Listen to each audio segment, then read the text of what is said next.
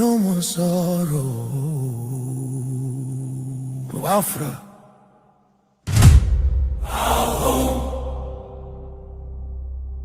our country, our future, our future. Biafra now our only hope. No.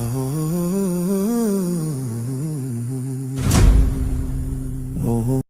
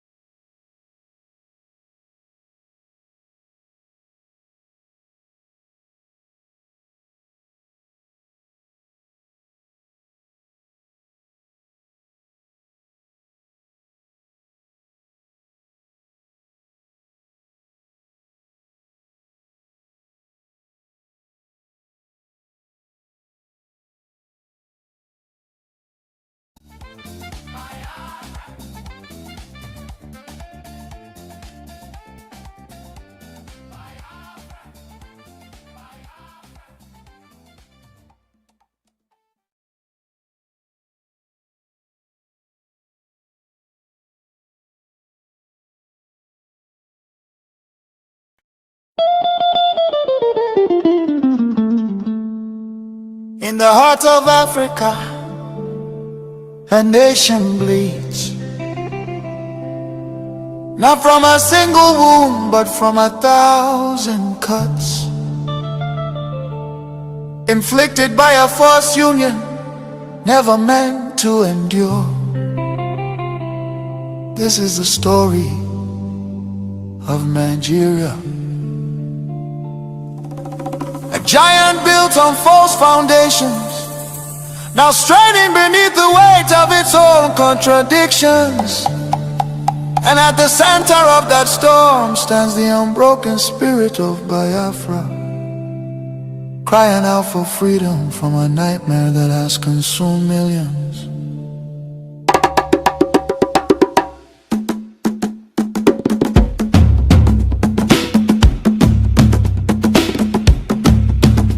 It began with the rivers of blood in 1966. Thousands of Biafran men, women and children, professionals, traders, students and families who had built lives across the Federation became targets in the northern city, fueled by ethnic hatred and religious hostility. Mobs descended upon innocent civilians. They were slaughtered in their homes, in crowded markets, and aboard trains carrying desperate families back to the east. Streets were littered with bodies, rivers choked with corpses. Survivors returned to the east carrying trauma, grief, and the painful realization that they were no longer wanted in the Nigerian Union. Biafra, Biafra, voice of truth and freedom.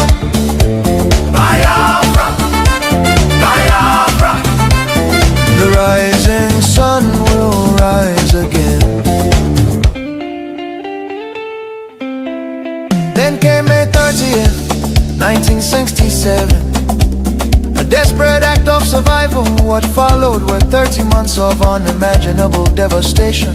The Nigerian military, armed and backed by foreign powers, including Britain, Russia and Egypt, surrounded the young republic. A total blockade was imposed. No food, no medicine, no escape. Starvation became a weapon of war. 5 million, mostly civilians, many of them children, perished during what was not just a conflict but genocide against Biafra. Bombs fell on markets, hospitals and villages. Communities were razed. The world watched in silence while famine hollowed the faces of innocent children. Some nations spoke out, but many turned away. The war officially ended in paper in 1970 under the declaration, no victor, no vanquished. Yet for Biafrans the suffering did not end. Their properties were confiscated, careers destroyed. Biafrans were given only 20 pounds regardless of how much they had.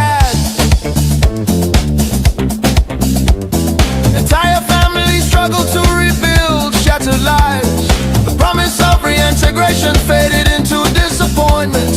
Marginalization deepened in Nigerian government appointments. Infrastructure and control of resources from Biafran land. Oil flowing from the Biafra land enriched the center, while much of the east remained neglected. Roads deteriorated, industries collapsed. Biafra, Biafra. Voice of truth and freedom. The rising sun will rise again. The nightmare did not disappear, rather it evolved. Across Nigeria today, violence and insecurity continue to devastate communities. Armed attacks by Fulani herdsmen, terrorists have left villages destroyed, farmers killed, women violated, children orphaned and churches burned. Boko Haram and its offshoots have unleashed terror across multiple regions in the southeast. Demands for Biafra and self-determination are often met with military crackdowns, arrests and bloodshed. Protesters have been killed, fear and tension continue to rise. These tragedies reflect the deadly consequences of forcing vastly different peoples into one political structure. Through the 1914 British amalgamation, distinct ethnic nations, religion, traditions, ideologies, and systems of governance were merged without consent and without a shared national vision. The North's feudal and religious conservatism can never blend with the South's entrepreneurial drive. And the East Republican individualism attempts to hold the Union together continue to be at the cost of innocent blood. Why does Biafra matter? Biafra means self-determination.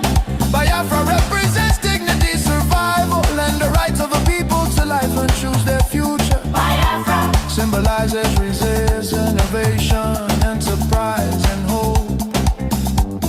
The vision is of a nation with secure borders, focused development, protection of its citizens, and economic engagement with the world, a future free from oppression, fear, and perpetual conflict.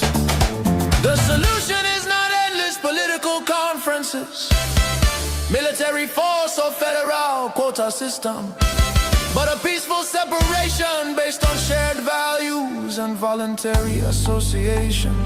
History shows that artificial unions often fracture violently, while honest separation can allow wounded nations to recover. Biafra is not dead, Biafra lives. It lives because the desire for freedom cannot be extinguished. Nigeria's ongoing crisis, corruption, insecurity, poverty, and division are proof that one structure cannot hold people with dangerous diversities together. For the million already lost, for the children yet unborn. Biafra, Biafra independence is non-negotiable. Let Africa remember that true unity cannot be sustained by force. The world must listen before more lives are lost. Biafra, Biafra lives, freedom calls. God bless Biafra. God bless the land of the rising sun. God bless Biafra, Republic government in exile, led by Prime Minister His Excellency Okechukwu, for standing tall in the pursuit of Biafra independence. Biafra, Biafra.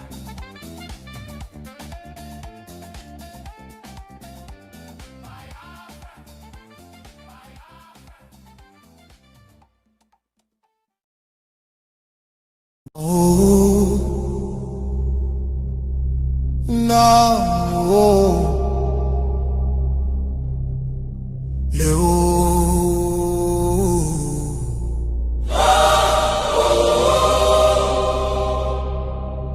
from every Great people of Biafra. This is the voice of Biafra, the voice that cannot be silenced, the voice of truth, resilience, and freedom. speaking to you in the spirit of courage and in the language of liberation. Nigeria government has lost control over insecurity. Fellow listeners, what was once whispered in fear, what was once denied in arrogance, has now become a reality too loud to ignore. A nation staggering under the weight of its own contradictions is rapidly losing control over insecurity. From the north to the south, from the east to the west, the land trembles, not from natural disaster, but from man-made chaos. Communities abandoned, villages raided under the cover of darkness, highways turned into corridors of fear. Citizens left to fend for themselves. In a country where the government once promised protection, the question now echoes across the land. Where is the government? Where are the security forces? Where is the accountability? In recent times, markets have become targets. Travelers have become victims. Families have become statistics. And yet, those in power continue to speak in rehearsed tone. Detached from the suffering of the people, observers say, this is no longer a matter of isolated incidents. This is systemic failure. A collapse of responsibility. A nation where innocent lives are wasted daily. As fear grips the population, a new reality emerges. The people have lost confidence. Trust has been eroded. Hope has faded. But here, on this frequency, we do not deal in fear. We deal in truth. And the truth is this: a government that cannot protect its people has failed its most sacred duty to the people. Listen. Remain vigilant. Remain aware. Remain strong. Nigeria has failed its citizens, and in awareness lies survival. This is a wake-up call. You are listening to the voice of Biafra, where truth lives and freedom speaks. Biafrans stand firm until justice speaks louder than silence. And stay safe. God bless Biafra Republic. God bless Biafra Republic, government in exile.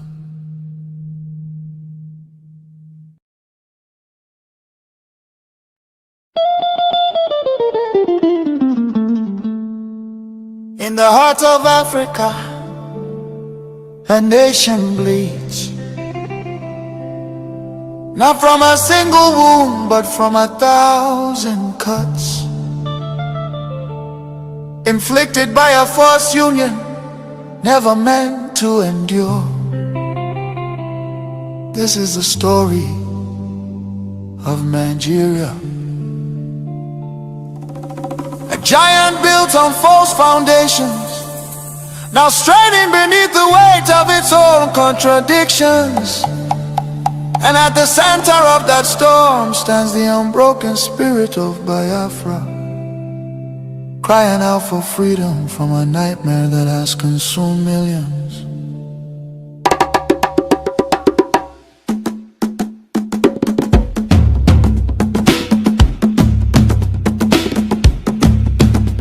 It began with the rivers of blood in 1966. Thousands of Biafran men, women and children, professionals, traders, students and families who had built lives across the Federation, became targets in the northern city, fueled by ethnic hatred and religious hostility. Mobs descended upon innocent civilians, They were slaughtered in their homes, in crowded markets, and aboard trains carrying desperate families back to the east. Streets were littered with bodies, rivers choked with corpses. Survivors returned to the east carrying trauma, grief, and the painful realization that they were no longer wanted in the Nigerian Union. Biafra, Biafra, Voice of truth and freedom. Biafra, Biafra. The rising sun will rise again. Then came May 30th, 1967. A desperate act of survival. What followed were 30 months of unimaginable devastation. The Nigerian military, armed and backed by foreign powers, including Britain, Russia, and Egypt, surrounded the young republic. A total blockade was imposed. No food, no medicine, no escape. Starvation became a weapon of war.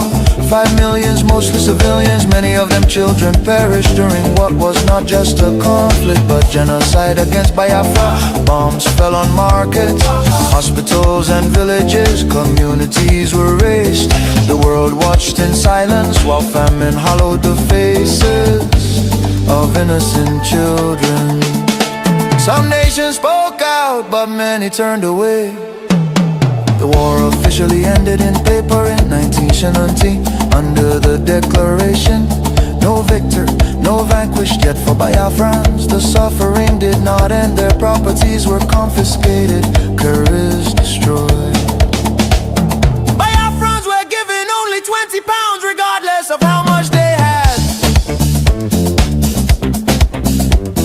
Entire families struggled to rebuild shattered lives. The promise of reintegration faded into disappointment. Marginalization deepened in Nigerian government appointments. Infrastructure and control of resources from Biafran land. Oil flowing from the Biafra land enriched the center, while much of the east remained neglected. Roads deteriorated, industries collapsed. Biafra, Biafra. Voice of truth and freedom. The rising sun will rise again. The nightmare did not disappear, rather it evolved. Across Nigeria today, violence and insecurity continue to devastate communities. Armed attacks by Fulani herdsmen, terrorists, have left villages destroyed, farmers killed, women violated, children orphaned and churches burned. Boko Haram and its offshoots have unleashed terror across multiple regions in the southeast. Demands for Biafra and self-determination are often met with military crackdowns, arrests and bloodshed. Protesters have been killed, fear and tension continue to rise. These tragedies reflect the deadly consequences of forcing vastly different peoples into one political structure. Through the 1914 British amalgamation, distinct ethnic nations, religion, traditions, ideologies, and systems of governance were merged without consent and without a shared national vision. The North's feudal and religious conservatism can never blend with the South's entrepreneurial drive. And the East Republican individualism attempts to hold the Union together continue to be at the cost of innocent blood. Why does Biafra matter? Biafra means self-determination. Biafra represents dignity, survival, and the right of a people to life and choose their future. Biafra, Symbolizes resistance, innovation, enterprise, and hope. The vision is of a nation with secure borders, focused development, protection of its citizens, and economic engagement with the world, a future free from oppression, fear, and perpetual conflict. The solution is not endless political conferences, military force or federal quota system, but a peaceful separation based on shared values and voluntary association. History shows that artificial unions often fracture violently, while honest separation can allow wounded nations to recover. Biafra is not dead, Biafra lives. It lives because the desire for freedom cannot be extinguished. Nigeria's ongoing crisis, corruption, insecurity, poverty, and division are proof that one structure cannot hold people with dangerous diversities together. For the million already lost, for the children yet unborn. Biafra, Biafra independence is non-negotiable.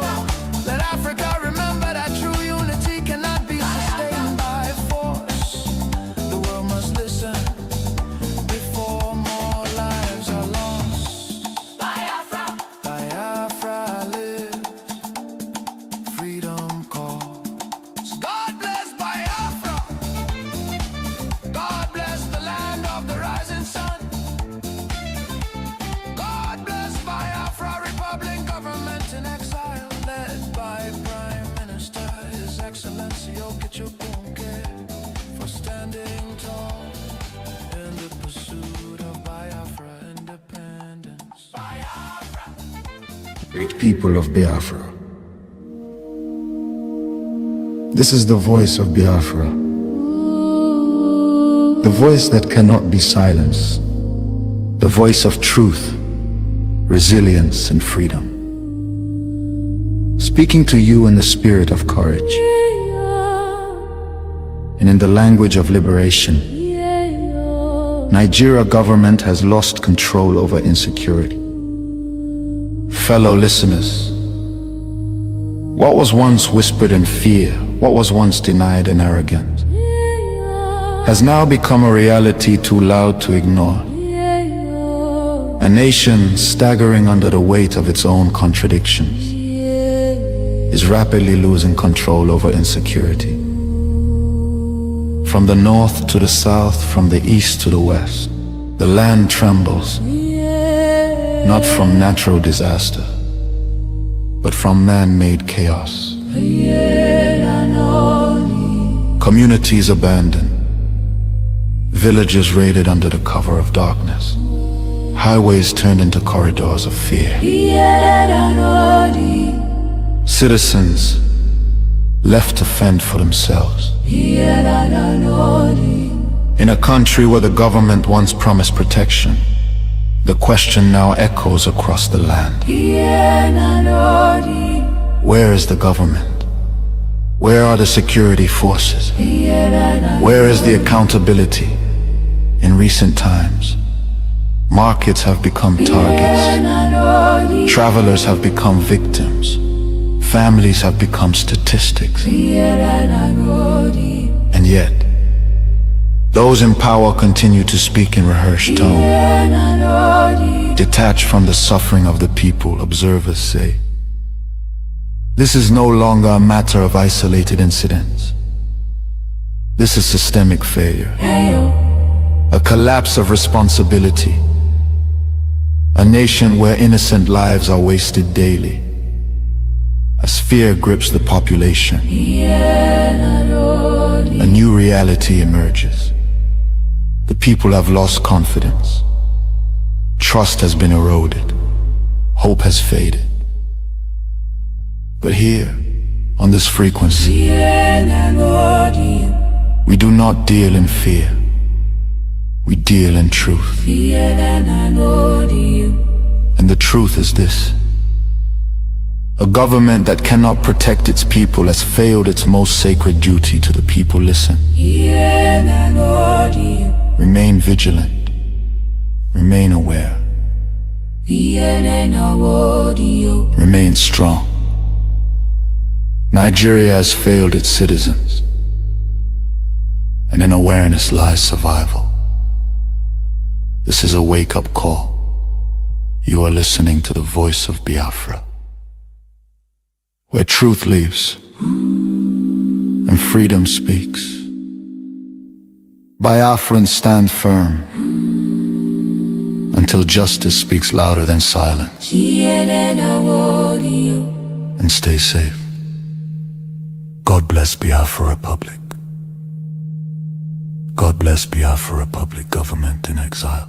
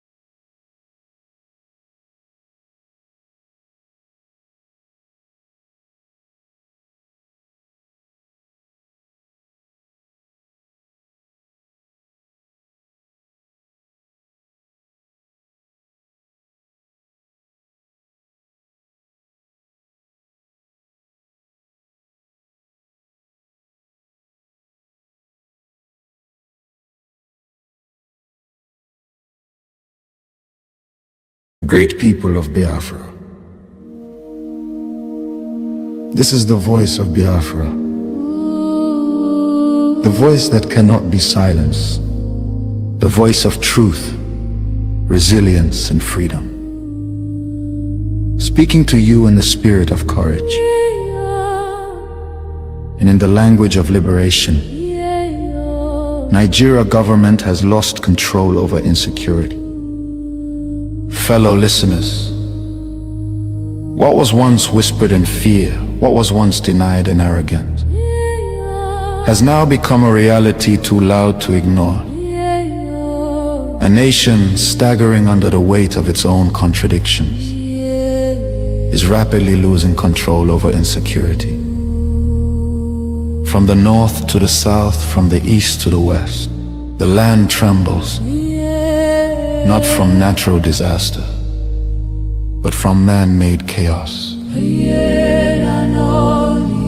Communities abandoned, villages raided under the cover of darkness, highways turned into corridors of fear. Citizens left to fend for themselves.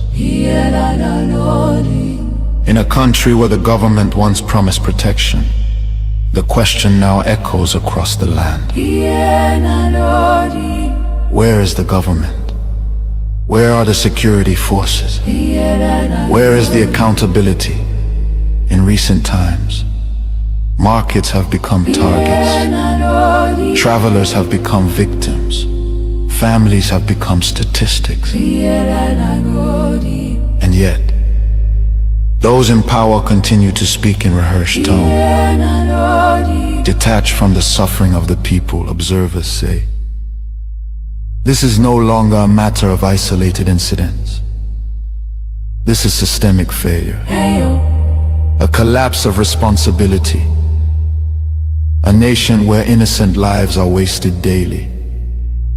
As fear grips the population, a new reality emerges. The people have lost confidence. Trust has been eroded. Hope has faded. But here, on this frequency, we do not deal in fear. We deal in truth. And the truth is this: a government that cannot protect its people has failed its most sacred duty to the people. Listen. Remain vigilant. Remain aware. Remain strong. Nigeria has failed its citizens, and in awareness lies survival. This is a wake-up call. You are listening to the voice of Biafra. where truth lives and freedom speaks. Biafrans stand firm until justice speaks louder than silence. And stay safe. God bless Biafra Republic. God bless Biafra Republic government in exile.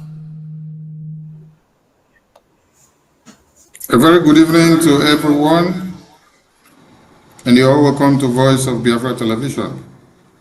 And we shall be joining the Biafra Republic Government in Exile Prime Minister all the way from Baltimore, USA. So join me as we join the transmission live from the headquarters of the Biafra Republic Government in Exile. Prime Minister of Biafra Republic Government in Exile, it's good to have you in Voice of Biafra Television once again, and the floor is yours. Thank you very much, Minister of Information, and on behalf of Biafran people, we appreciate you.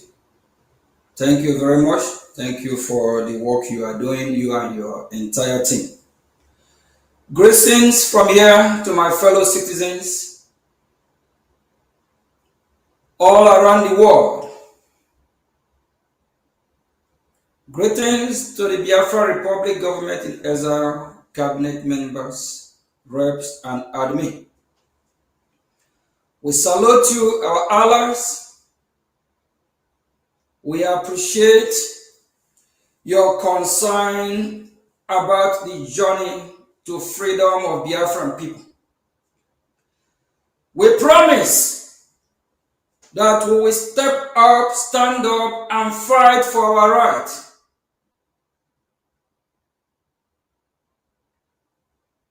Bear with us if we show weakness or if we're not doing what we're supposed to do as a people.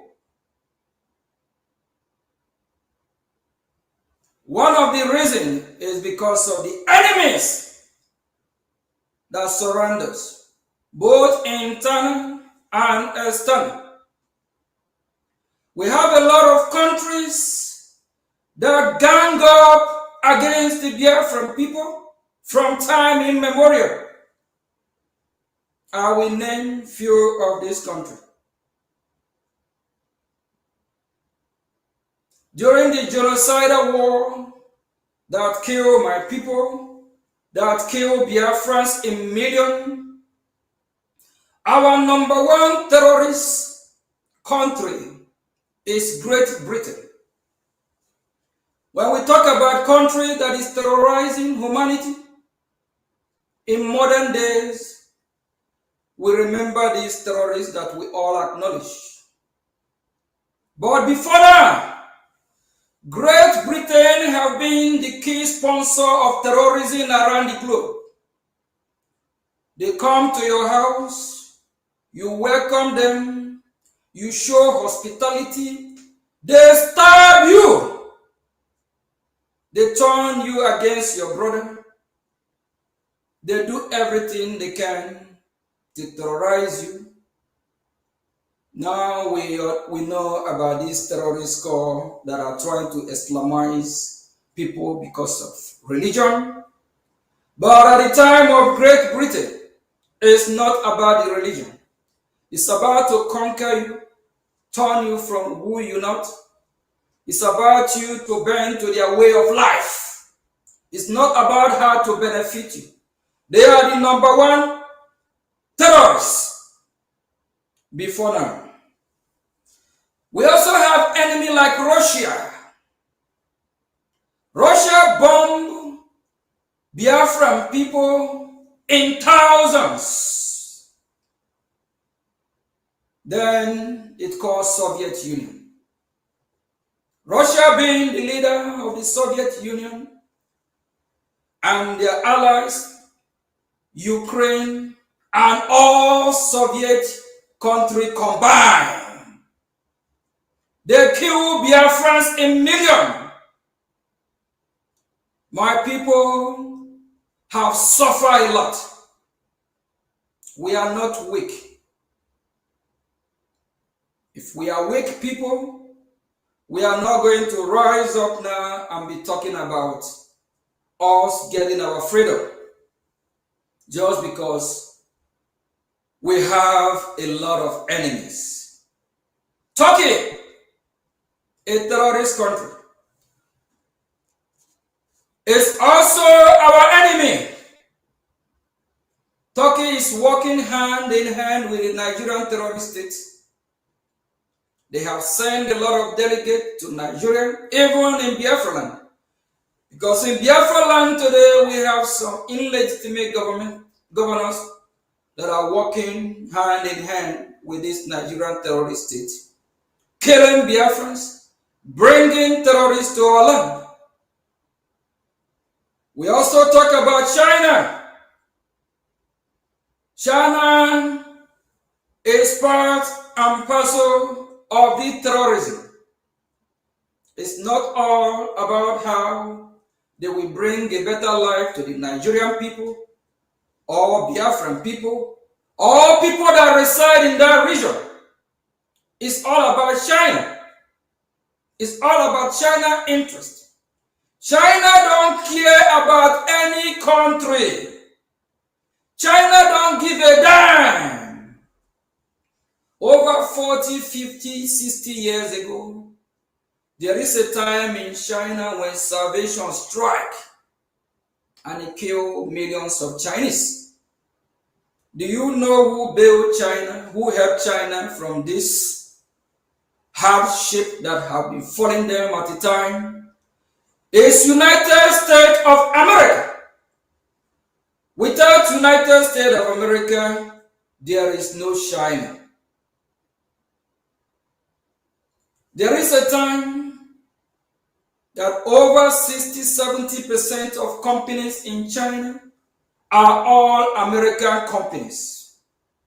One, because of cheap labor. Number two, because of the ally between United States and China. China is a terrorist country as well. Supporting, abetting, funding a terrorist country make you a terrorist country. They always on the left side fighting against nation, fighting against truth and justice. Is all about China. All across the globe, all Chinese companies prefer hiring 99.9 Chinese. And for people of other color, they hate them with passion. Please, my fellow Biafrans, this is time that we all have to come together and fight like brothers and fight hard like never before. This is time we need to learn how to go mad, crazy. We need to do something like never before. Extraordinary.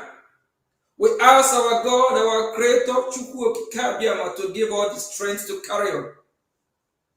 This is not time to show weakness. It's time to show strength.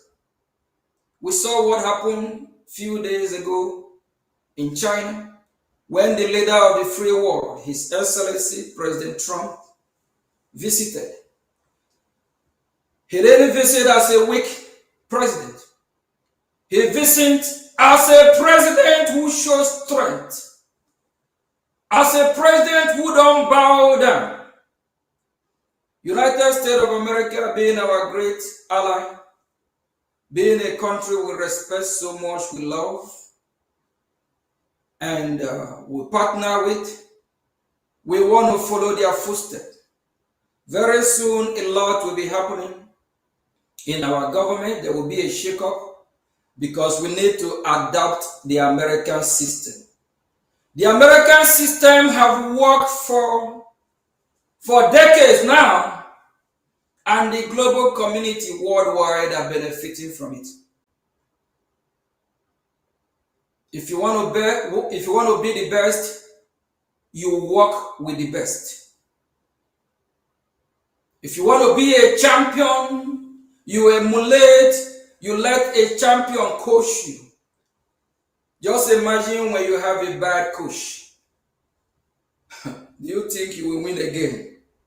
Remember in that zoo country called Nigeria, the evil forest, a lot of time they fire their coach of their super ego when they don't win again. When you have a good coach like United States of America, the sky is your limit. Those of you that want to go to Russia, China, shame on to you. We are with United States of America. We love them so much for what they are doing. They are only the country that have stepped up so far. Yes. Only country that have designated Nigeria as CPC country of particular concern. No any other country. Where is Britain? Where is UK? Where you be massacred? The Britannic satanic government never come to your aid. The same Britain that amalgamate Nigeria together, that put us all in this shithole, disgraced country called Nigeria, they don't care about the massacre. Oh my God. Our Lord is so merciful. If God had been human like me, I will wipe them out in a minute. If God had been human like us, like somebody like me, all these evil people, I will not give them a second chance because they don't deserve to live. The longer they live, the more they kill, the more destruction, the more crime they commit. Britain amalgamates Nigeria, and that amalgamation took place in 1914 and expired 2014. The same Britain never revisit their creation. Rather, the same Britain still want us all dead. Rather, the same Britain turn a blind eye, watching Christians being massacred in Biafra, in Nigeria.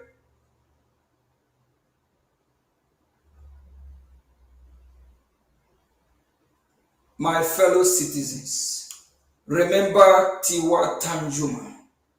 I believe I pronounced the name correctly. He said, if you don't rise up and fight, if you don't rise up and defend yourself, they will kill you all. What about the activists from United States of America called Alice?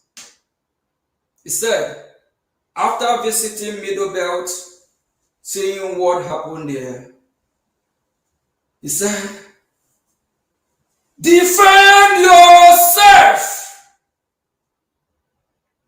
The government of Nigeria have failed. Tiwa Tanjuma said, the government of Nigeria colluded with these terrorists. A former general, I believe his name is Kunle, also said the same thing. That the military is infiltrated. When will you wake up from being zombie? When will you wake up from your sleep? Do you want to wake up when the next massacre is in your doorstep? Remember that every massacre in Biafra land affects all of us. It don't matter until it happens in your household. Every Biafran citizen is our brother and sister. We are all one. We are all one, all in this. Anything that happened to one Biafran, it happened to all over 70 millions of Biafra.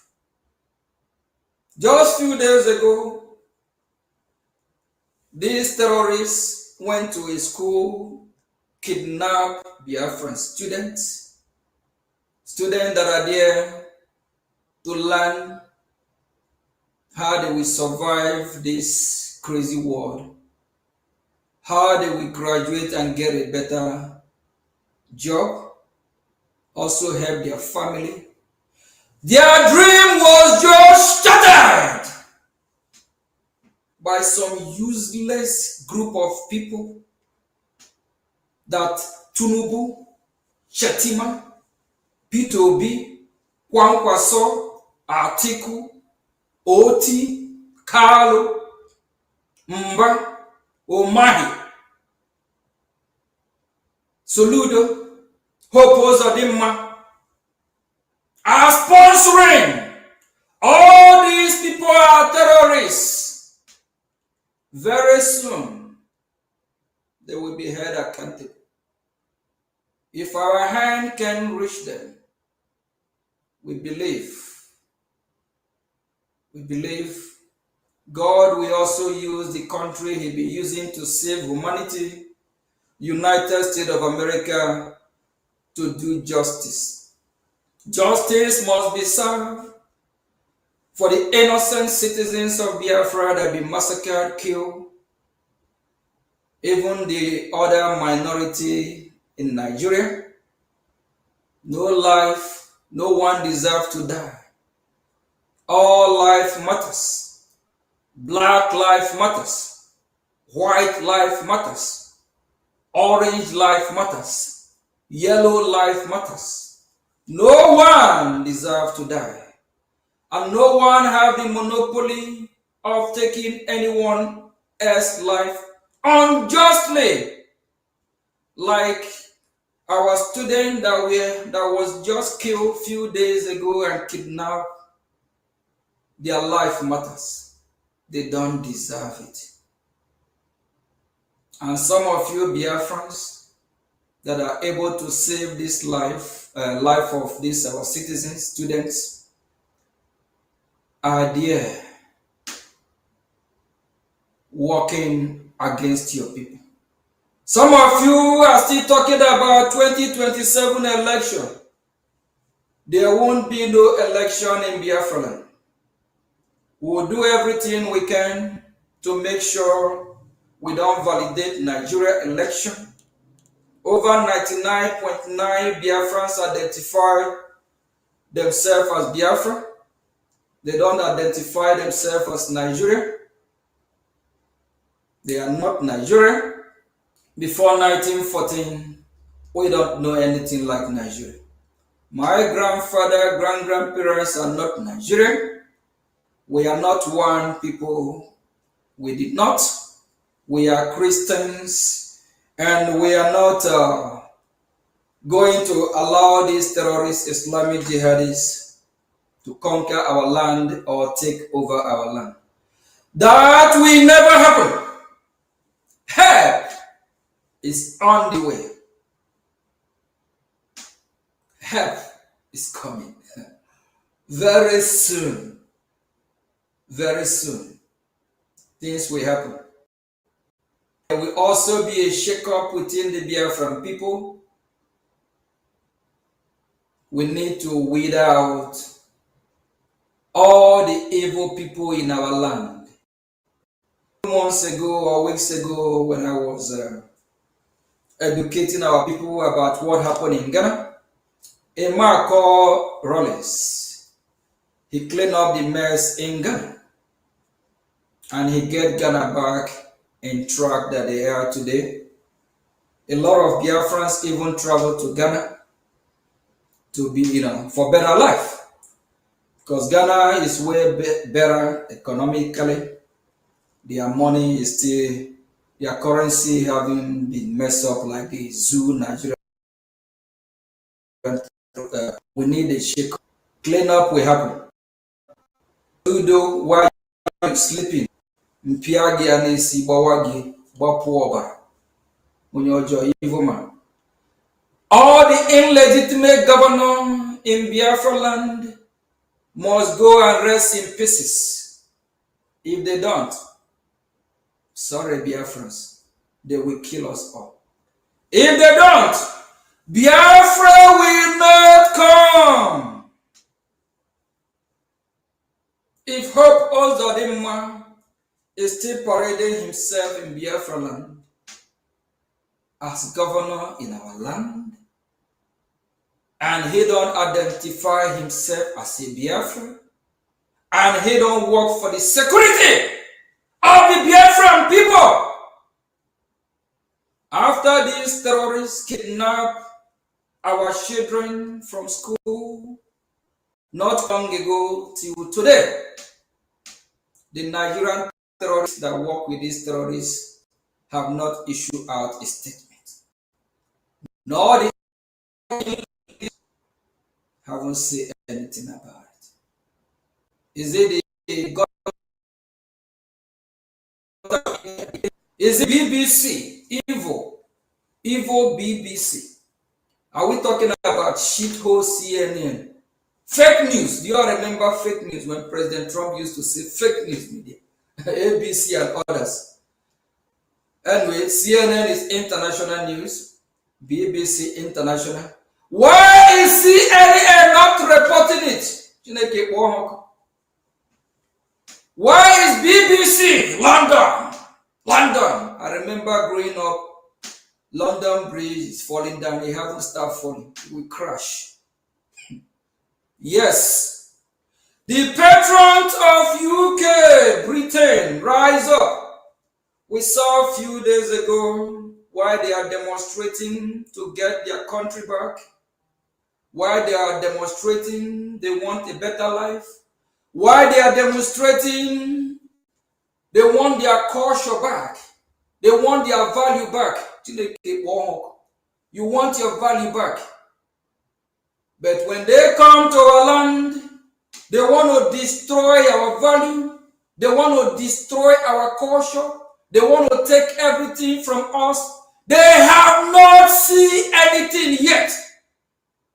First of all, United Kingdom, British people, they need to talk to their government, talk to their royal house, to let my people go.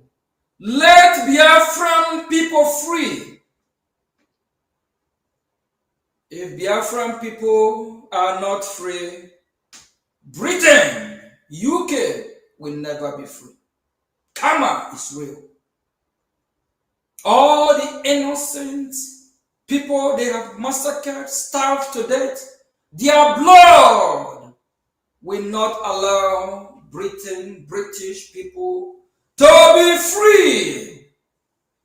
If Russia and Ukraine don't come and undo the nonsense they have colluded with the British people to kill Biafrans in millions, I'm so afraid because what will happen to them, we don't know when it will stop. Karma is real. Evil that people do, live with them.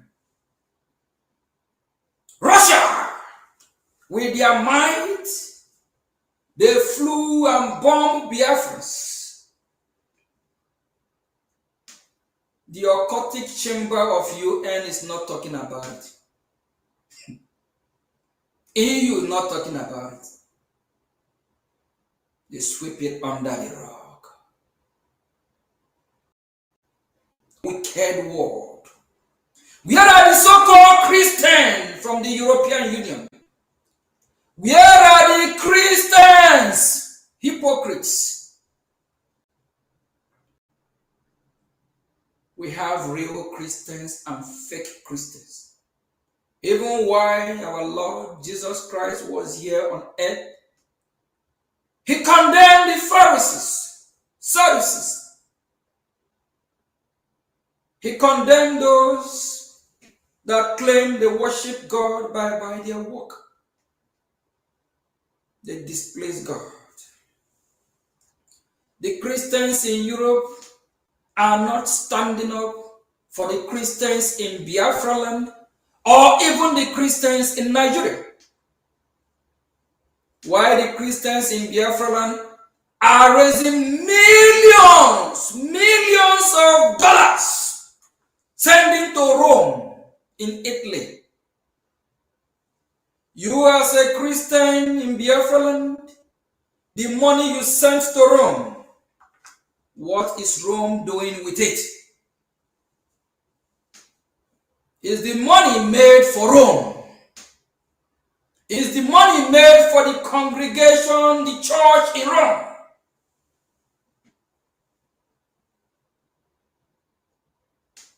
Why are you not partaking from the money you sent to Rome? Arrogant.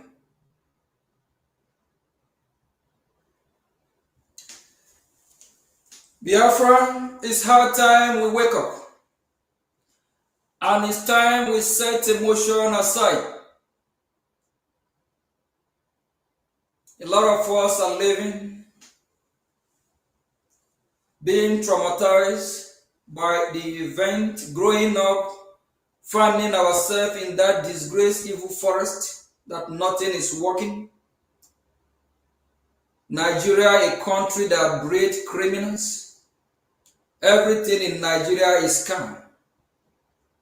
The president of Nigeria was indicted in the 80s in Chicago, Illinois. Shetima, the vice president of Nigeria, is a co-founder of Boko Haram.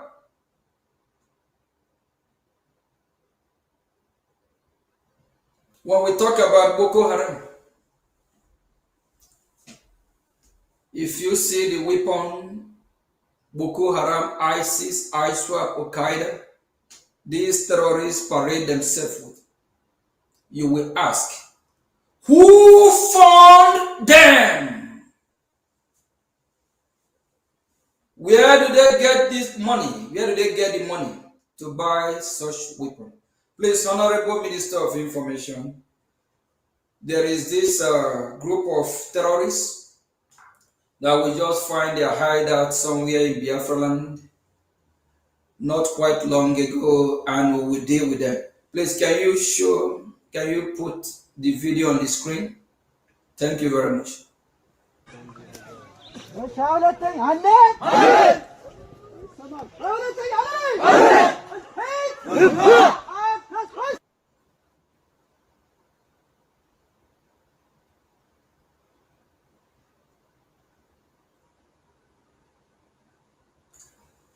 What are these terrorists doing in Biafra land? Biafra people, and I'm asking the whole world, I'm asking the evil forest, disgraced country called Nigeria, what are these terrorists doing in Biafra land? With AK-47 well equipped. Some even have military camouflage, or you call it military attire. What are they doing in Biafra land? Who fund them? How do they get there? The illegitimate governors in our land parading themselves as governors of Biafran people know their hideout. They know where they are. They fund them. They work with the Nigerian police force. They work with the military. And remember, Nigerian government also reintegrate, and they call them repented Boko Haram to their military. What are these people doing? You as a Biafra, P2B Chineke Awok, Peter Obi, what are you saying about these terrorists? Are you still talking about campaigning, winning an election for Nigeria? To do what? Good luck, Jonathan. We have too many cowardice in our land. Good luck, Jonathan. You people are not speaking up. Have Peter Obi, the presidential candidate to be for the Nigerian people, issue a statement condemning the adoption, kidnapping of innocent Biafran students few days ago? Have good luck, Ebele, Jonathan, condemn the atrocity happening in our land. The Nigerian government, have they condemned the atrocity? We have been scammed. My fellow citizen, we have been scammed.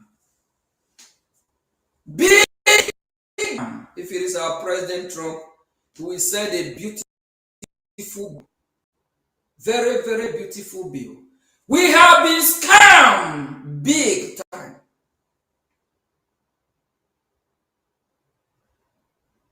It is a gradual process. We will get ourselves back on track. They infiltrate us, and it's a long time, very long time they work on this. Very long time.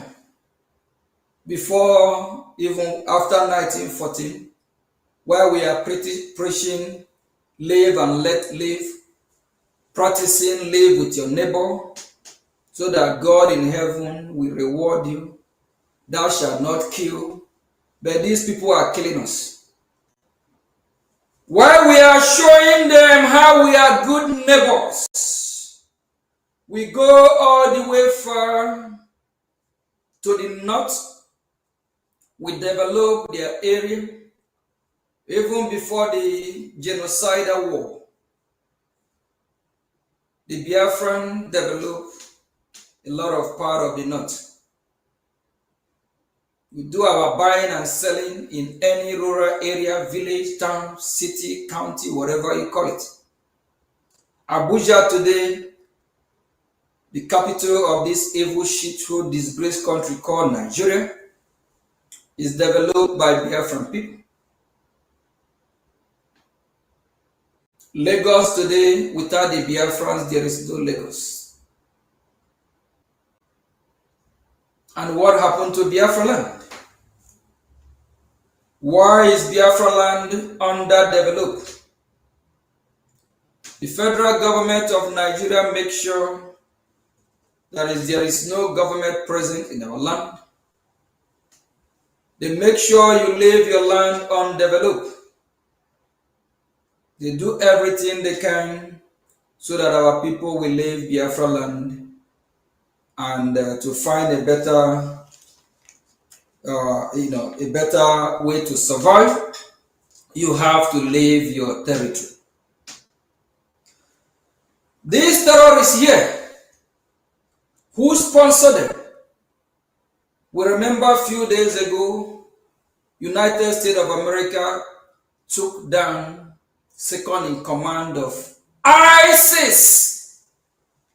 Do you know that a lot of you don't know that ISIS, second in command of ISIS is from Nigeria.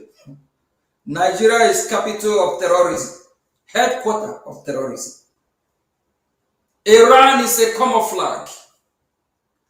And one of the main reasons why United States of America is in Iran today is to stop them from reaching uranium, developing or having a nuclear weapon.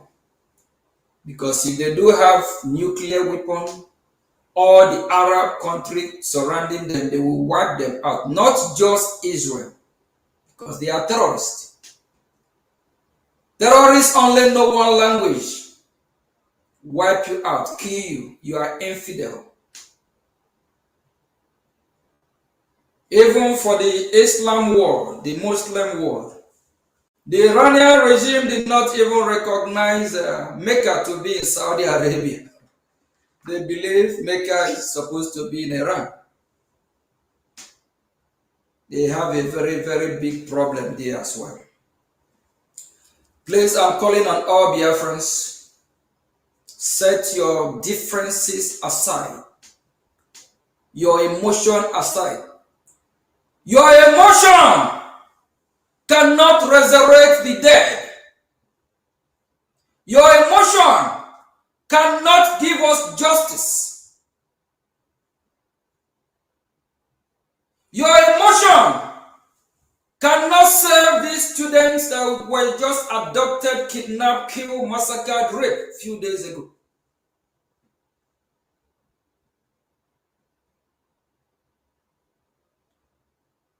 Please, channel your energy towards the freedom of Biafra. It don't matter who pilot the affair. All we want is Biafra. I'm here for Biafra. I believe in Biafra. We live Biafra, die as a Biafra. I did not join fighting for Biafra because of anyone. I saw a video where some are saying it's not for one person, they will not be fighting for Biafra. That all of them are there because of him.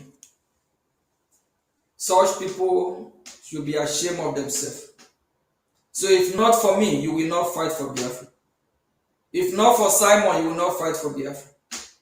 If not for Mazi Nnamdi Kanu, you will not fight for Biafra. If not for Bishop Comfort, Honorable Minister of Information, COS, you will not fight for Biafra. You should be ashamed of yourself if you're one of them.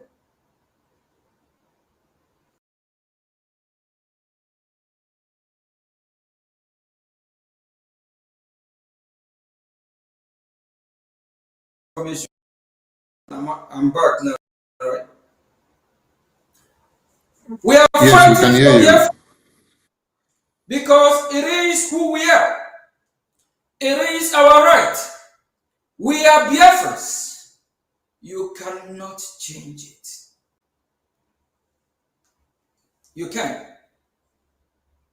Please, I beg of you, don't fight because of Mazio Gechukunkere. If you fight because of me, your fight will be in vain.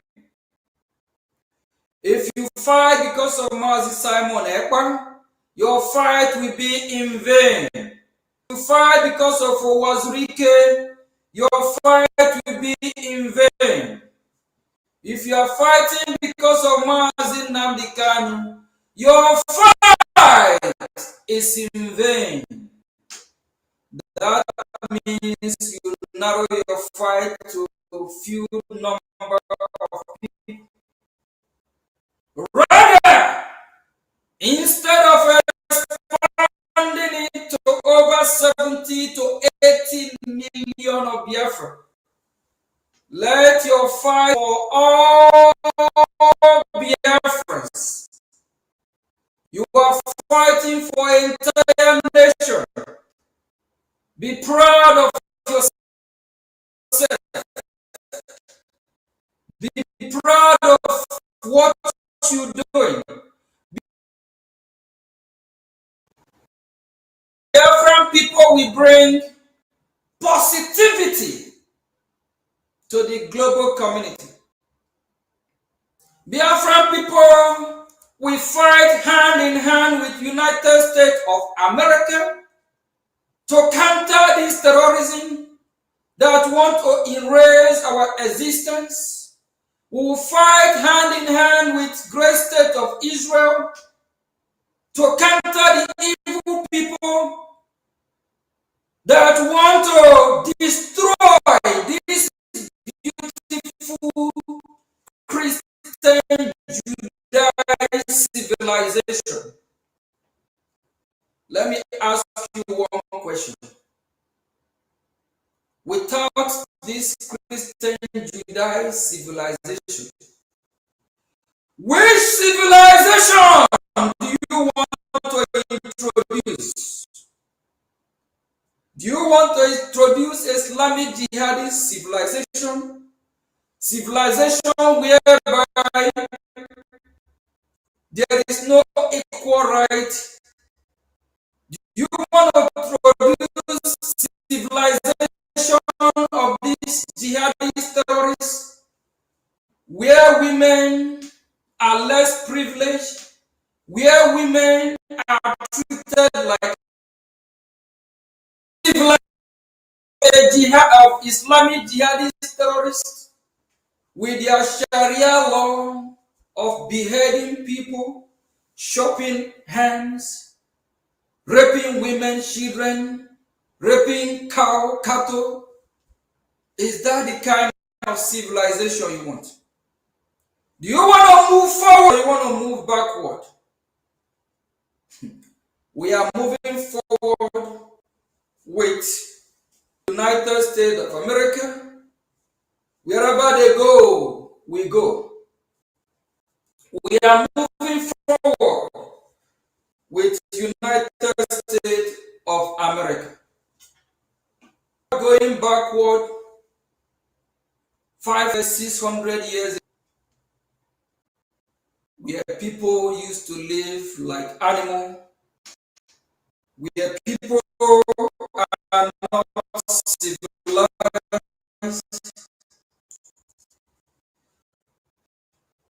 We are moving forward, so we embrace civilization. So the freedom of Biafra, like one of our guests, Michael, in our Voice of Biafra not quite long ago, stated that the freedom of Biafra will bring peace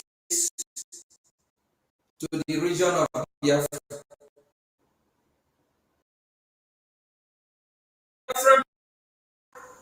To let the Nigerian terrorists know that without Biafran freedom, there will be no peace. And for all the countries that fought against Biafran, people killed Biafrans in thousands and millions like UK, Britain. If the Biafran people are not free, it don't matter what they do. It's already ordained and signed by our God. We have a contract with our God that until our enemy repent from their evil way, then they will gain salvation by our God. If our enemy keep persecuting us, Christians, keep killing us, there won't be salvation for them. This also have one of their leaders that lady himself stay in Nigeria. His name is Sheku. We urge the United. They never help us. They never come to our aid. If we call Russia, they will not respond. If we call on China, China is already a gold digger. Wherever they go, whatever they can extract, whatever they can get, they don't care about whether you live or die. Do you want to call upon Turkey? Remember what happened in Turkey, Ephesus. How they persecute Christians in Ephesus. What happened to the apostle in Ephesus? Do you remember? Now I'm taking you back in memory lane, history, and what occurred in biblical time. Do you remember the story of Ephesus? What happened in Turkey? And remember, Turkey also used to be a Christian nation, but not today. Please, Biafrans, if we don't fund our freedom. Honorable Minister of Information, before you bring the video of Sheku Gumi, They are what they are doing. Are they bringing us good news? Are these terrorists coming to our land to enhance our lifestyle, to help us to live and live with us? What are they coming to do? Honorable Minister of Information, please go ahead, play the video of what these terrorists are coming to do in Biafra. Thank you very much.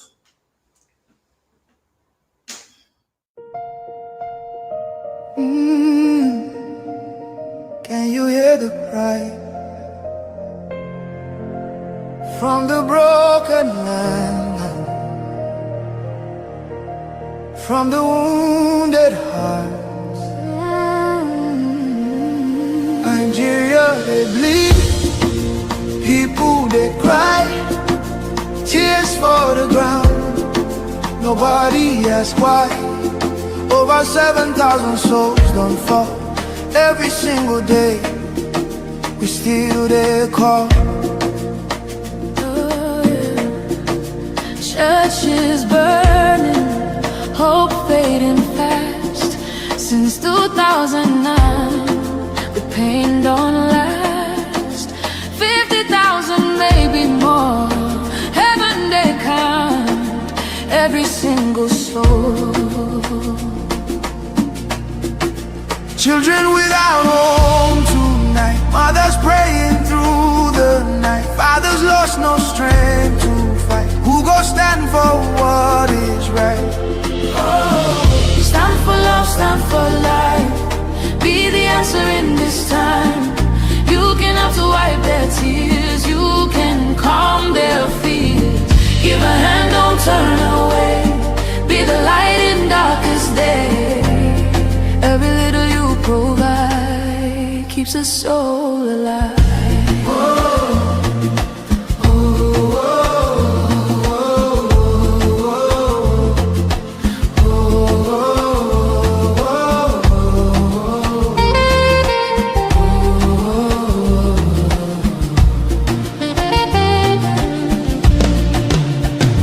Millions are roaming, nowhere to stay. No clean water, no food today. Kidnapped voices crying in chains, silent echoes filled with pain. 19,000 churches gone, but faith still rising. Holding on. In the ashes, hope remains. Love can heal the deepest pains. Shelter broken, dreams erased. Hungry hearts we can embrace. Let compassion take its place. Now's the time to show His grace. Stand for love, stand for life. Be the answer in this time. You can help to wipe their tears. You can calm their fears. Give a hand, don't turn away. Be the light in darkest day. Every little you provide keeps a soul alive. Food, water, shelter, hope. You can be the miracle they pray for. You can change a life today. No matter how small it seems, your love can rebuild their dreams. Together we can make a way. Keeps us all alive.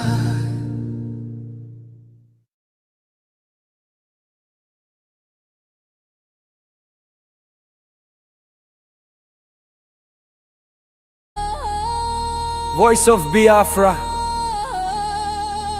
TV, the voice of truth, the voice of the people. There is only one broadcasting network. Voice of Biafra TV, The first, the best, and the last. Voice of Biafra TV, We lead, we shine, we last. The first, the best, and the last. From the east to the world, hear the truth unfold. No other station does it better. Truth be told, real stories, real power.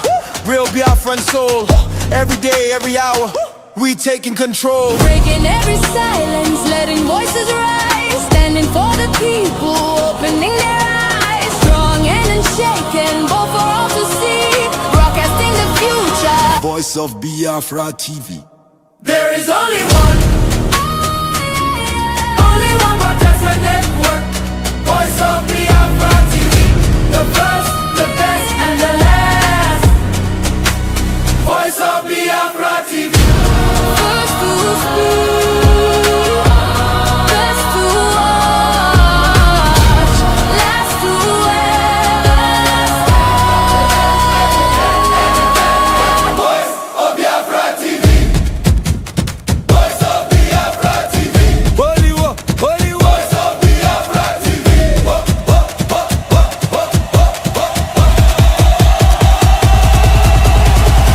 Only one, no, only one. Only one, only one. Voice of Biafra TV. Only one, only one. Voice of Biafra TV. Only one, only one, only one, only one, only one, only one. Voice of Biafra TV. Only one, only one, only one, only one, only one, only one. Hear the people sing at last. Voice of Biafra TV.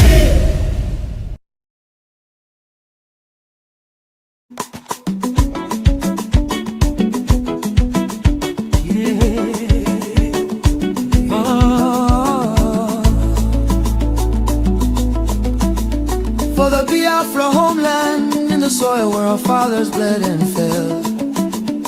Our children wake to the morning bell. They speak our tongue, they dream our dream, but shadows gather from the northern stream. If jihadists take over our sacred land, our churches will be razed and burned down. Our voices will be silenced. No more markets, no more songs of old. Our daughters will be veiled like masquerades and stripped of their dignity and womanhood. Our sons will be humiliated in slave chains. Awake, O Biafran sons and daughters, the hour is late, there is no other time. Your silence now becomes a chain.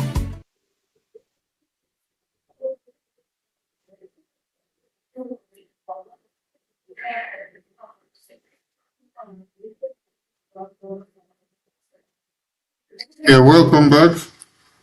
Go ahead, PM. We can hear you.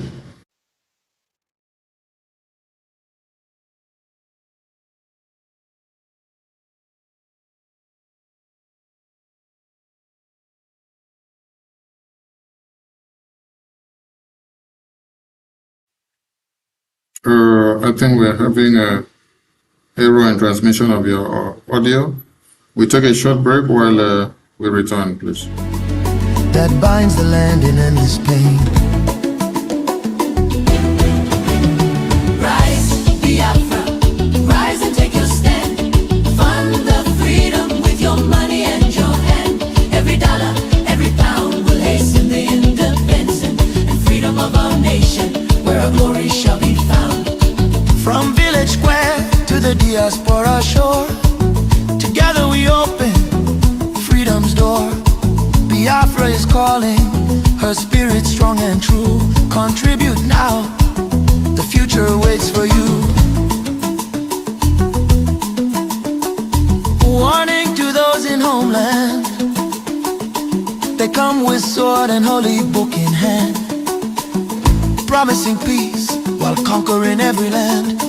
Fulani herdsmen turn to invaders and settlers, taking farmlands and destroying our green vegetation. If we sleep and let the takeover succeed, our Biafran blood will flow like stream of water. Terror and fear will take over where children used to play. Mothers, fathers, youth of Biafra land, your contribution is the protection that will hasten our independence and freedom. Donate the money, the brick, the tools our government needs to actualize our independence and freedom. Unity and resources will guarantee our safety and freedom. To diaspora Biafrans, you fly across the ocean, safe and far, building empires under foreign stars. But hear the cry of the motherland in chains. Your brother slaughtered, your sisters kidnapped, raped and beheaded. If you turn away and refuse to give and donate, the fire dies and our children cease to live. Your millions scattered will become a curse, wandering forever, strangers in every place. No root, no nation, no flag to call your own. Your grandchildren will ask why you left us alone. The risk is real, extinction in disguise. A people scattered till their memory died. Biafra calling all, from Biafra streets to Washington's busy lane, from hills and valleys of Biafra to Atlanta's rain. Lawyers, doctors, traders, engineers, send your skills, knowledge and... All right. Thank you. Am I coming better? Yes, your technical issue has been resolved. Go ahead, sir. Thank you. Biafran people, if we don't fight, if we don't defend our land, sorry, our freedom will not come. Biafrans, are we going to allow our land to be overrun? Are we going to allow these Islamic jihadist terrorists to be killing our children, our mother? Are we going to allow these blood-sucking monsters to be raping our children, our women? Biafrans, for us to be free, we need to copy, learn from United States of America, Israel. When United States of America joint operation, when they strike Israel, what happened? They took down the Ayatollah family or Ayatollah group. They took down all the evil terrorist leaders of that regime. Without a revolution, without uprising in history of mankind, without the people revolting, without the people fighting for their freedom, without the people demanding, fighting, asking, keep pushing. Sorry! If that don't happen, be ready to be Islamized. If that don't happen, be ready to be chased out of Biafra land. If we don't fight, few days ago, I also talked to you on Voice of Biafra. If we don't fight to save our land, that Islamic jihadist terrorists, they will chase us from our land to Amazonia. Amazonia currently is still occupied by their enemy, the terrorist state of Cameroon. They are also fighting to free themselves. They are not even able to secure their territory yet. That means it's a no-go area for us. Then the Oduduwa Republic, the two-faced people, they say something else, they're doing something else. People that also colluded with the Russia, Britain to kill Biafrans, they will not even welcome you. Even as I speak, remember what is happening in Lagos. how they demolish your houses, destroy your businesses unprovoked. It's also happening in the north. Where will you go? I remember a few years ago in Florida at an event while I'm speaking, addressing audience. I let them know if they don't protect America, if they don't stand up for their value, who they are as American, if they don't protect the value of the founding fathers, the principle that they laid before the United States of America that have helped the whole world. On my speech, I made it clear that if the people of America don't rise up and protect who they are, what they stand for, if they allow the enemy of America to overrun America, and I ask the audience, where will they go? Are they going to go to Canada? Are they going to run to Venezuela? Look at what is happening in Venezuela.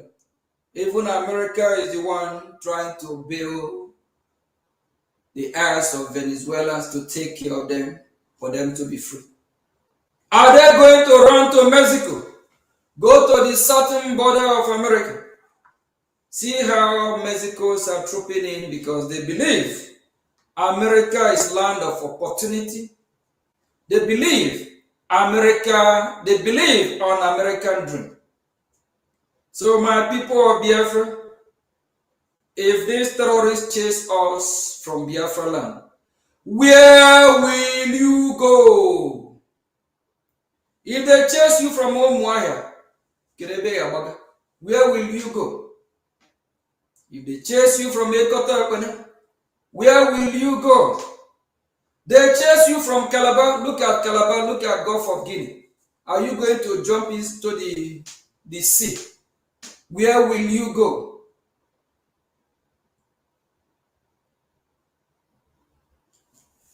Where else? We have no home apart from Biafra land.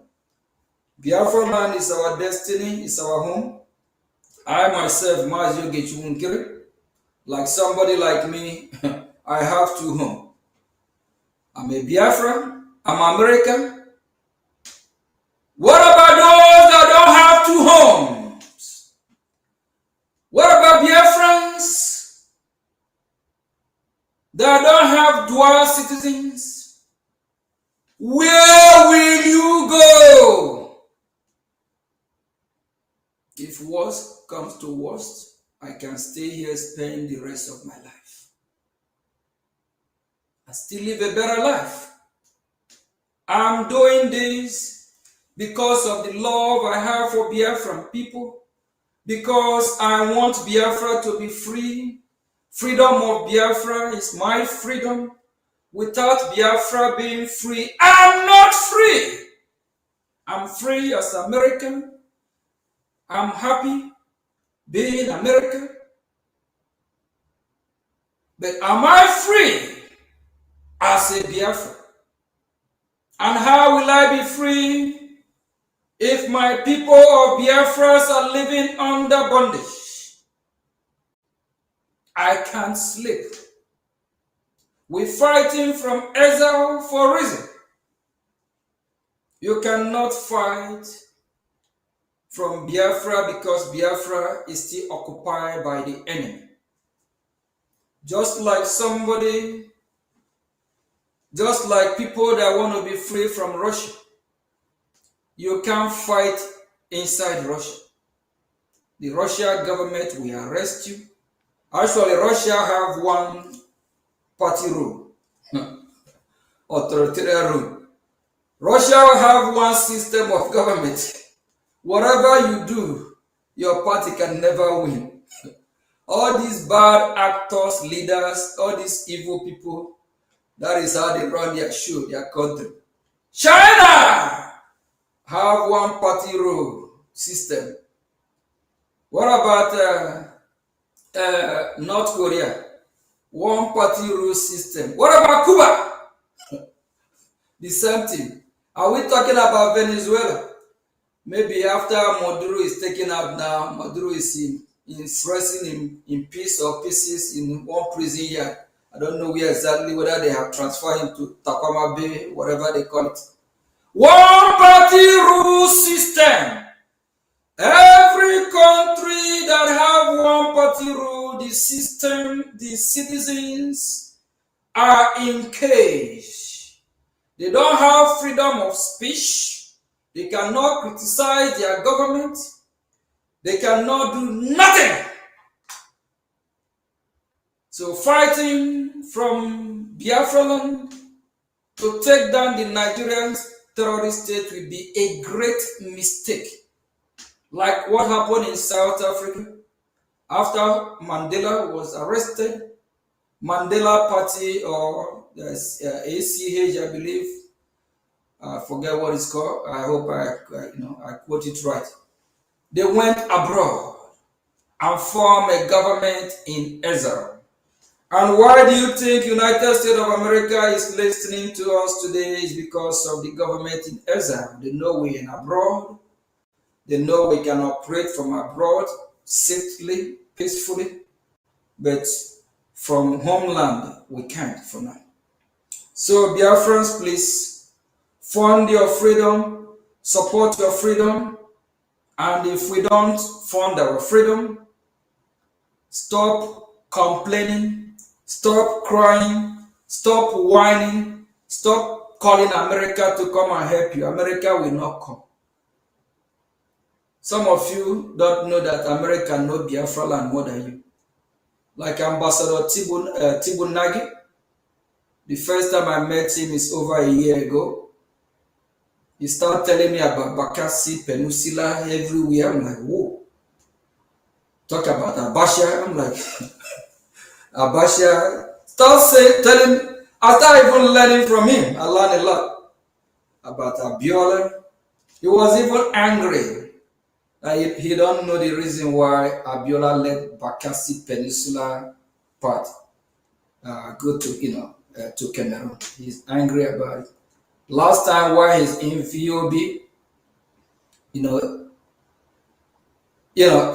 was so emotional because Nigeria disappointed him.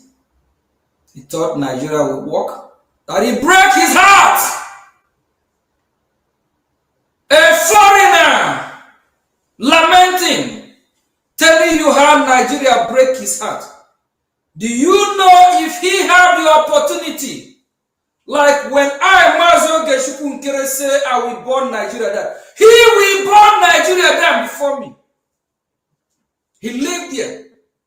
He spent years there. Former ambassador, former secretary to West Africa. He know the region. He knew the region very good. So he break his heart. And some of you some of you like Obi Kubana, money, all these useless people. A foreigner is telling you, lecturing you, telling you how he break his heart. What is happening in Nigeria? He breaks the United States of America heart. That is why the president of this free world is taking down the terrorists in Nigeria.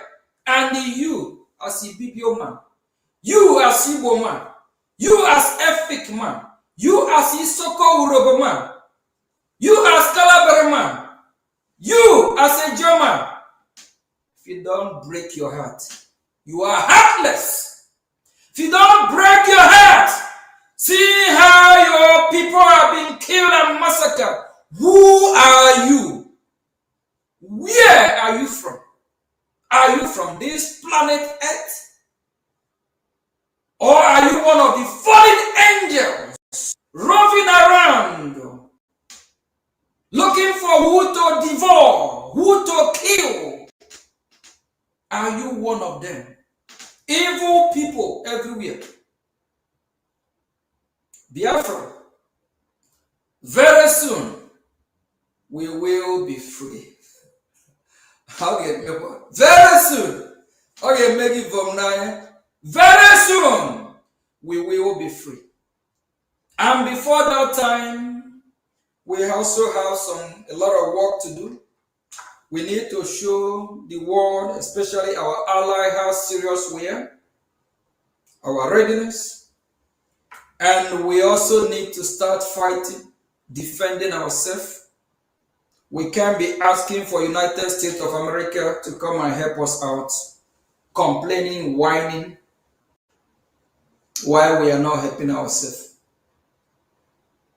You can't ask somebody to come and fight for you, and when that person gets to the scene, you just disappear and let that person do the whole fighting.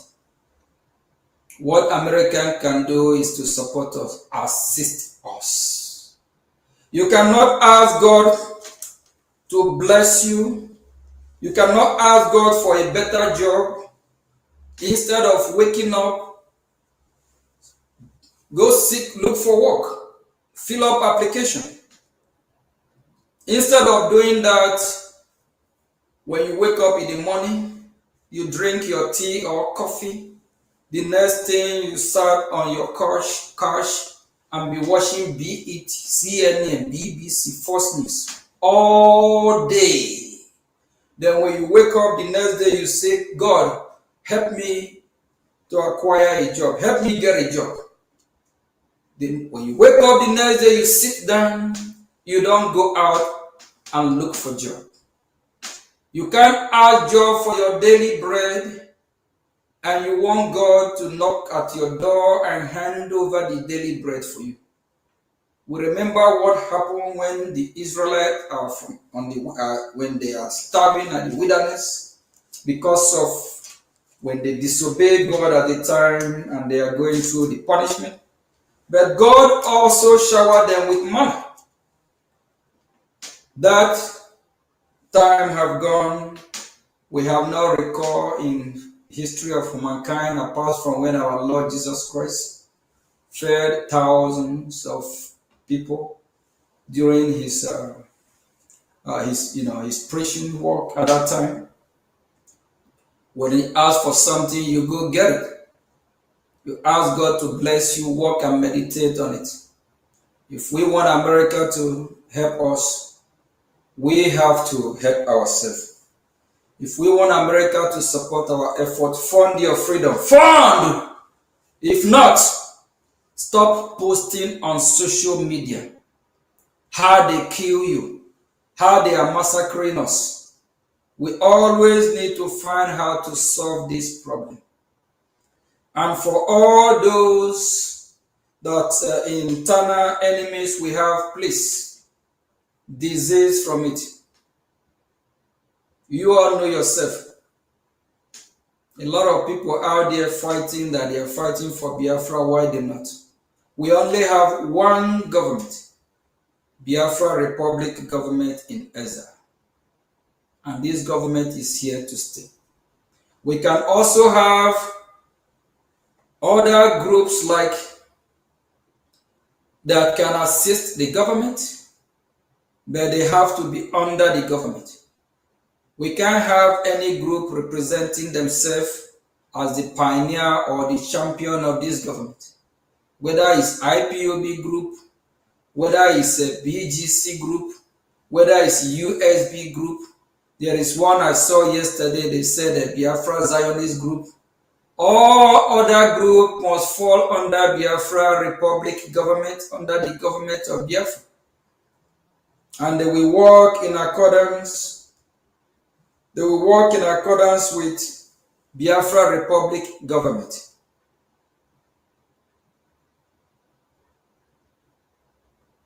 Please, we want United States of America to take us very seriously, of which they are. They know what we are fighting for more than some of you. Our Honorable Minister of Information, can you go ahead and also play one of the most dangerous, notorious, not just criminal terrorist that is proudly on TV channel talking about terrorism will not stop, talking about these terrorists are their brother. The terrorist is here to stay. And also remember that a former president called Olusegun Obasanjo, another very evil human being who killed Biafrans in millions. Olusegun Obasanjo is alive. His people have been killed, massacred. Olusegun Obasanjo, I hope he's enjoying the show. And go on, the same thing. Can you play this evil terrorist man called Sheku Gumi? Sheku, United States of America need to take down Sheku. They only acknowledge this head of terrorists, the second in command of ISIS. We also want them to acknowledge and know that somebody higher than the second in command of ISIS is walking around, challenging United States of America that they can do nothing. Thank you very much. They are going nowhere.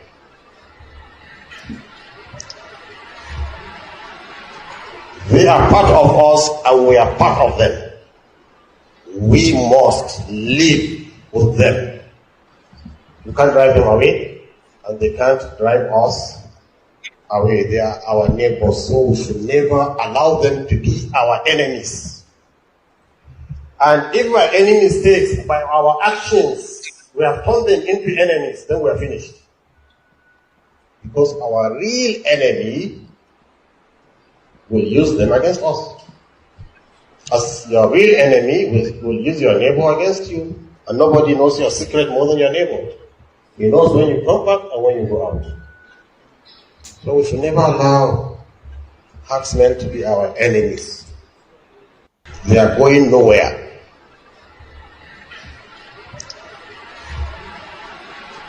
They are part of us and we are part of them. We must live with them. You can't drive them away, and they can't drive us away. They are our neighbors, so we should never allow them to be our enemies. And if by any mistakes, by our actions, we have turned them into enemies, then we are finished. Because our real enemy will use them against us. As your real enemy will use your neighbor against you, and nobody knows your secret more than your neighbor. He knows when you come back and when you go out. So we should never allow herdsmen to be our enemies.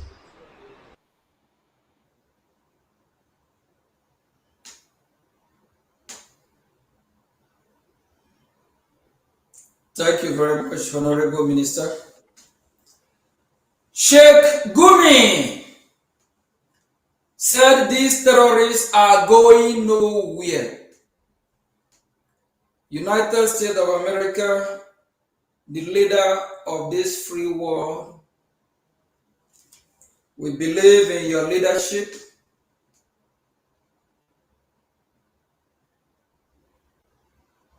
We believe you will do what is right. The journey had just begun. What you have started, finish it.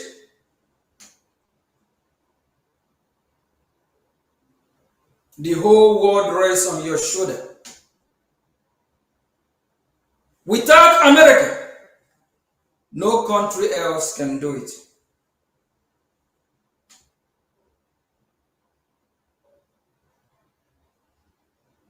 Without America, when the Christians in Nigeria and in Biafra land by extension demand for help, the only country among the United Nations, because I don't know the rest of the country, whether they're from this planet Earth, because they are not active, they are not even on social media worldwide, apart from some social media from United States, from major news talking about what is happening in Nigeria. Europe is quiet. Britain is quiet. China is quiet. Russia is quiet. Why only America? That's why sometimes when President Trump always want to take credit of what America is doing, Trump said, it's only America that can do it. Trying to stop the terrorists of Iran, President Trump said it. It's only America.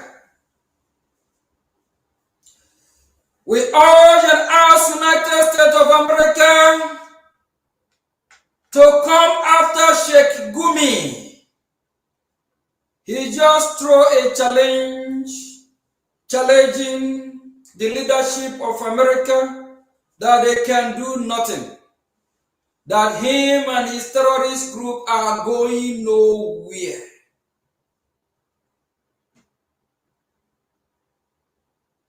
Please, Biafra, when these terrorists keep killing us, doing what they are doing, complaining will not solve the problem. What will solve the problem is to defend ourselves, fund our freedom. I call upon all IPOB member, DOS member group, all the whole group, unite under your government that God have given you. Owazurike so ekane. If you know you, Mazi or Chief Owazurike, you don't fighting for Biafras, you still have followers. Encourage them to join Biafra Republic government in exile. The freedom that we are fighting for is for all of us, of which even you, when Biafra come, you will be remembered. Because after the genocidal war, after our leaders, Ojukwu, Philip Effiong, you, Owazurike, resurrect the movement. History will remember you. If you one of those Mazab, join Biafra Republic government in exile. It's our government, it's for Biafran people. The same Biafra you are fighting for, we are here to enhance it and catapult it to the highest height as far as we can go, of which we are already in Washington, D.C.,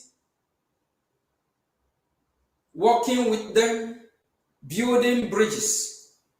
All Biafra movement unite under this umbrella so we can all fight together and get our freedom. And if we don't fund our freedom, you that is listening, when these terrorists come to your house tomorrow, beheading people out ahead, chopping up hand, kidnapping people, don't post it. Don't cry. Enjoy it. Because if you have listened and support your freedom, fund your freedom, that will never happen.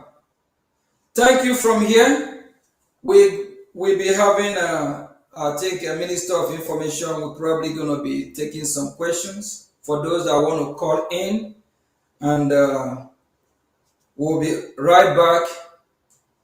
Minister of Information, how are we doing this? Minister of Information. Yeah, thank you.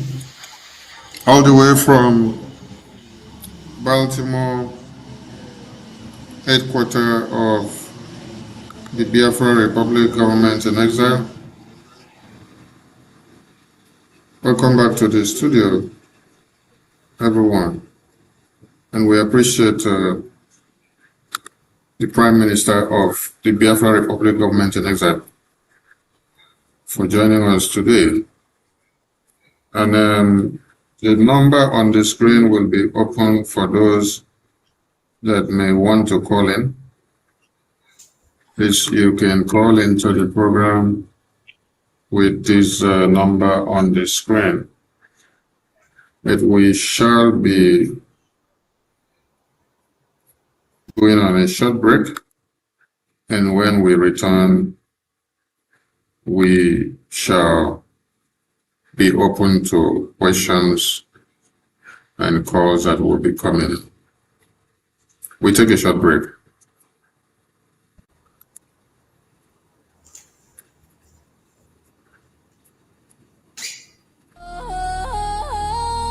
Voice of Biafra TV, the voice of truth, the voice of the people. There is only one broadcasting network. Voice of Biafra TV, The first, the best, and the last. Voice of Biafra TV.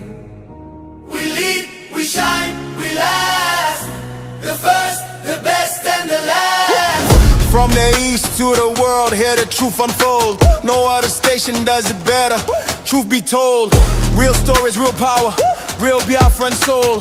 Every day, every hour, we taking control. Breaking every silence, letting voices rise. Standing for the people, opening their eyes. Strong and unshaken, both for all to see. Broadcasting the future. Voice of Biafra TV. There is only one broadcasting network. Voice of Biafra TV. The first, the best, and the last. Voice of Biafra TV. First to speak, best to watch, last to everlast. Voice of Biafra TV. Voice of Biafra TV. Holy war, holy war. Voice of Biafra TV.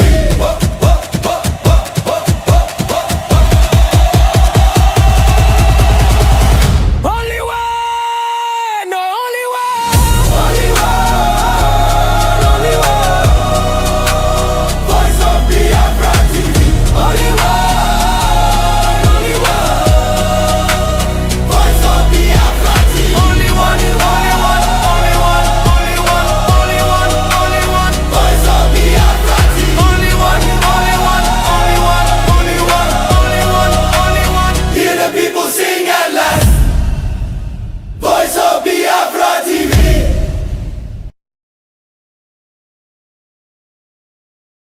To support your only government.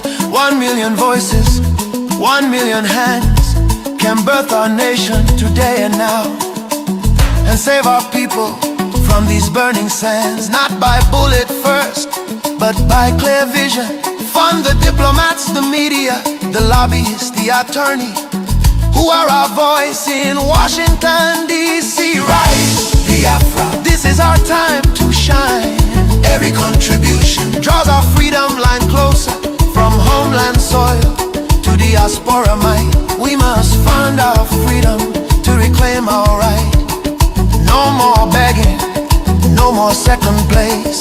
Biafra rising with glory on her face. Invest, contribute, donate today to Biafra Republic, government in exile. Under the leadership of Prime Minister, His Excellency Ogechukwu, who is engaging United States congressmen and policymakers in Washington, D.C. for the freedom of Biafra, the land of the free and the brave, the land of the rising sun. This sun has risen to set no more. Donate and fund your freedom now. Donate and fund your freedom now. Donate and fund your freedom now. God bless Biafra. Donate and fund your freedom now. Donate and fund your freedom now. Donate and fund your freedom now. God bless Biafra.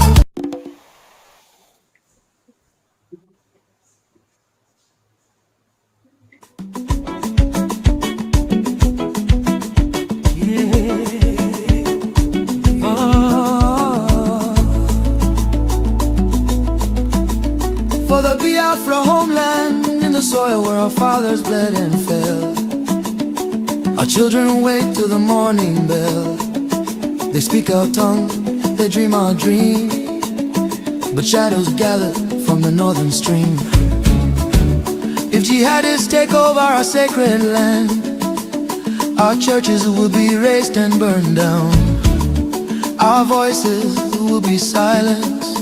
No more markets, no more songs of old. Our daughters will be veiled like masquerades and stripped of their dignity and womanhood. Our sons will be humiliated in slave chains. Awake, O Biafran sons and daughters, the hour is late, there is no other time. Your silence now becomes a chain that binds the land in endless pain. Rise, Biafra, rise and take your stand. Fund the freedom with your money and your hand. Every dollar, every pound will hasten the independence and freedom of our nation, where our glory shall be found. From village square to the diaspora shore, together we open freedom's door. Biafra is calling, her spirit strong and true. Contribute now, the future waits for you. Warning to those in homeland. All right, welcome back to Voice of Biafra Television. And we've just had a transmission live of the Prime Minister of the Biafra Republic of Indonesia, live from Washington, D.C., the seat of power of America, where decisions are being made and where things happen. If you don't know what happens in this world and you're not connected to the happenings in Washington, D.C., then it means you are not living to the update of the day. So I appreciate the Prime Minister of the Biafra Republic of Indonesia. It's good to have you back on the show.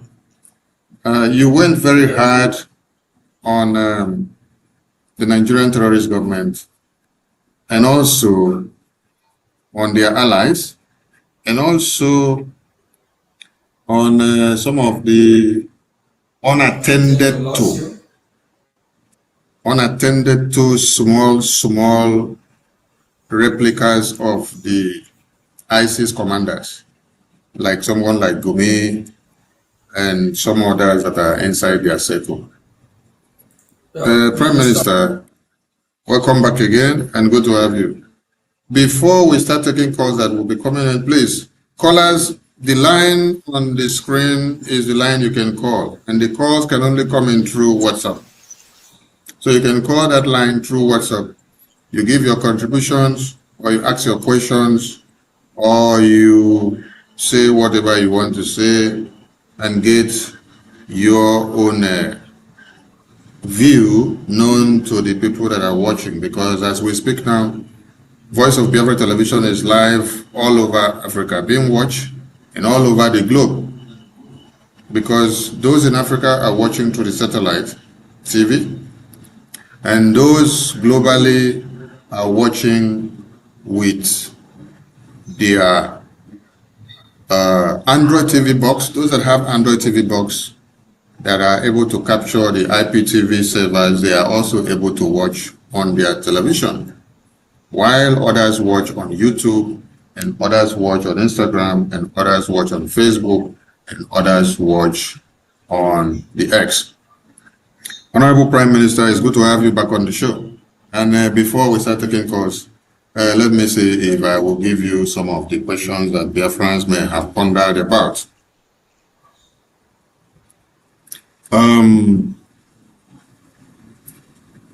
How do you see the fact that the second in command ISIS kingpin have been hidden in Nigeria for the past, let's say, 50 years or 40 years or 60 years?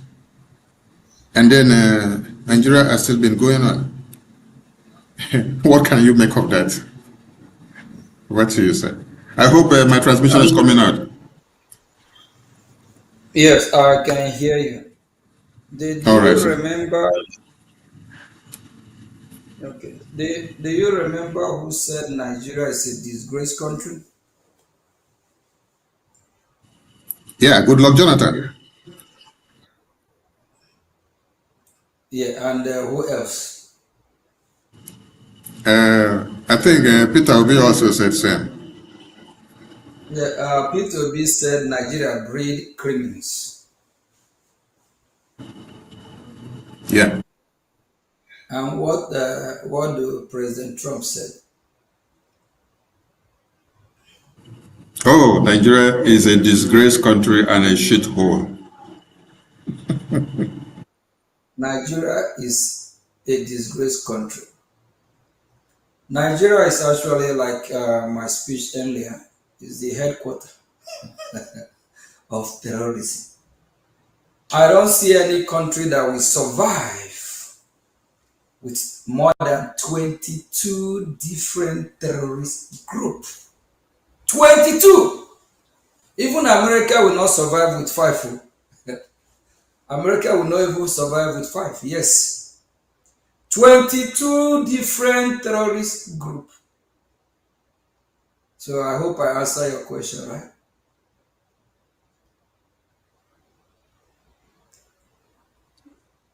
Yes.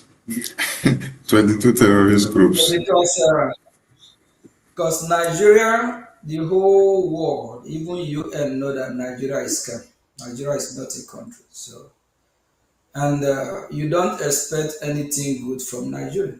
If P2B that get his advice from a mad person, we even acknowledge that Nigeria breeds criminals.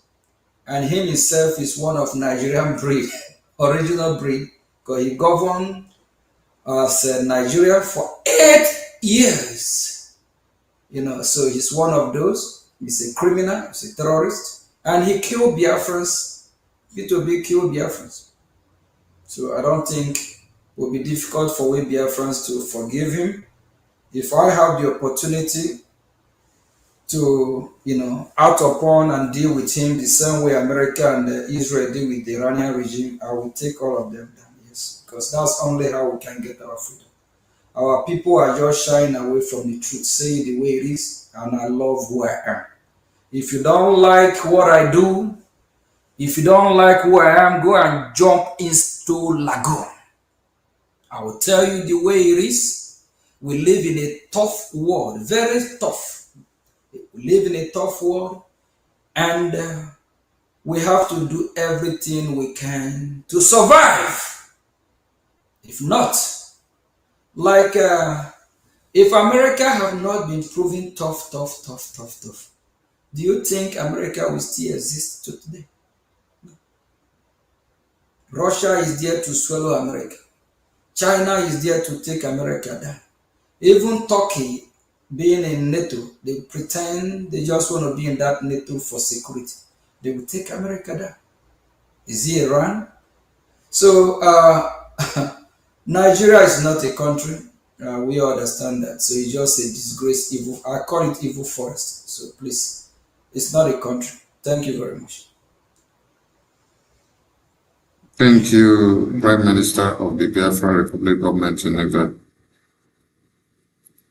There is some kind of a technical issues with your video, but I hope that will be resolved soon, that we can hear you and we can still continue.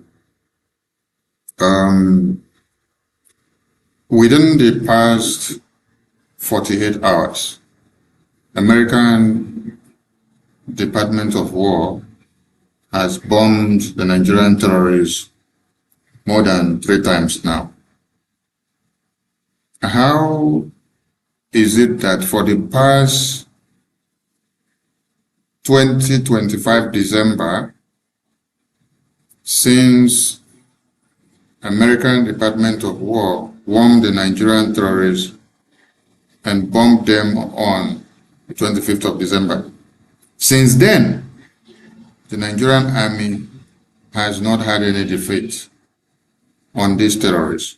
Rather, these terrorists have invaded communities, send people away from their homes. And everybody will, like, Nigerian army will do this or do that. But they waited since that time. They waited since that time till now. Is it that Nigerian terrorist government, because from their presidency to their army, they are all one in accord? Is it that they cannot do anything without the intervention of U.S. Army bombing their terrorists?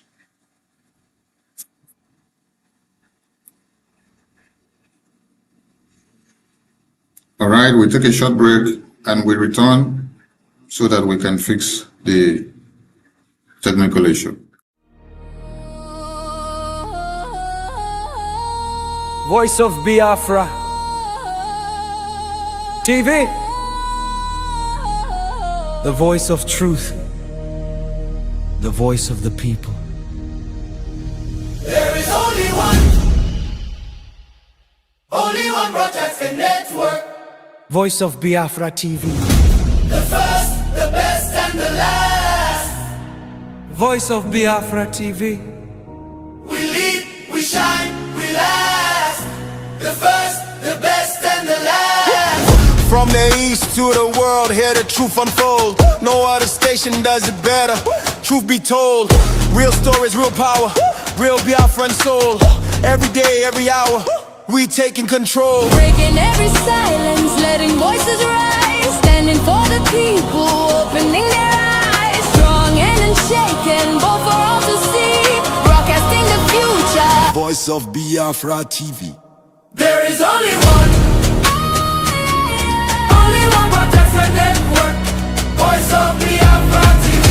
The first, the best, and the last. Voice of Biafra TV. First to speak, best to watch, last to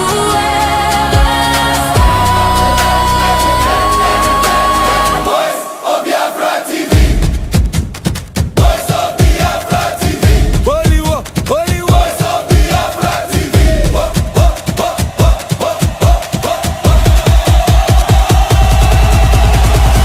Only one, no, only one. Only one, only one. Voice of Biafra TV.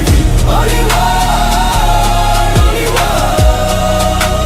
Voice of Biafra TV. Only one, only one, only one, only one, only one, only one. Voice of Biafra TV. Only one, only one, only one, only one, only one, only one. Hear the people sing at last. Voice of Biafra TV. They come with sword and holy book in hand, promising peace while conquering every land. Fulani herdsmen turn to invaders and settlers, taking farmlands and destroying our green vegetation. If we sleep and let the takeover succeed, our Biafran blood will flow like stream of water. Terror and fear will take over where children used to play. Mothers, fathers, youth of Biafra land, your contribution is the protection that will hasten our independence and freedom. Donate the money, the brick, the tools our government needs to actualize our independence and freedom. Unity and resources will guarantee our safety and freedom. To diaspora Biafrans, you fly across the ocean, safe and far, building empires under foreign stars. But hear the cry of the motherland in chains. Your brothers slaughtered, your sisters kidnapped, raped and beheaded. If you turn away and refuse to give and donate, the fire dies. All right. The line is still open and we are waiting for your calls. If you have any question to ask the PM and if you have any question, any contribution to make, please, you can call into the program using WhatsApp and using this line on the screen. Our children cease to live, your millions scattered will become a curse, wandering forever, strangers in every place. No root, no nation, no flag to call your own. Your grandchildren will ask why you left us alone. The risk is real, extinction in disguise. A people scattered till their memory dies. Biafra calling all, from Biafra streets to Washington's busy lane, from hills and valleys of Biafra to Atlanta's rain. Lawyers, doctors, traders, engineers, send your skills, knowledge and power to support your only government. 1 million voices, 1 million hands can birth our nation today and now, and save our people from these burning sands. Not by bullet first, but by clear vision. Fund the diplomats, the media, the lobbyists, the attorney, who are our voice in Washington, D.C. right? Live on Voice of Biafra Television, we bring you the truth, the voice of the voiceless, the voice to the fatherless, and the voice to the motherless. Welcome to Voice of Biafra Television. The line is open to all calls. Biafra. This is our time to shine. Every contribution draws our freedom line closer. From homeland soil to diaspora might, we must find our freedom to reclaim our right. No more begging, no more second place. Biafra rising with glory on her face. Invest, contribute, donate today to Biafra Republic, government in exile, under the leadership of Prime Minister His Excellency Ogechikunke, who is engaging United States congressmen and policymakers in Washington, D.C. for the freedom of Biafra, the land of the free and the brave, the land of the rising sun. All right, welcome back to Voice of Biafra Television, live on air. Prime Minister, welcome back to the studio. I don't know if you can hear me. Could you say something? Let's see if your signal is restored. Oh, I can hear you, but you can't hear me, so we still have to fix your signal. We return shortly. Keep on watching and stay tuned. Has risen to set no more. Donate and fund your freedom now. Donate and fund your freedom now. Donate and fund your freedom now. God bless Biafra. Donate and fund your freedom now. Donate and fund your freedom now. Donate and fund your freedom now. God bless Biafra.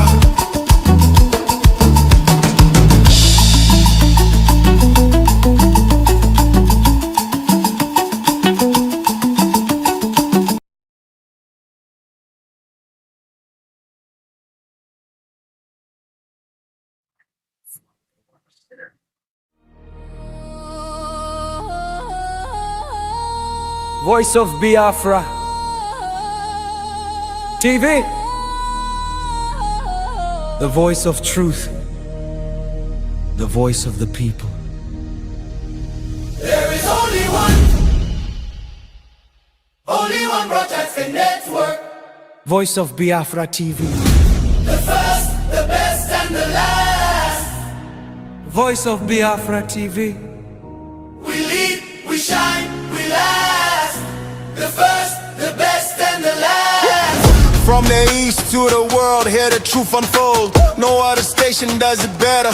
Truth be told, real stories, real power, real Biafran soul. Every day, every hour, we taking control. Breaking every silence, letting voices rise. Standing for the people, opening their eyes. Strong and unshaken, both for all to see. Broadcasting the future. Voice of Biafra TV. There is only one broadcasting network. Voice of Biafra TV. The first, the best, and the last. Voice of Biafra TV. First to speak, best to watch, last to ever. Voice of Biafra TV. Voice of Biafra TV. Holy war, holy war. Voice of Biafra TV.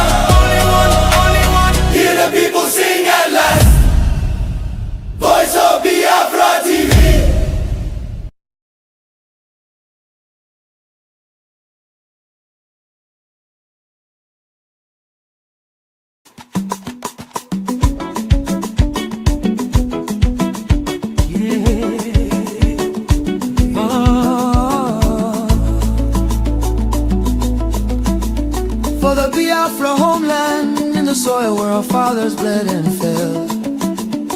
Our children wake to the morning bell. They speak our tongue, they dream our dream, but shadows gather from the northern stream. If jihadists take over our sacred land, our churches will be razed and burned down. Our voices will be silenced. No more markets, no more songs of old. Our daughters will be veiled like masquerades and stripped of their dignity and womanhood. Our sons will be humiliated in slave chains. Awake, O Biafran sons and daughters, the hour is late, there is no other time.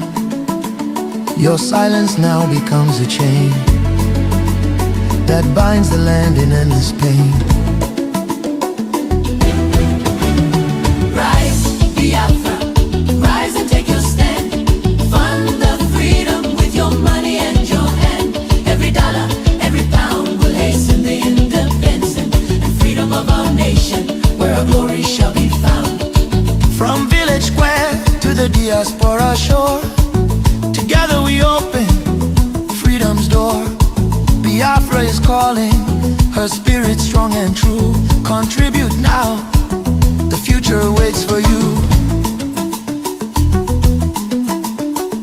Warning to those in homeland, they come with sword and holy book in hand, promising peace while conquering every land. Fulani herdsmen turn to invaders and settlers, taking farmland. All right, welcome back to Voice of Biafra, live on air, where you can watch us from all over the globe. And it's good to have the Prime Minister back on stage. Prime Minister, could you please say something? Let's see if your audio has been restored. I can hear you. Can you hear me? Yes, very well, sir. Very well. Welcome back to Voice of Biafra Television. And it's good to have you join us all the way from America, the seat of power where decisions are being made and where everything is happening. My question before the breaking transmission was, why did it take the Nigerian terrorist government from the 25th of December not to be able to bomb or to record any victory on the Islamic jihadist terrorists until the American government, after dealing with Iran, and the president also visiting China and returning back to America, before we had to hear that there has been a series of bombings on the terrorists for the past 48 hours? The former Nigeria is fantastically corrupt. The former so-called president that died twice, named Muhammad Buhari, 2017 only, the Queen Elizabeth then asked Buhari, she asked Buhari, is it true that Nigeria is fantastically corrupt? And in response, Buhari actually said, yes, Nigeria. Nigeria is a case study, man. Time is coming where, a lot of booksellers, they're going to make a lot of money from writing the event of Nigeria. And Buhari, in response, replied by saying, yes, Nigeria is fantastically corrupt. Nigeria is not, it's just the one they cover up because of corruption. They cover up everything that is happening. At the time, they even lie against Senator Ted Cruz, that there is no Christian genocide. Ted Cruz is just pushing, and they they try to cover up, not to even admit that there is Christian genocide.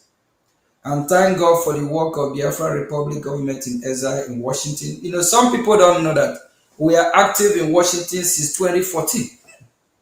Yes, before some other Christian group organization, we acknowledge their impact towards this, but we've been preaching this. And 2014, that's when I heard from, some members of Congress telling me Prime that Minister, did I hear you well? You said 2014, or you were to say oh, sorry, 2024? 2024, sorry. Yeah, Okay. I meant to say, yeah, 2024. So I remember 2024 when some members of Congress, they admit that Nigeria be sending all these pastors, bishops, reverends to come and lie to them in Washington, D.C. So Biafra Republic in Ezra, is able to educate the U.S. government to let them know that everything Nigeria is doing is cover up, just like the second in command of ISIS. You remember in 2024, right, that the Nigerian government issued a statement that they have killed him just to cover up. So Nigeria breed criminal. Nigeria sponsor these terrorists. So how do you think Nigeria will go after the terrorists? How do you think Nigeria will go after the terrorists? And a former president named Obasanjo, Obasanjo made it clear that insecurity in Nigeria can never stop. Anyhow you save Nigeria, a former president, both as a civilian and as a military, he served while he's in military and also as a civilian, said that insecurity can never stop. It's high time we wake up. And this same man said that the insecurity in Nigeria is sponsored by the government, by the politicians.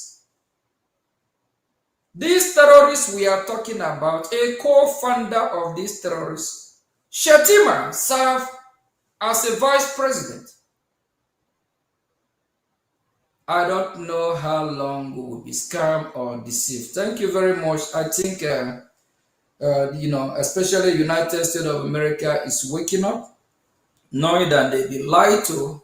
After the president's wife attended the prayer breakfast in Washington a few months ago, have she come back again? Have you seen her? So they think they can, as usual, come to Washington, lie to Washington, and do whatever they want to do and get away with it.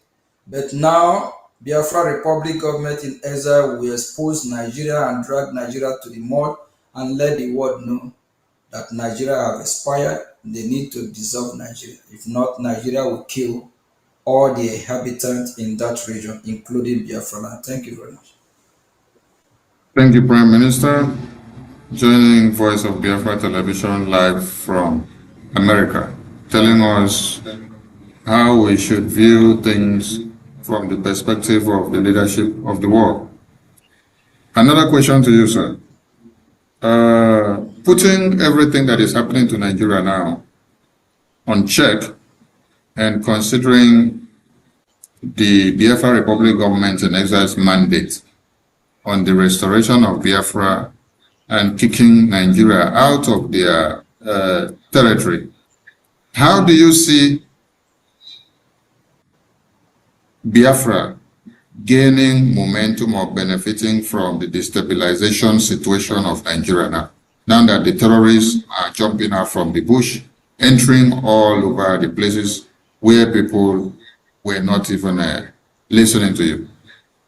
Is the Biafran government in exile gaining balance from the destabilization situation now? One thing about these terrorists, they don't know what democracy is. They don't know what is live and let live is. They don't know how to coexist with any. I remember these Islamic jihadist terrorists.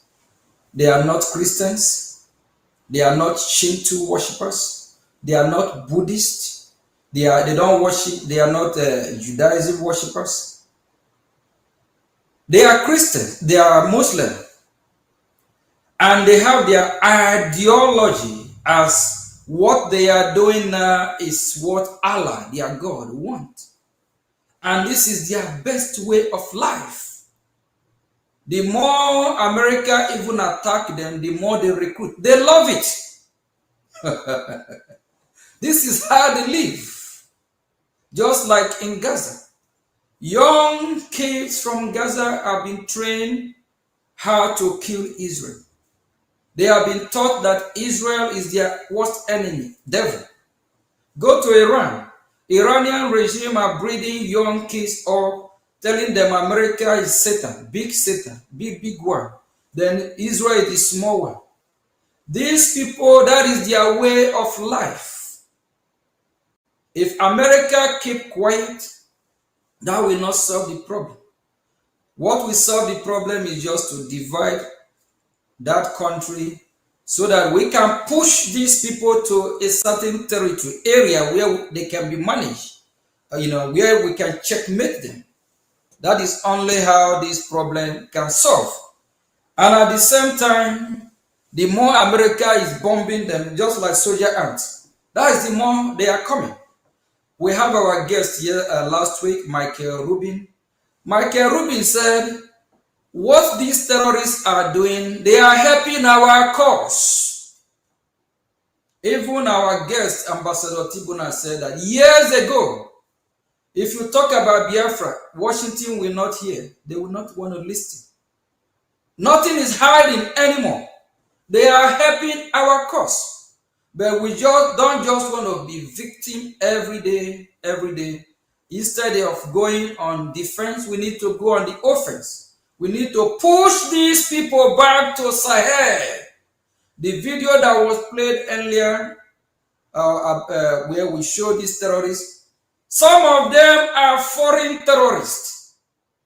Some are not the Fulani that are living with the Hausas. They are now importing Fulani terrorists, all part different. That's why Nigeria have more than 22 different groups of terrorists. Remember Buhari at the time said they will open the border of Nigeria. You can just come in that all Fulani terrorists can come to Nigeria, is their safe haven. And also Madam Ford said Nigeria is their heritage. I don't know when Biafra land become Nigeria. Thank you very much. Yes, I take that from you, that the way they are destabilizing the place, it is working to the best interest of the Biafran people who are getting their independence. Now everyone is eager to hear, to get more. I remember one of my last meeting, they asked a lot of questions. Some think it's just this photo. And one thing they don't know, that meetings like that are very sensitive. So it's not something camera will be, we discuss and you post it. Then your enemy will use it against you. So one of my meeting, they're really eager with the congressman, is really eager to get more info. Because it's very useful, to help them navigate and know how to approach what is happening. And it's working, because everything will be telling them, they find out that it's true. So it's already, Nigeria can't just hide it anymore. Yes, the terrorists, it's heartbreaking to see that every day they are still killing, but that's just who they are. That's how they are brought up. That's how they are trained. They are not like you and I that want to live there, build a big mansion, good car, drive. The way we live, how we live is different from how they live. Just go to the East Biafra land and go to the North. You can tell it's two different countries. The structure there, everything, atmosphere, vicinity, everything is totally just different. Way of life is just different. Our way of life is like of America, West. And their way of life is Afghanistan lifestyle, that kind of life with Sharia law. We are young, it's just, we are different people. They are getting the picture correct now. Thank you very much. Thank you, Prime Minister. We have a caller on the line. Caller on the line, you may go on, please. Please, who is the caller? Go ahead. Yes, Prime Minister, can you hear the caller from my end? Yeah, I can hear. Please take the name of the caller. and the date and time that the I celebration salute you, was. Information Minister. I salute you for what you are doing for Biafrans. We are very, very grateful. All your efforts and sacrifices. Thank you so much. We can't thank you enough. I listened to our Prime Minister's speech. So,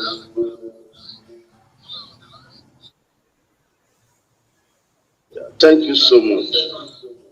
Thank you so much. I want to thank you so much. Yeah, can you hear?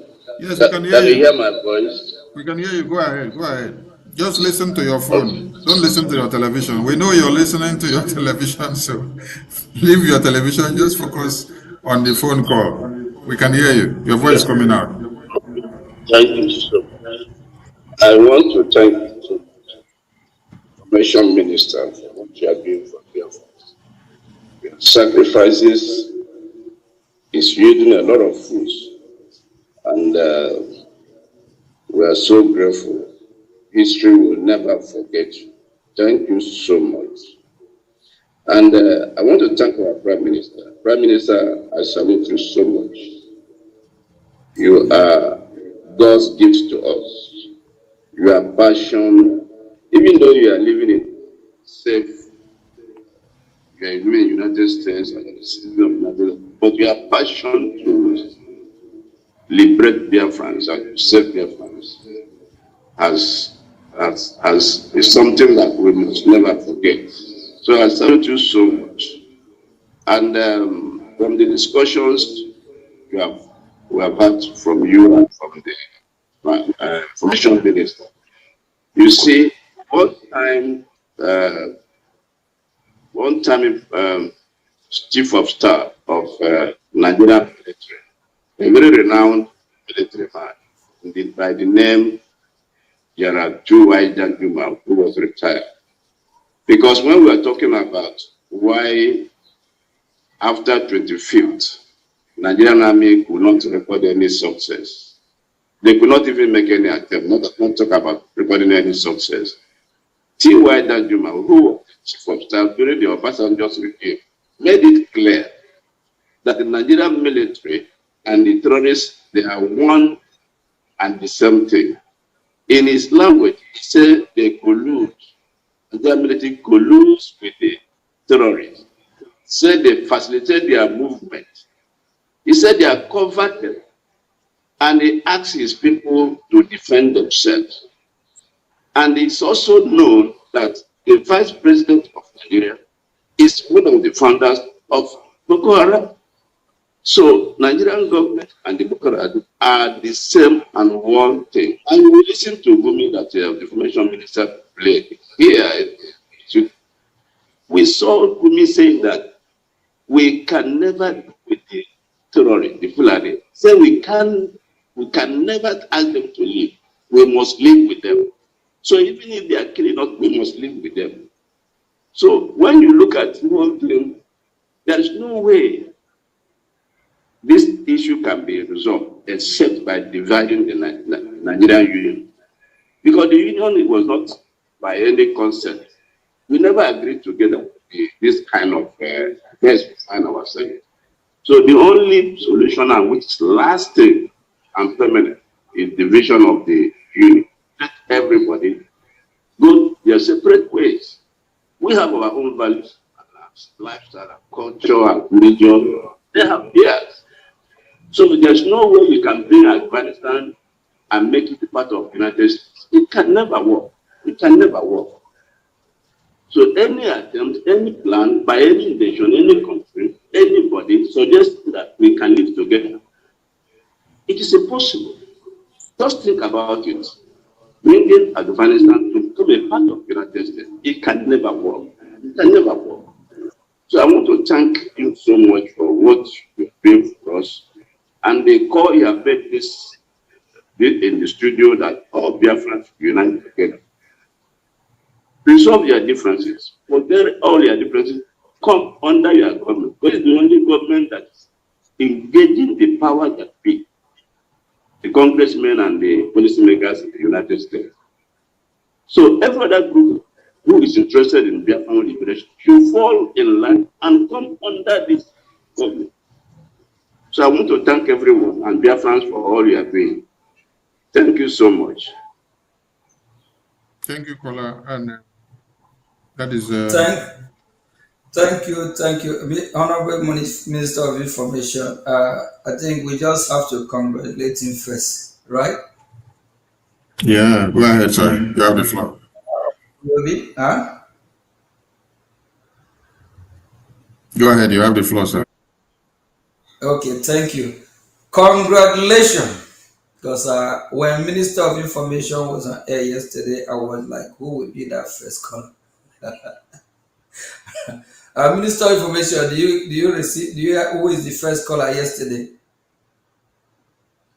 This is the first caller that was sleeping yesterday, and today he woke up to make sure, he stayed up to make sure he called into the program. The time and date of this caller, it's history. I appreciate you for calling. But Biafrans need to wake up. If you have question or you want to contribute, call, contribute. Voice of Biafra is for you and I.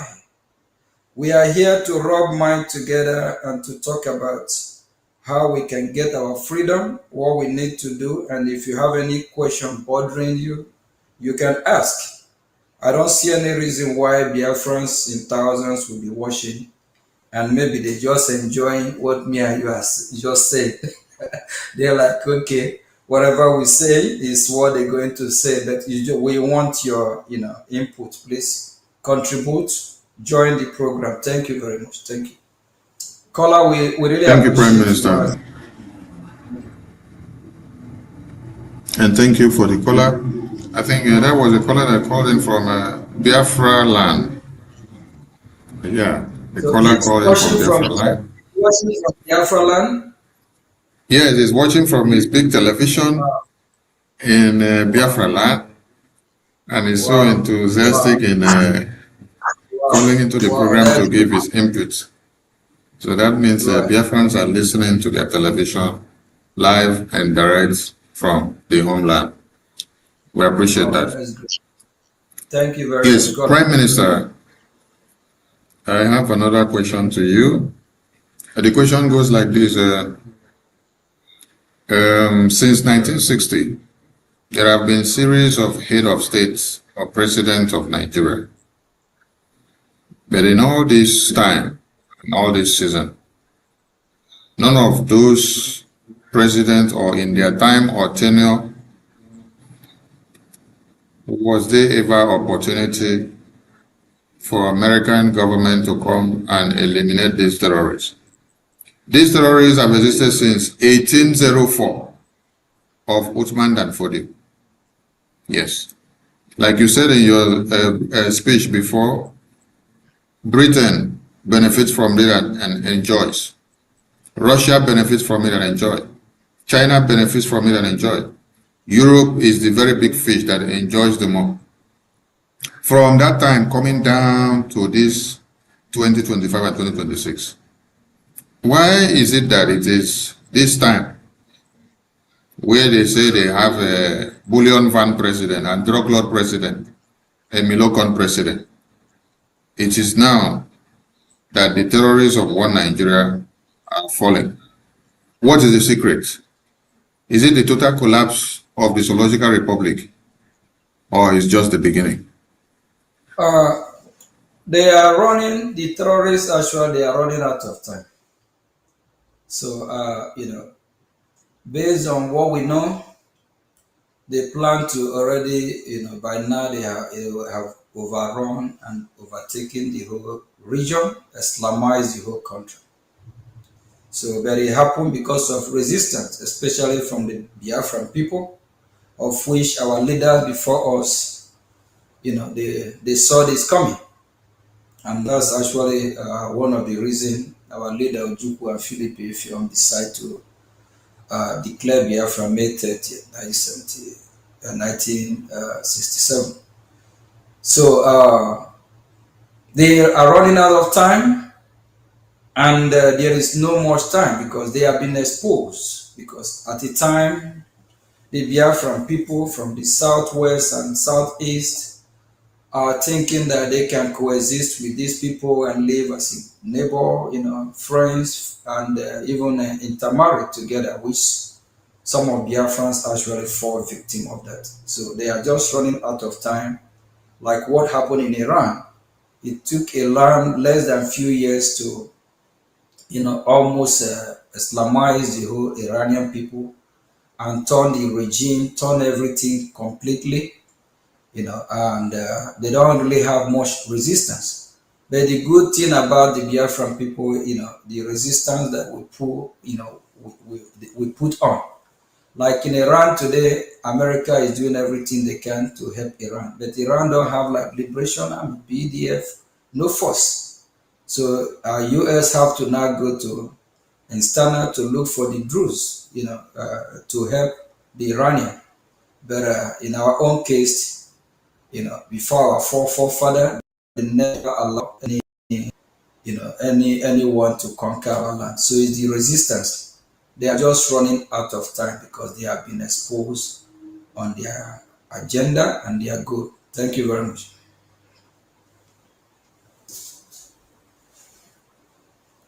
The line, can you hear me? Caller on the line, can you hear me? Thank you, Prime Minister. We have a caller on the line. Yes, go ahead, caller on the line. You can speak up now.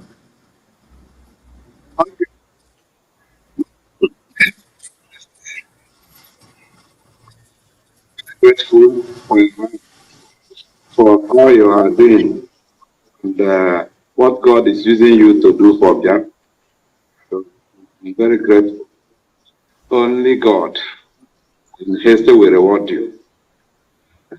It's, I think I'm coming out. Yes, I can hear you. Go ahead, caller.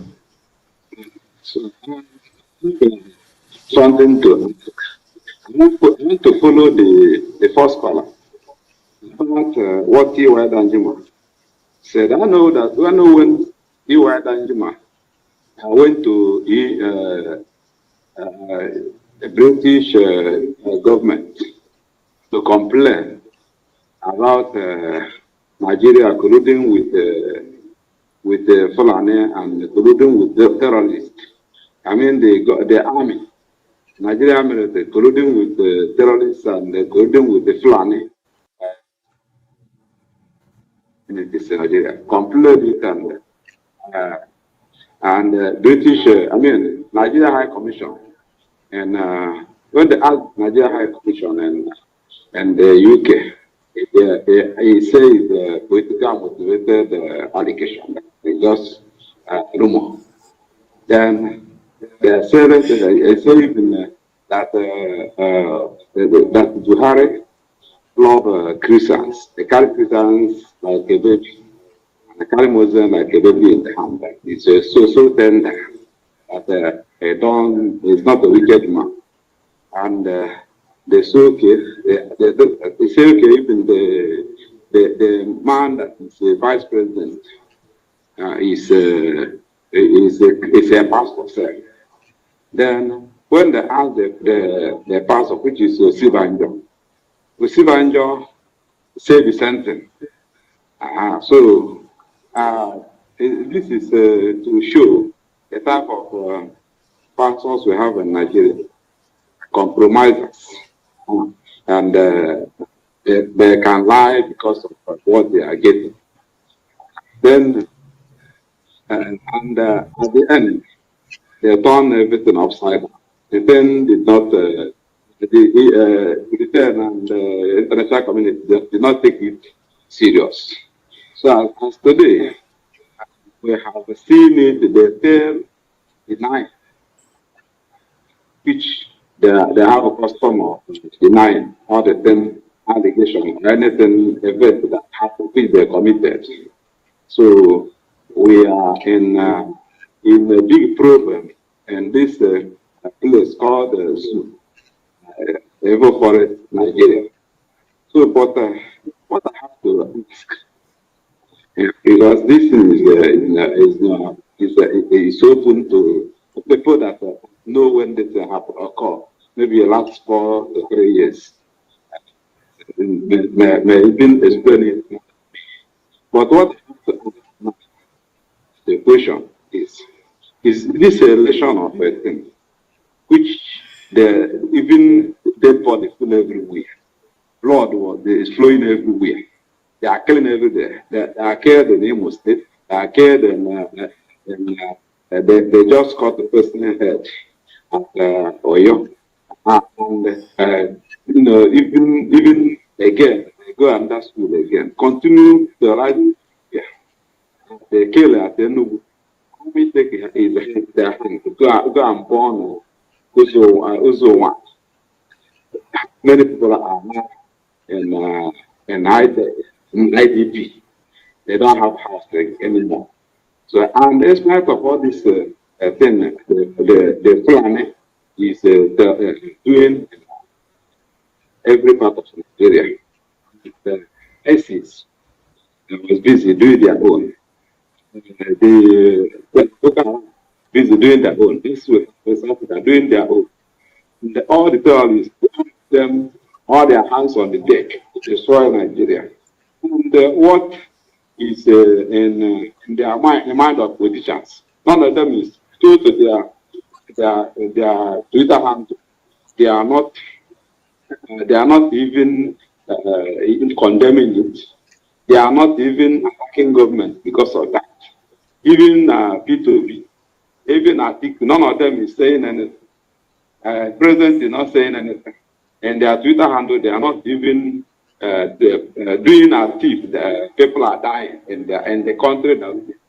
But they are busy talking about 2027, who will enter. Now, with all their activity and all their wayo and flooding the way of primary and anything they are doing. They focus on that 2027. Is it not, so my question goes on, is it not buying time so that they wipe out the whole instance? They wipe out the whole Biafra? Because now, I think last Sunday, they shift the troops down to the east, and our place is the most safest place and most quiet and peaceful place. Why are they sending an army to place instead of go to fight terrorists in Jos and in Plateau and the Benue all over north? Okay. So it is not buying time to wipe us out. That is my question. So I will not go further than this. Thank you. From your device in the house, you cannot hear the Prime Minister responding from here. So you will listen, you hang up the call, yes, hang up the call and then listen to the answer from your device. Thank you very much. Wait for the answer. He's going to respond. Thank you. Okay. Caller, what, like Iran now, since America blocked the Strait of Hormuz, Iran have lost over 200 and something billion. 200 and something. So it have been, just imagine how much Nigeria, what the Nigeria is selling out of the oil from Biafra land every day, every month. So if you put that in comparison, even if it is half of that amount of money, that tells you the kind of money that is coming into the treasury of the terrorist government of Nigeria, because they also have other means that they collect tax from traders, market, and all that stuff. So this money, they are not using it to benefit the citizens of that country. They are looting the money. It's for their own personal gain. Nigeria is a business center for them. They don't care about the people of Nigeria. They don't care about Biafra. They don't care about the indigenous. It's about their personal interests. Why this so-called President Tinubu is there, he's already positioning his son, Sheyi. Haven't you seen poster of Sheyi and Tinubu in one father and son? So these people don't care about whether Nigeria, Christian, Biafran Christian have been massacred. That's why we keep preaching. Sometimes when I go back listening to my speech, I ask myself, why am I yelling? Why am I using this harsh voice? Our people need to wake up. They will kill us. Our people don't listen. It's high time we free ourselves. It's not working. Some people, because it haven't happened to them in their own household, maybe it's happening somewhere in Okija. It haven't get to Omoya. They are coming. Didn't Owazurike and Mazinam Kanu even tell you they are coming? Do you think Ojuku and Philip Efiom, do you think they are stupid? They saw it coming. They knew it going to happen. You say these people don't care. Sometimes we, the people of Nigeria and Biafra, don't care about themselves. The people have to wake up. If the people care about not being killed, then you revolt. You storm the streets. You prepare yourself. If you don't care, how do you think they will care for you? Every day we tell Biafrans, fund your freedom. And they are not contributing to fund their freedom. Do you think all these politicians are not looking at you, laughing at you? Obasanjo made it clear that the politicians fund the terrorists. The terrorists work for them.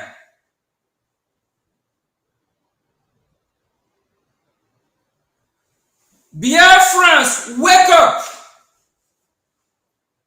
If you care for yourself, you care about yourself and your fellow citizens, what you will do. On Saturday, we are having fundraising to secure our land. You will join.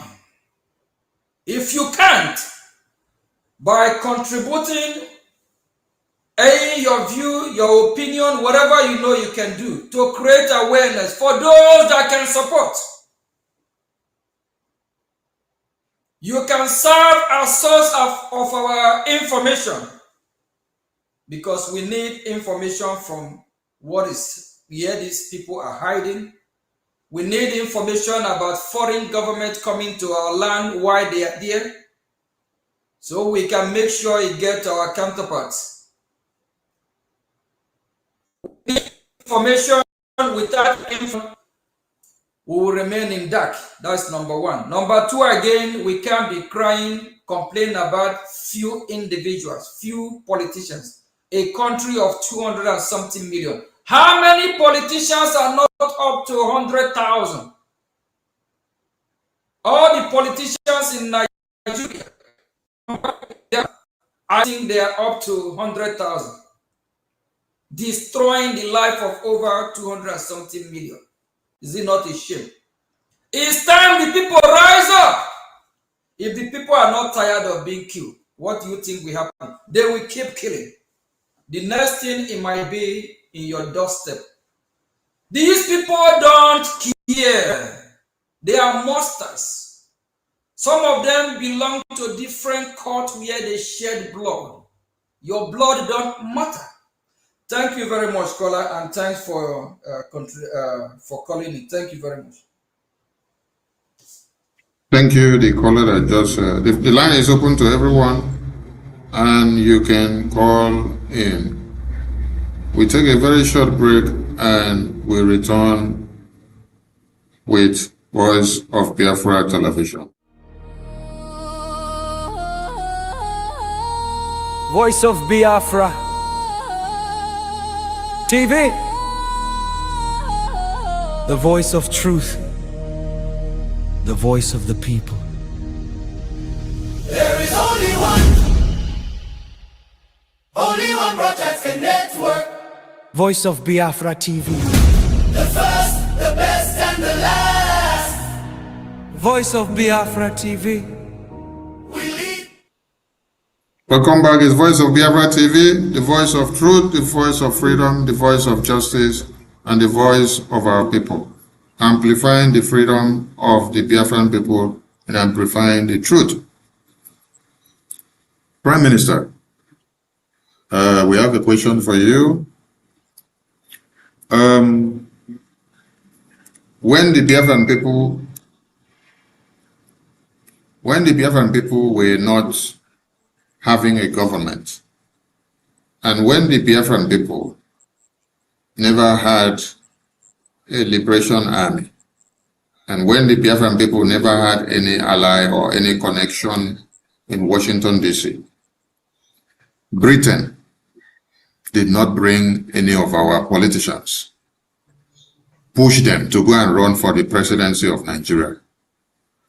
Why is it that since 2022 that Biafra Republic Government in Exile was inaugurated, that was when Britain knew that they have to push Obi, one of our own, to go and run for presidency?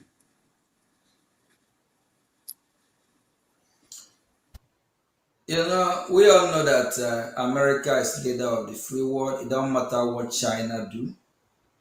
It don't matter what Russia do. They can't do it. They can't handle it. Russia never demonstrated that they can lead. They never demonstrated that they can care for minority. They never demonstrated that their interest is for humanity. They always support the terrorists, align with the terrorists. That is why war happening in Nigeria and Biafra land. Russia not speaking. Even at the time Russia was attacking US last year, you remember? China also the same. So having alliance with America, working with a leader of the free world, having meeting with Congress. You know, I have said this time without number that Congress, men and women, Senator of United States of America, they are very powerful. One congressman or woman can make this world a better place. One can cause third world war. One vote. When you have 99, just tie, just one vote to break that tie. That tells you how powerful they are. When Britain starts seeing Biafra Republic government in Exile, having meeting with US government. Every congressman of America is a US government. One person can move mountain. One. I'm not talking about two. One of them. All this that you have seen pictures of Brgie officials with, they are I respect them. They are very powerful. Yes. And while seeing our pictures with them, having meeting with them, freak them out. They want to know what are we discussing with America. Yes, there is this journalist from UK, I believe, the one that they interview, at Arise TV. These journalists have to call office of Senator Ted Cruz to get more information, not just Ted Cruz. He also call other senators to find out what is going on. What are they taking us seriously? I think it would be wise if you can play a short clip of that interview, if you can, if it's in your reach. If not, that's fine. He said, "How serious are they taking the Biafra Republic?" You know why I'm laughing? Because I know I have had a lot of serious meeting with US government. I have heard them. I know, yes, they are taking what we are saying very, very, very, very seriously. Yes, and they are working with us. There's a lot of top secret meetings, things that are happening that it can be on social media. and America is not happy with what Nigeria is doing. Like Ambassador Tibunaj, I remember being at the event with him. On that event, I was supposed to, speak, but him and other ambassador and some dignitary, they didn't allow me to say anything because they don't want me to scatter the place talking about Biafra, because at that time they are not comfortable. Yes, discussing Biafra. Ambassador Tibuna, they knew I'm coming because when I spoke with, met with some of the dignitary, they said that they knew I'm coming, but they didn't allow me to say, contribute on that program because they understand it's about Biafra, what is happening. At that time, they are not comfortable, but they are more comfortable now to talk about Biafra because they can see Biafra coming. So United Kingdom, Britain are scared. They know that our freedom is here. Us aligning with the number one lion of this earth. The number one, the leader, with what we call Odugu, the boss, America. You know that this name America, a lot of countries, they are not happy, like Russia and China. They are just pretending like they are happy with America. They're not. They are doing everything they can to pull America down. America is powerful, very great. I remember the first time meeting Speaker of the House, Mike Johnson, Speaker of the House. He said, there's this country he went, the way he was walking like a king, like, yeah, from America, yeah. The respect abroad for U.S. officials, even United States of America citizens, just hold America passport traveling. That passport alone intimidates other passports. Talk less of being a lawmaker, that your vote matters. America is powerful. Our alliance with America, having meeting with America, telling them, exposing Britain, exposing Nigeria, is something that the British government, they are so afraid, they are scared that their investment, their real estate called Nigeria is slipping away, because they are looting us dry. So the resources, how they are making our, the resources that they are getting from our land, making our place dry, they understand that very soon that will stop. And it will also impact their economy because our resources is part of what make Britain today. And because of their evil and what they have done in the past is hurting them. So I believe I answered that question. So they are afraid that that empire, that real estate called Nigeria that they put together so that take our resources, make us useless, and they don't even care about us. Remember, they are Christians while we are Christians. They don't care. Like before, first former caller said, why these politicians don't care about people that are dying? They don't care. It's all about what they are looting, just like in Great Britain. So Great Britain, they are freaking out.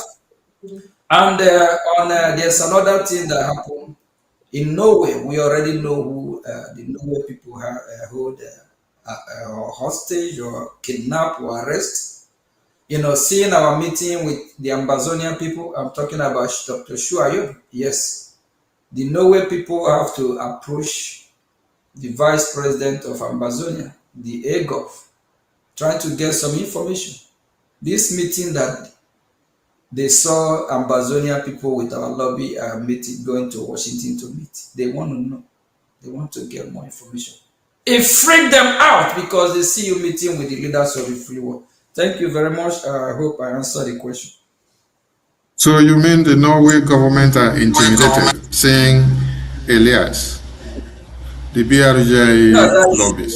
Seeing Elias taking the Amazonia, to Washington, yeah, they call because it's not public, but it's something that I think if it is public, it's not a problem. They call. Try to find out what meeting, what are they discussing? Yes, remember you are dealing with the leader of this world. After God in heaven, Jesus Christ, the angel, last time I called the angel, the Senate, and the leader of the Senate is a speaker of the Senate, or leader of the Senate is our Lord Jesus Christ. Yes. After them, it's America. I don't know which other country you're going to say that are leading this world now. Yes, thank you very much. That is quite interesting to hear, and thank you so much for that intriguing point. And we are moved by what you say to play this very video before I take the next question. Wrote, on the other side, Biafra-linked groups are also lobbying Washington, calling for sanctions, recognition, and even future military and oil deals. I mean, how seriously are these groups being taken in U.S. policy circles? Well, serious enough that you've got people like Ted Cruz, who is Foreign Relations Committee. He's a big supporter of the Biafra military and oil deals. I mean, how seriously are these groups being taken in U.S. policy circles? Well, serious enough that you've got people like Ted Cruz, who is the Senate Foreign Relations Committee. He's a big supporter of the Biafra government in exile. He's a big supporter, actually, of the Somaliland region in East Africa. And Mike Pompeo, who was the former Secretary of State, and that was under Trump's first term. And Pompeo is a very devout evangelical Christian, and so is Cruz, and they're combining the two things. Where they're talking about the rights of the people of Southeast Nigeria, and also this issue again of protecting Christians. So yeah, they've got a lot of sway within the Republican Party, and a lot of this stuff, Charles, is about sentiment as much as anything else. It's often free from, shall we say, established facts and evidence.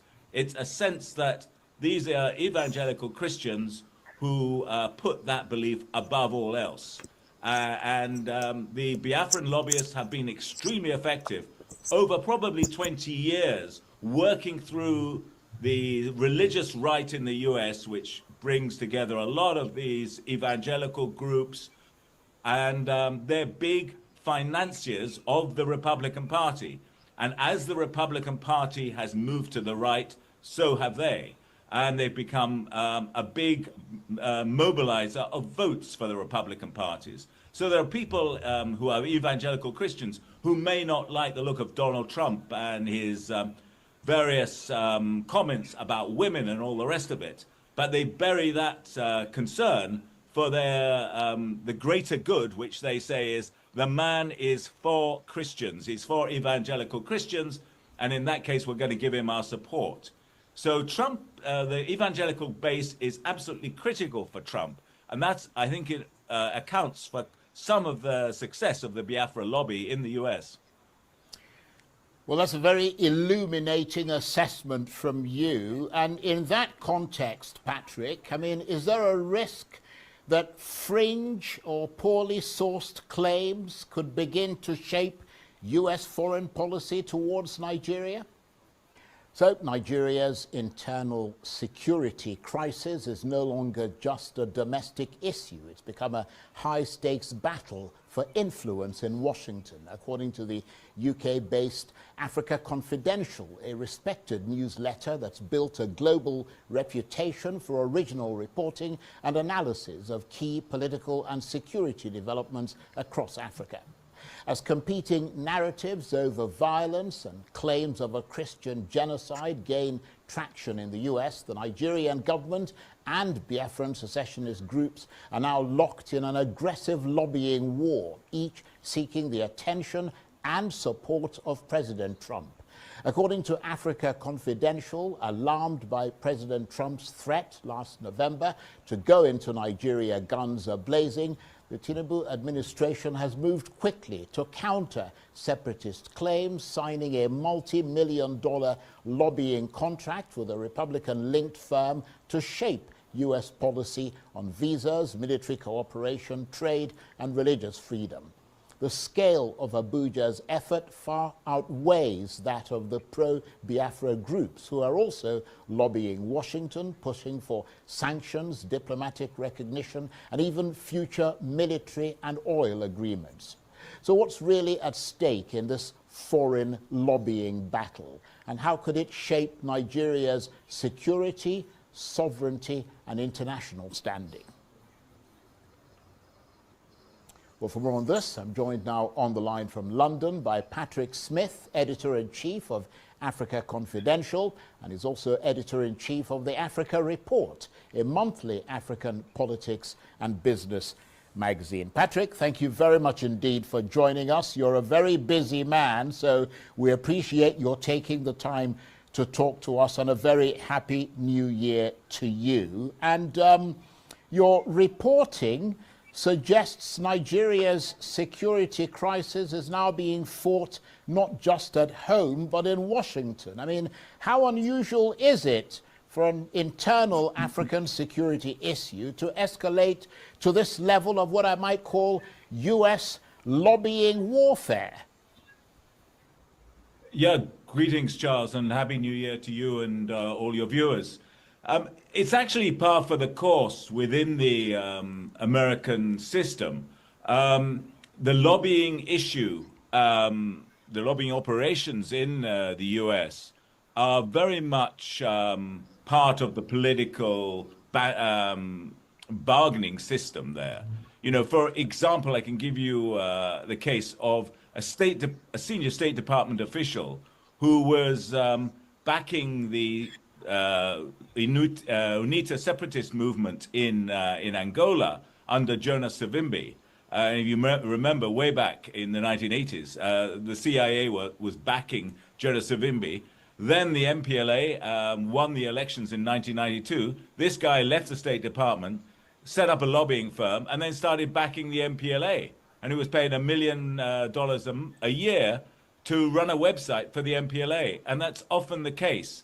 And I think the problem with this lobbying business is it's a sort of privatization of diplomacy.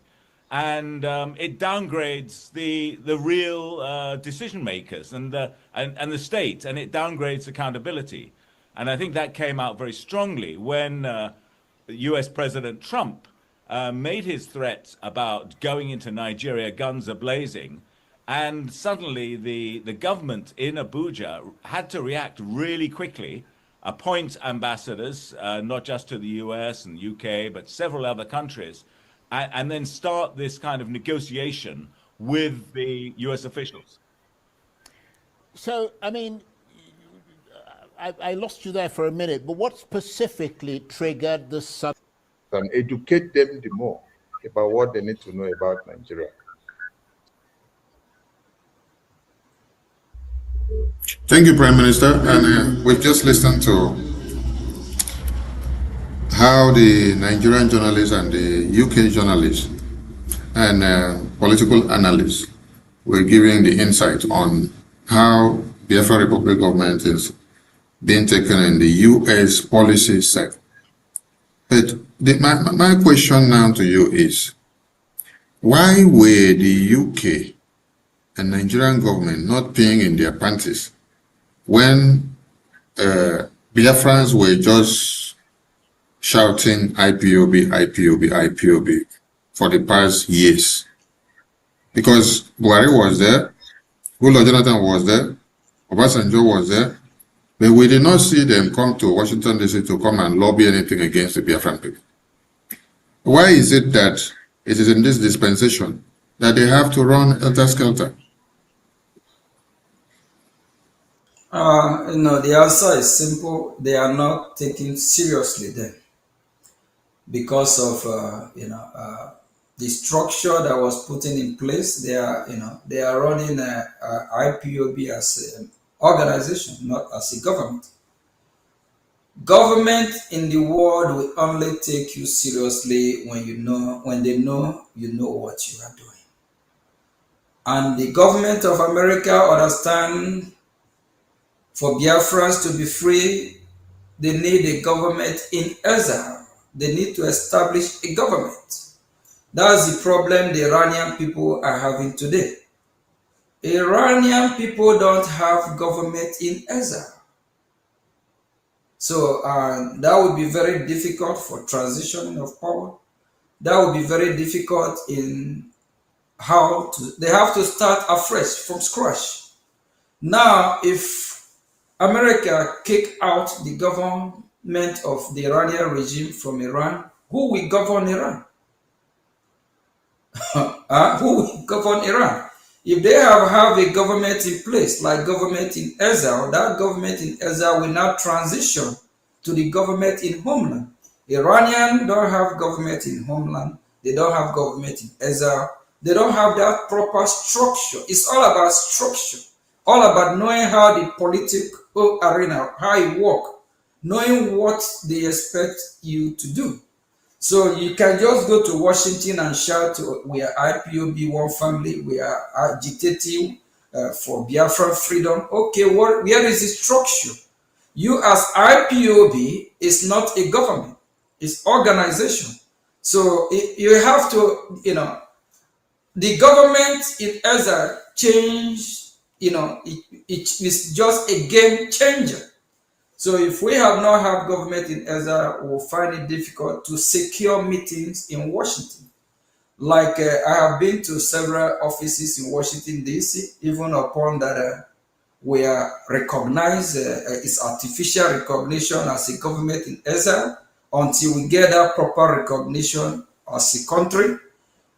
They still address me as a prime minister. Why? They still address me.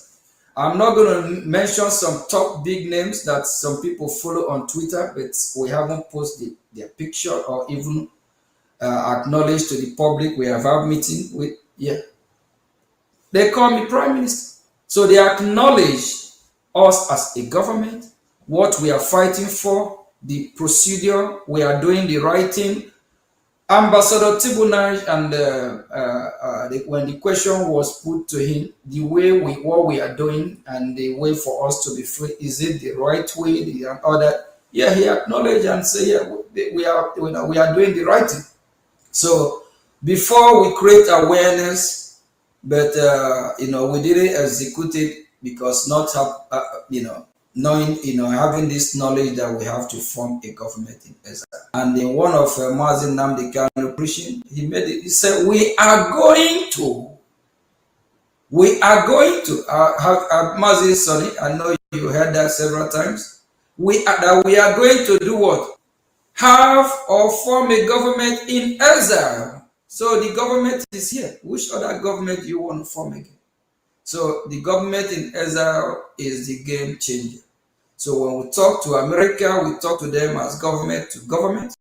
It's true we are not yet recognized as a country, Biafra, as a republic, as a country, but America recognized Biafra Republic government in exile and is also accepted by the State Department. There's a lot going on that they are working with us on. So that is just a game changer. And the British government, they are aware of it. If you watch the Arise TV station, is owned by a Nigerian. Then the other one from the British. How come the Arise and British collaborate on this interview? It's very important for them to know what is happening. The British government want to know. They are diving in every day, trying to get more information from Washington.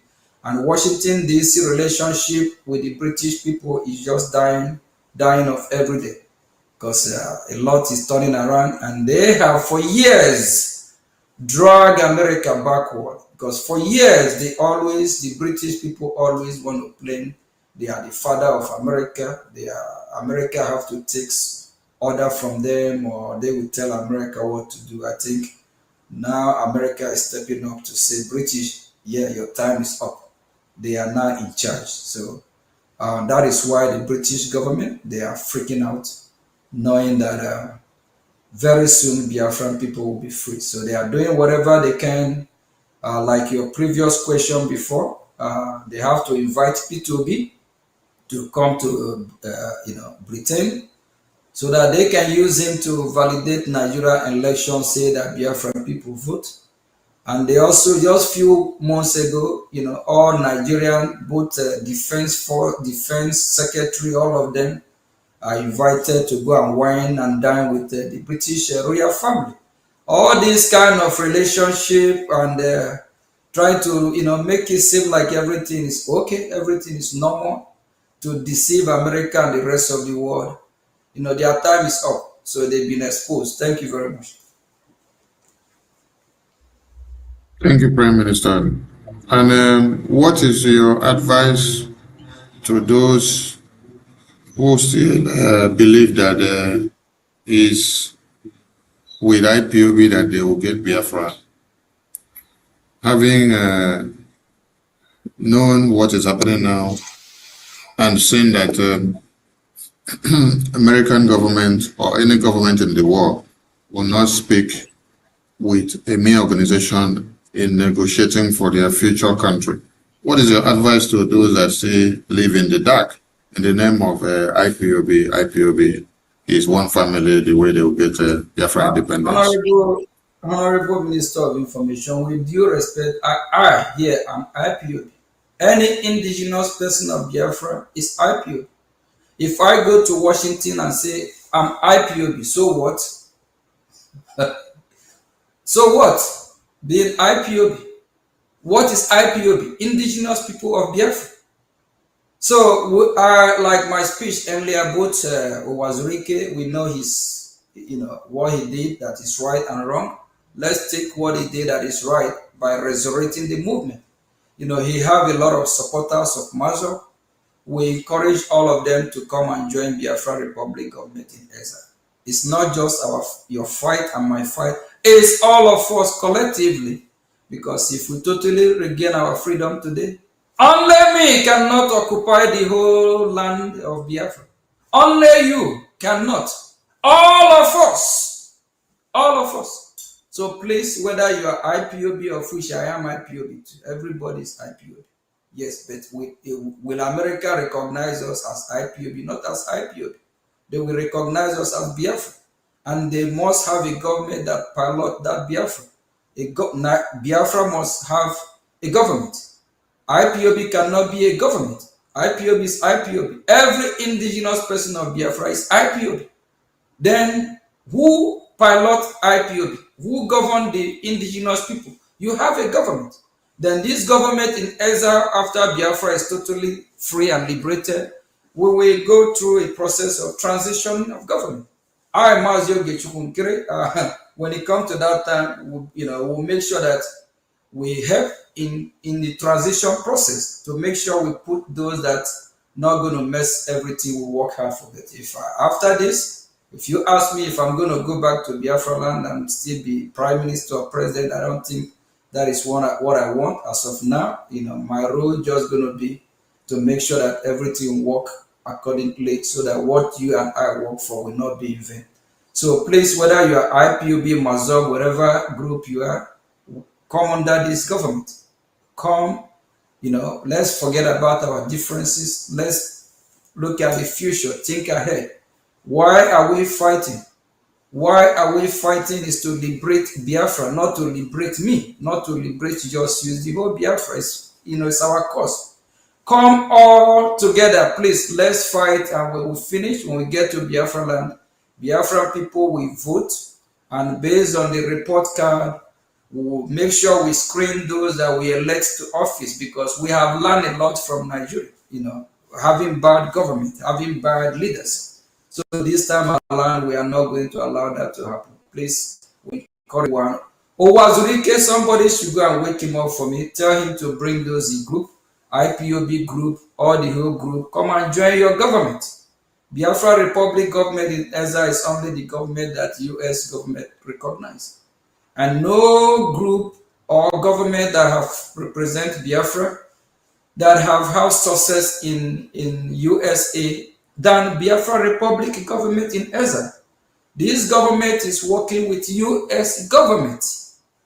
So this is the only government, the entity that they recognize. Thank you very much.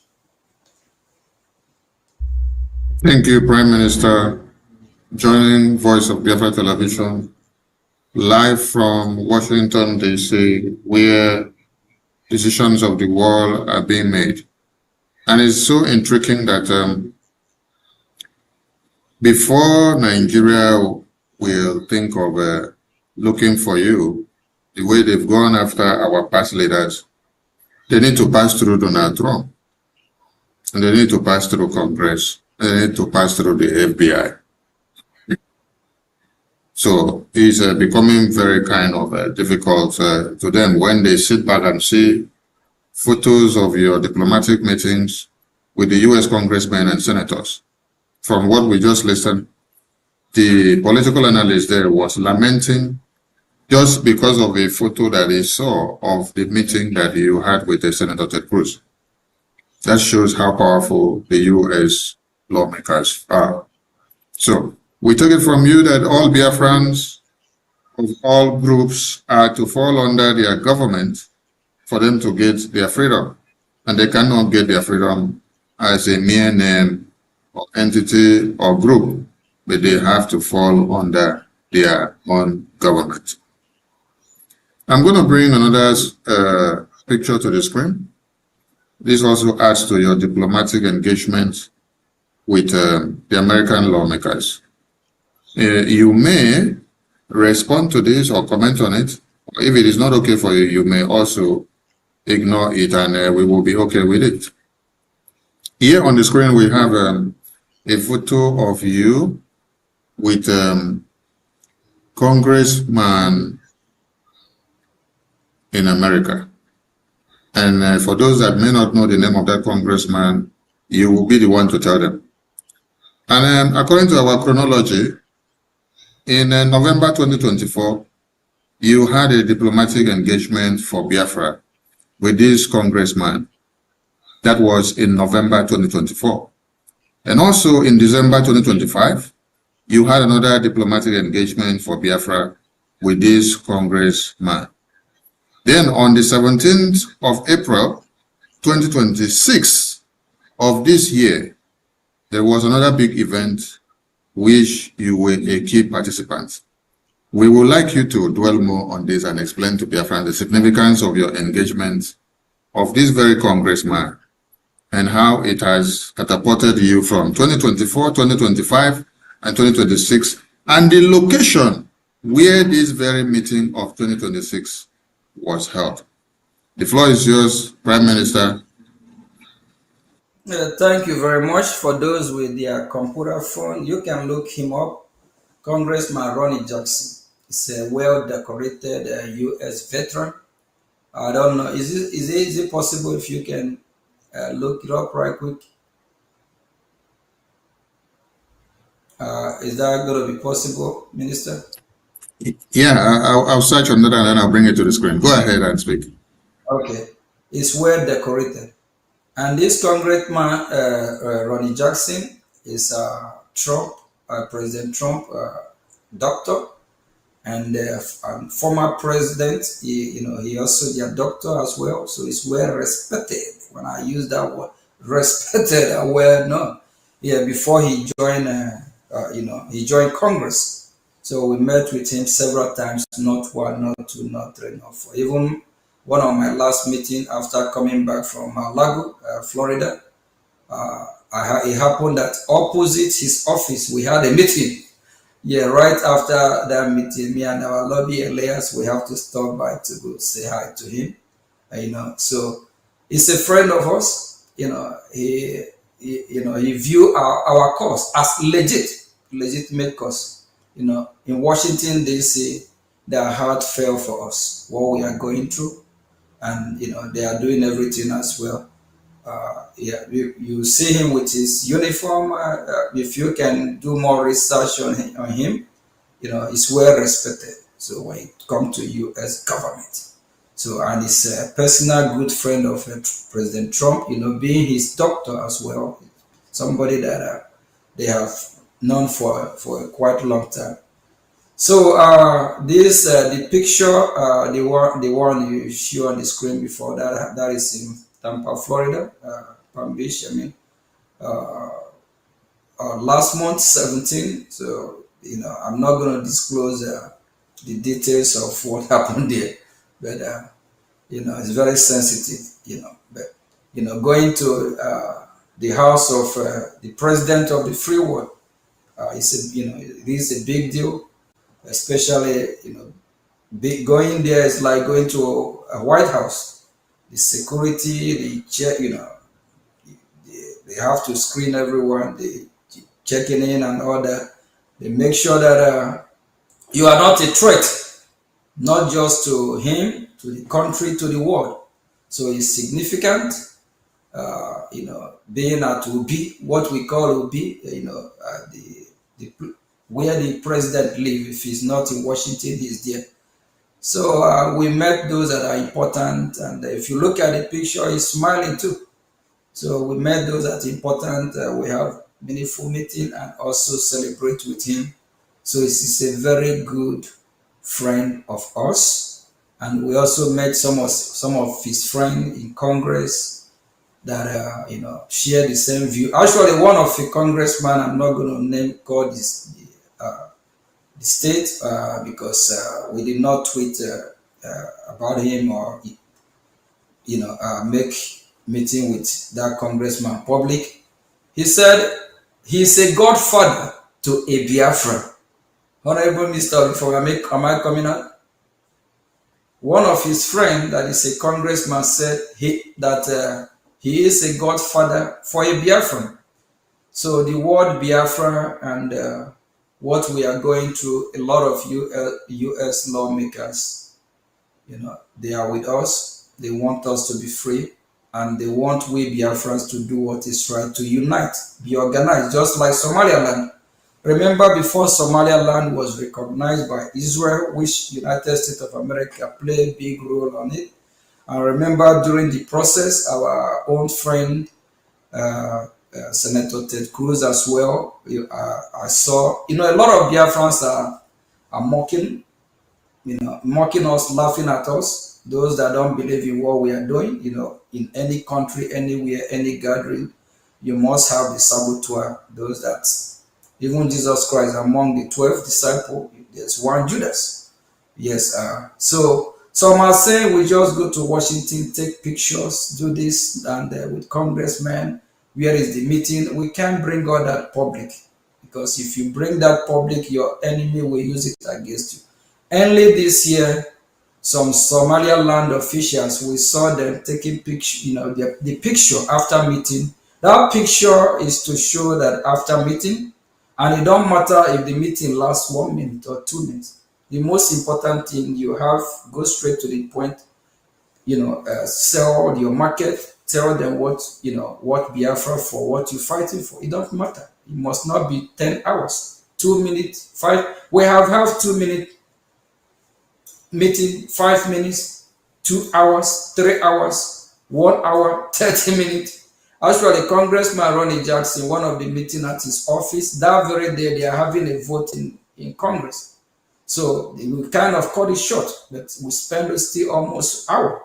While we were there, he was looking at the screen because they still display when the vote is going on. And from Congress, his party keep calling him, he has to come and vote, he has to come and vote.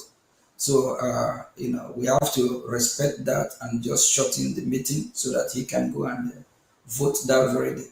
So, we have a lot of sources. And after meeting, you take picture. It shows that you have meeting with that official. And January this year, we saw delegates of Somalia having meeting with Senator Ted Cruz. They tweet the picture the same way we tweet our own picture. Yeah, I came across a tweet when somebody saying not taking picture, and this person used to be with us. It's not taking picture. We need to be sitting one-on-one. Do you know how many hours combined we have sat with Congressman Ronnie Jackson, Senator Ted Cruz? I have preached more than 2, 3, 4 hours combined all the meetings together.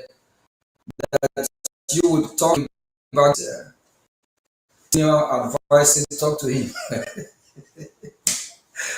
After say follow up. So we are blessed that we are doing the right thing, and we are getting it right.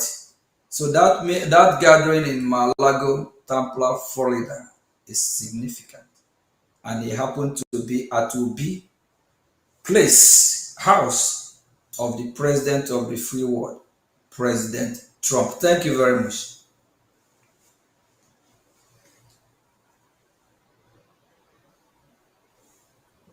That is quite interesting, and thank you for that input.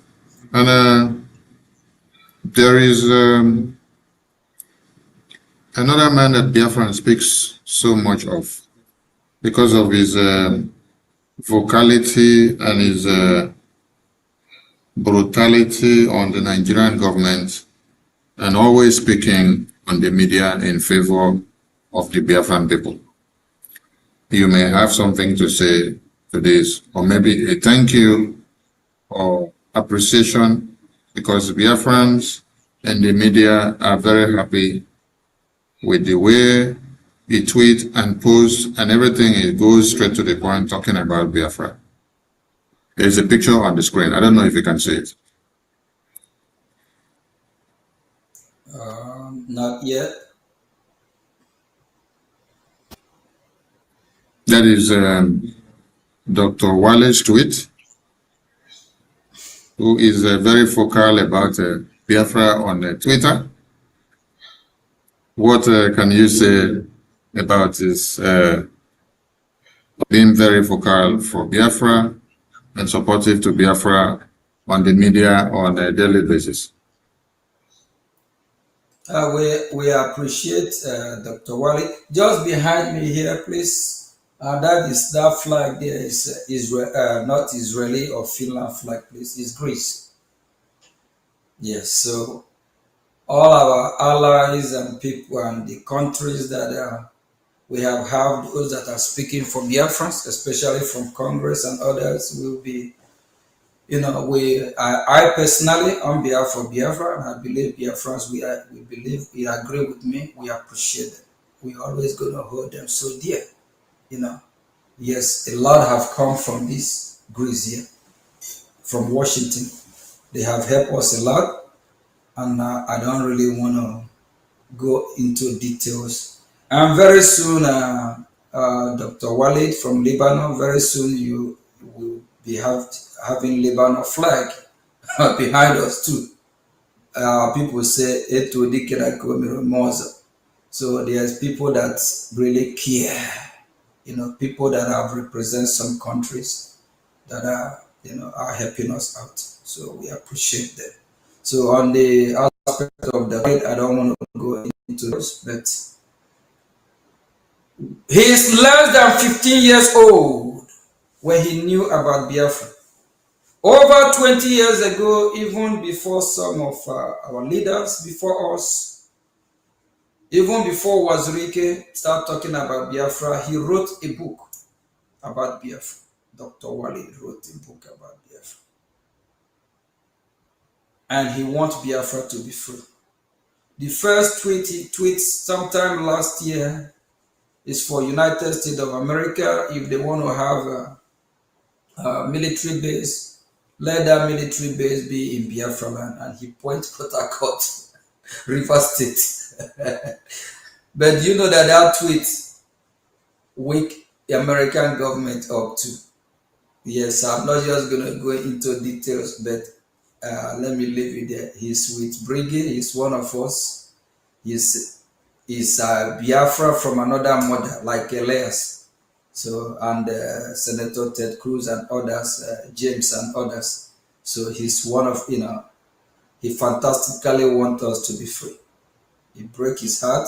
And some don't really know before he left Lebanon, to the West, is to advocate, to awaken the West about the jihadism, because what they suffer in Lebanon in the hand of these jihadists, these terrorists, is something that it wake a lot of Lebanese up.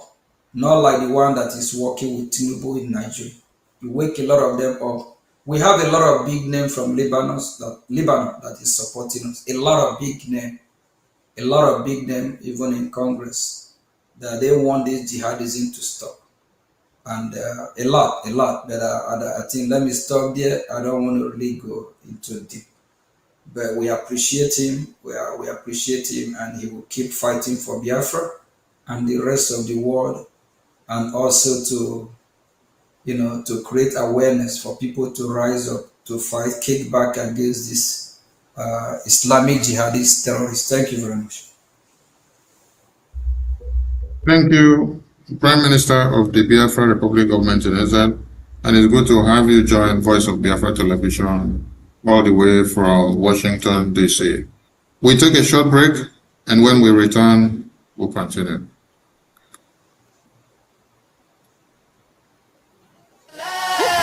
From the east to the world, hear the truth unfold. No other station does it better. Truth be told, real stories, real power, real Biafran soul.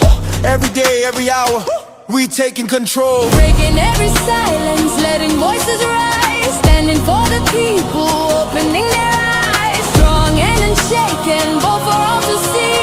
Broadcasting the future. Voice of Biafra TV. There is only one Biafra network. Voice of Biafra TV. The first, the best, and the last. Voice of Biafra TV. Yeah, what?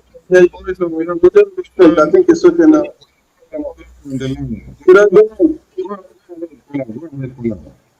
Okay, thank you so much. My question is, now should we wait until when the US recognize us before we can speak to all those countries that recognized us the first time we declared Biafra? That's my question, please, sir. Thank you very much. You hang up the call so that the Prime Minister will answer and you listen from your device. Thank you. Okay, thank you. Go ahead. Okay. Yeah, you say if we will wait until US recognize us first before the countries that recognize us before. Why this genocide is going on? The country that recognized us before, how many of them that have spoken up about how people in a Yamufu be chased out of their land? How many of them have spoken up about the massacre happening in Biafra land? How many of them? I don't know, the last time I checked, none of them. And remember that even if the country that have recognized us before recognize you now, it's still not and void without America. So you have to understand that once America recognize you, especially now that they are leading, they are on board, the rest will follow. Once America recognizes us, the rest will follow. But any other country that want to recognize us now can go ahead. But the point of the matter is that without fly, but I believe that most countries are following the leadership of America. So we are not waiting. But anytime we have approached a lot of countries, so it's not something we made public, but we are, hopefully they will, and some of them sympathize with us. They still remember, the past promise, and both those countries that have not recognized us before, we do approach them as well. So when they recognize us, they recognize us. If they refuse to recognize us, there's nothing we can do. But the best bet we have now is United States of America and State of Israel. So America is already in the lead. That's why they are only the country that have bombed Nigeria how many times now? Among the whole country in the union called United Nations of Evil Organization. How many countries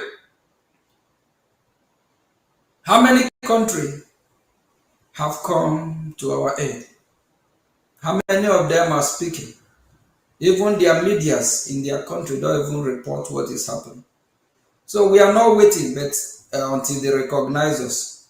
So we'll be doing what we are doing, but country that we are very close with now is United States of America. I'm proud to say that because I know, just like Speaker of the House, the first day I met, we met while he was proud of being America, the glory of America, outside America, the way they carry him, he was just doing, I say, wow.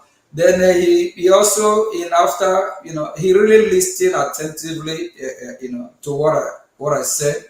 And what he told me is that when US lead, the rest of the world follow. So we believe with US leadership and they are on top of their game, the rest will follow and everything else will fall in place. And both the countries that recognized us before, they know our progress and they are watching. And once they get the green light, and there's something that I'm not going to make public, but these people, this country means a lot for us. They said they are waiting for signal, so I already know what they mean. So when the right time comes, so Biafra is here. When I keep saying Biafra is here, some think it's a joke. Biafra is here. PM of the Biafran people to follow up your answer to that question. Somaliland registered a lobbying presence in Washington, D.C. But we did not see presence of lobbying in Israel of Somaliland. But everybody sat down and then they saw something happening from Israel. Just like you said, where America leads, others follows. So America set the fire in the pipeline, while some other people will wait for instruction on what to do from behind the scene. You may add something to that if you really, to educate them on Somaliland and how things are going. Yeah, when Israel recognized Somaliland, America is by instruction of I believe it's in public. America instructed them. So America that recognized Somaliland, not until they go with the flow. So America recognized Somaliland. They use Israel to start the process. So we Biafrans are also waiting for signal. That signal, we Biafrans will decide. It's up to us if we want it. But right now, I don't want to blame any country for not recognizing us yet. We have to do more. Yes, and we don't want to be pointing fingers. All fingers are not equal. We have millionaires and billionaires. Even the fund, we are looking if foreign countries can come and assist us. We have it. We have millionaires and billionaires. Why are Biafrans not funding their freedom? Why are they not funding their freedom? They are waiting for America to come and recognize them and fund it. It's shameful. Please, Biafrans, we need to wake up and do what we're supposed to do. We have our allies lining up, waiting for us. This flag here, it haven't been here for some time. I don't think this is the first time we're having that flag behind me. It means a lot on what is going now. Very soon we have others that will be falling on in line. Please kindly, we need to wake up. When I was speaking earlier today, I said the reason why the world shouldn't blame us is because too many enemies. I named some super world power like Russia and the former Great Britain, Turkey, Ukraine and others. They fought against us. They all collude and fought against a tiny country of that is not up to this landmark of land size of California and Texas. I don't even know if the whole Biafra land is up to Texas. So it's heartbreaking. We are recovering from the shock, the trauma. So we need help. A lot of us, what they experienced during the war, just a few weeks ago at one of African restaurant, a Ghanaian owned, I went there to get something. And the Ghanaian man was telling me, look at my brother Biafra. This elderly Biafra, probably he's on his late 60s. You know, when he didn't even want to identify himself as Biafra. Then I confront him. So I talked to him like a child. So he was telling me, am I born during the war? Do I know what do I said, look at.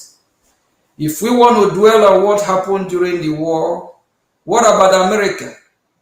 America fought 113 war, 9 major conflicts.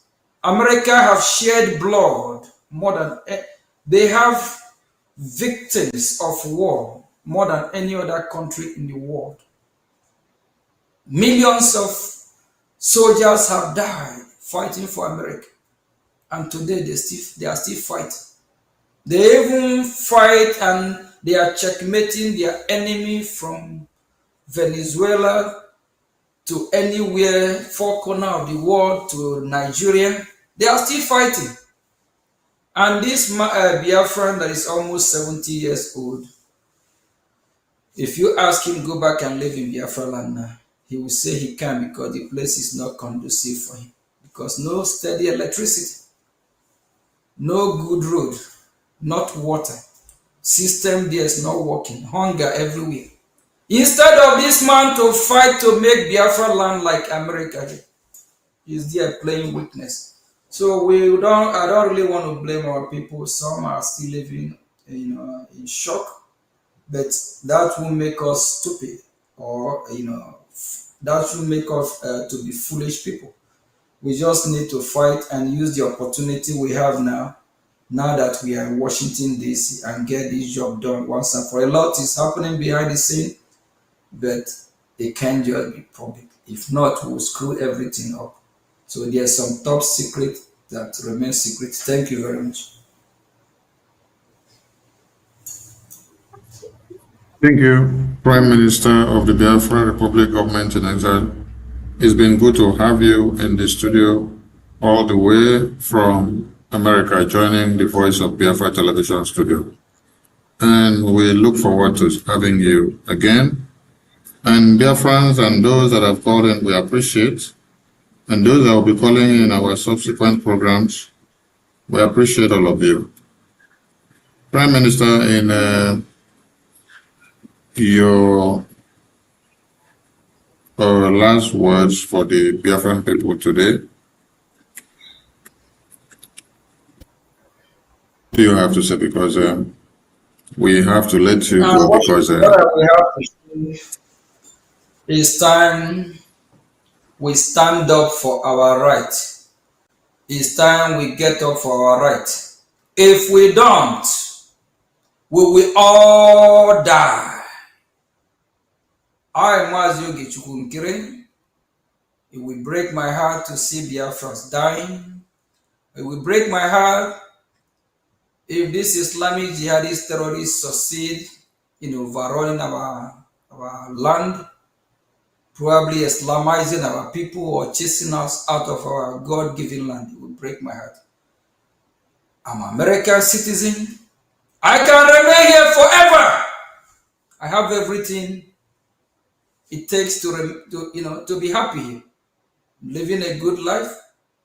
I have my own business established. I don't need anyone to sponsor me for anything. I work hard already and it's paying off. What I'm enjoying in America, that is what I want to bring back to Biafra. That is how I want Biafra to be. Where Biafran children will go to school, they will not be kidnapped like what happened a few days ago. Where Biafra, you will have 24/7 electricity, no up NEPA, you start clapping hands. Not where you will be suffering and smiling. We want a workable Biafra. Biafra that the security will be the best. Biafra that when you pick up your phone, call 911, 2-3 minutes, sometimes 30 seconds, police, ambulance, they are here asking you, how can they help you? You in Biafra land today, pick up your phone, call 911. 911 is not working. 311 is not working, 611 none work. Even the police department in your neighborhood, pick up the phone, call them, they will ask you, do you have car to come and pick them up? If they do have car, they will say they don't have fuel or gas. We want a Biafra, a workable one, where your children will graduate, they will be able to get a better job, where no terrorists will be terrorizing them. We want a Biafra middle of the night, you can be driving on the street without your high beam, you can see. Here with your high beam, police will give you tickets. Here, the streets, there's street light everywhere. You can see with your low beam. We want a Biafra, not going to be dusty. When you walk, before you walk 2-3 blocks, you use handkerchief to clean your face. Here, whether there is handkerchief, I don't even know. We want a Biafra where you will not be buying kiwi polish. That every block you walk, you will kiwi and polish your shoe because of dust. We want a better country. And if we don't fight, fund our freedom, we're going nowhere. Our dream will be shattered. And if we don't chase out the terrorists with their sponsors, hope holders, or demur these people out of Biafra land, we will not get our freedom. And we must revolt. There must be a revolution. We must kick against the terrorist government. We must overturn the table for Biafran government to lead so that Biafra government can take care of all the promises, everything we all collectively have agreed and dream. Before we agree, we dream and we believe that is our portion. To have a better country, a workable one, a country without no terrorists, a country that we can go to Olympic, compete, present Biafra flag, present ourselves as Biafra, be among the union of nations. We can bring positivity. That's the Biafra we want. We want Biafra that whenever you have your passport traveling, they're not going to scrutinize you, vet you like you're a criminal going just because you want to go do business in another man's land. Just pick up Nigerian passport now. Go to any airport before you exit. See the way the immigration will make caricature of you. They will allow other countries, both Ghana, even Cameroon, they will allow them walk past before you. Then when they get to your turn, they will say, they will look at you. That reminds me when I went to Finland 2020. Is it the last one or 2023 or the one for 2024? One of them, there's these two Nigerian guys with their passport. They ask them, raise this child, do this. These people spend almost how many minutes? 20 or 30 minutes. Why the checkpoint there from this immigration is something you're supposed to spend less than 2 minutes because the line is massive. But because they hold Nigerian passport, because Nigeria worldwide, they know that Nigeria is a breed criminals, and a lot of Nigerian products are criminals because we need to, that's why we are fighting to get the hell out of that disgraced country. I have, with my US passport, it took less than a minute. Where are you going, sir? I say, I'm going to Finland, Helsinki. For what? For Biafra convention. What is, they said, what I'm trying to remember the last word, what they said. That's it. Less than 1 minute. That is what we are fighting for. If we want to actualize this dream and the objective, what we already agreed to be free, fund your freedom. If you don't fund your freedom, they will kill all of us. Maybe before they get to kill me, if I come back there, if I don't come there, I will be safe here. I'm telling the Biafrans. Then if I don't come back, they will not. Then you that live in Biafra land, you allow the terrorists to kill you, to overrun you. Now that we are telling you, fund your freedom, you are not listening. Oh, you are the one they will come after. Not me in America. You that live in Biafra land, and all the enablers, Hopos Odimma, Soludo, all of them. We need to chase them out of our land. We need to deal with them. We have our defense forces. We have our security that can get the job done. They just need to be funded. If you nefisi waka washing me, don't wake up. Fulani will come to your house, chase you from that your mansion. And for those that have little huts, it's easy for them to burn it while you are sleeping. Especially the poor people are more, they are the victim of all this. The rich people, some of them have security. They can easily, flee out of just disappear somewhere. Please, if you're rich, we know you can disappear. Your private plane is warming up. You can easily get away. Please remember your family. Help them at least before you leave. Thank you very much. Fund your freedom. Fund, support what we are doing. Owazurike, wake up from your sleep. Bring Mazor, everybody, IPOB, all of you, all the whole groups. Come under your government. Biafra Republic government in exile. We don't have two, it's only one. It's only one Odogu. Brgie. If it is not Brgie, it can never be Brgie. If it is not Brgie, it can never be Brgie. There is nothing like the Brgie.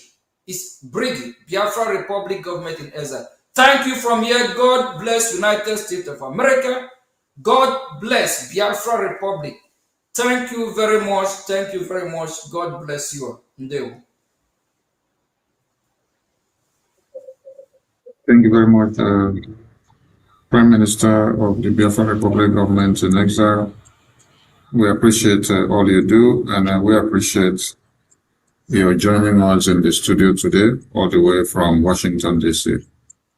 So, to the Biafran people and to our viewers, it's been a very good evening. Do have a date with us again.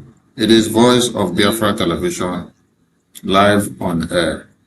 The voice of truth, the voice of freedom, the voice of justice, and the voice of the people.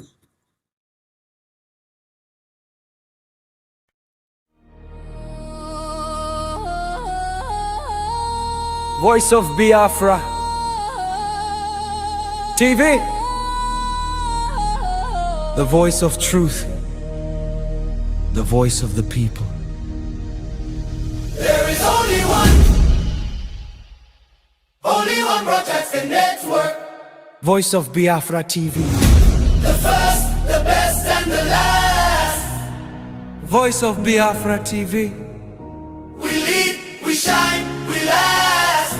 The first, the best, and the last. From the east to the world, hear the truth unfold. No other station does it better. Truth be told, real stories, real power, real Biafran soul.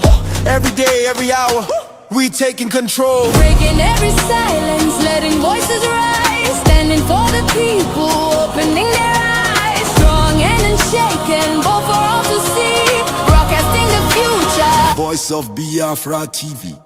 There is only one broadcasting network. Voice of Biafra TV. The first, the best, and the last. Voice of Biafra TV. First to speak, best to watch, last to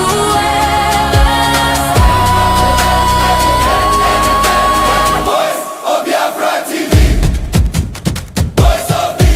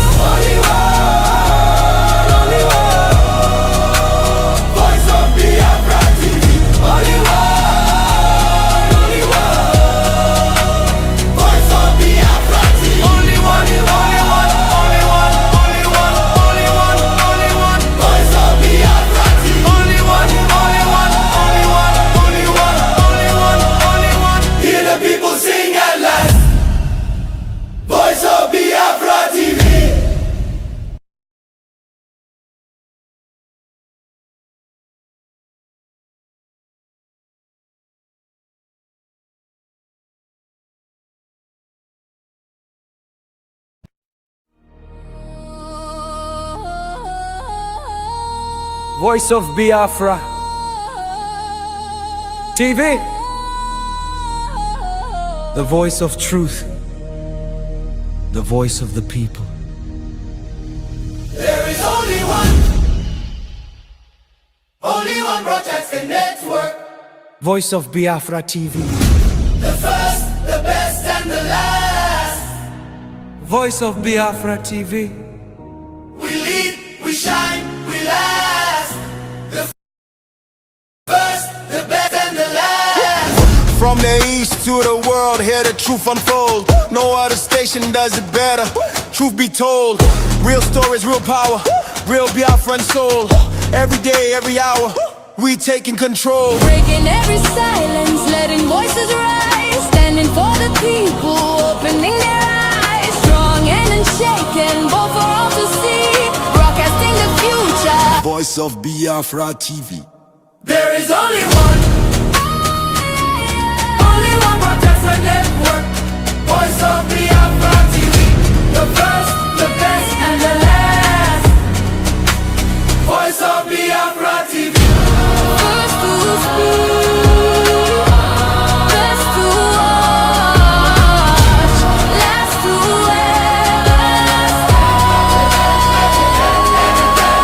Voice of Biafra TV. Voice of Biafra TV. Holy war, holy war. Voice of Biafra TV.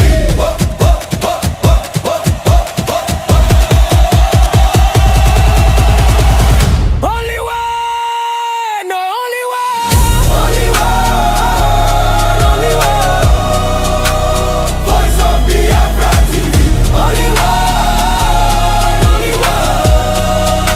Voice of Biafra TV. Only one. Voice of Biafra TV. Only one. Hear the people sing at last. Voice of Biafra TV.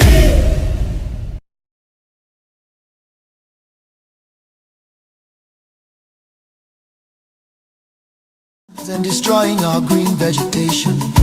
If we sleep and let the takeover succeed, our Biafran blood will flow like stream of water. Terror and fear will take over where children used to play.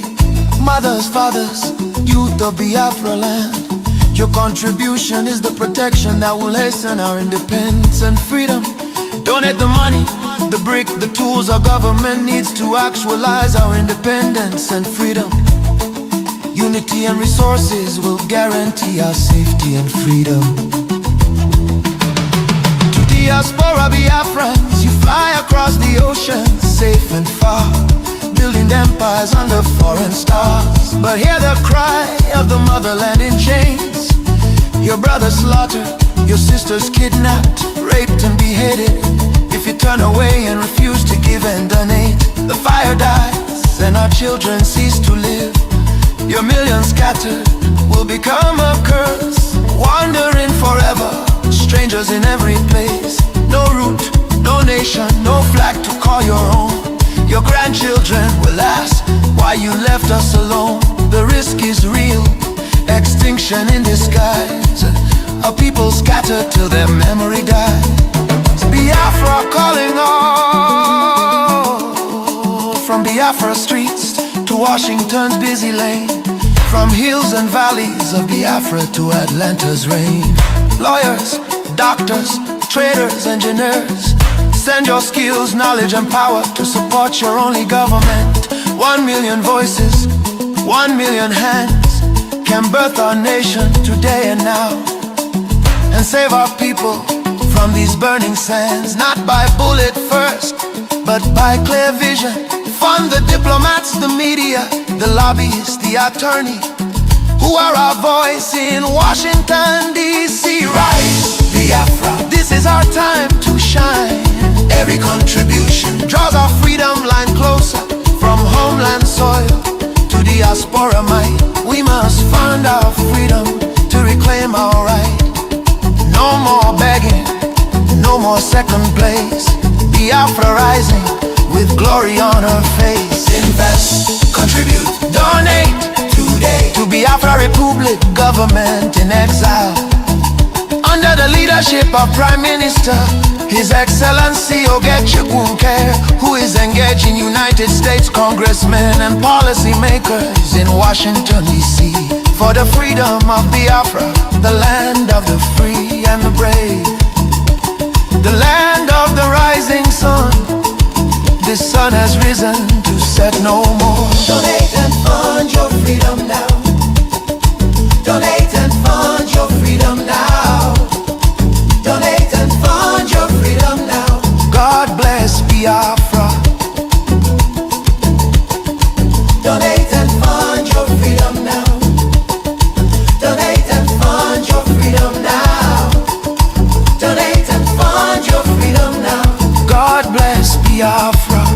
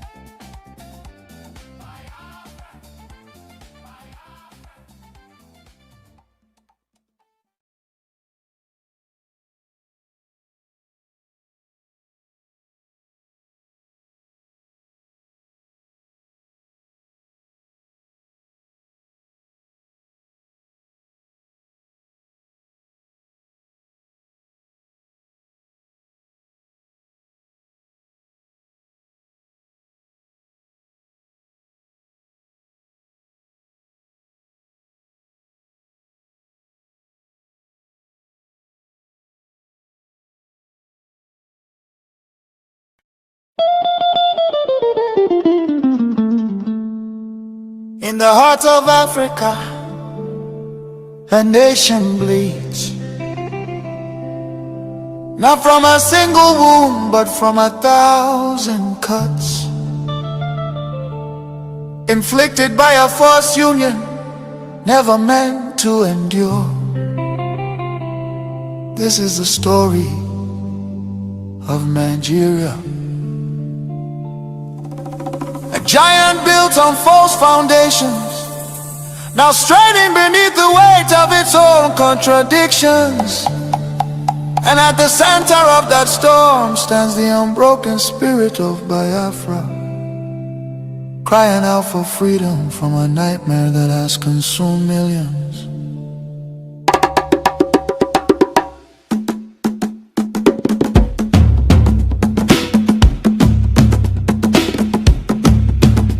It began with the rivers of blood in 1966. Thousands of Biafran men, women and children, professionals, traders, students and families who had built lives across the Federation became targets in the northern city, fueled by ethnic hatred and religious hostility. Mobs descended upon innocent civilians. They were slaughtered in their homes, in crowded markets, and aboard trains carrying desperate families back to the east. Streets were littered with bodies, rivers choked with corpses.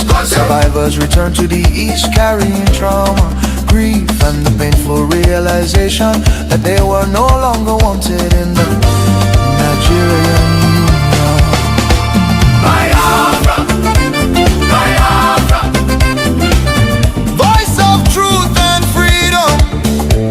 Biafra, Biafra, the rising sun will rise again.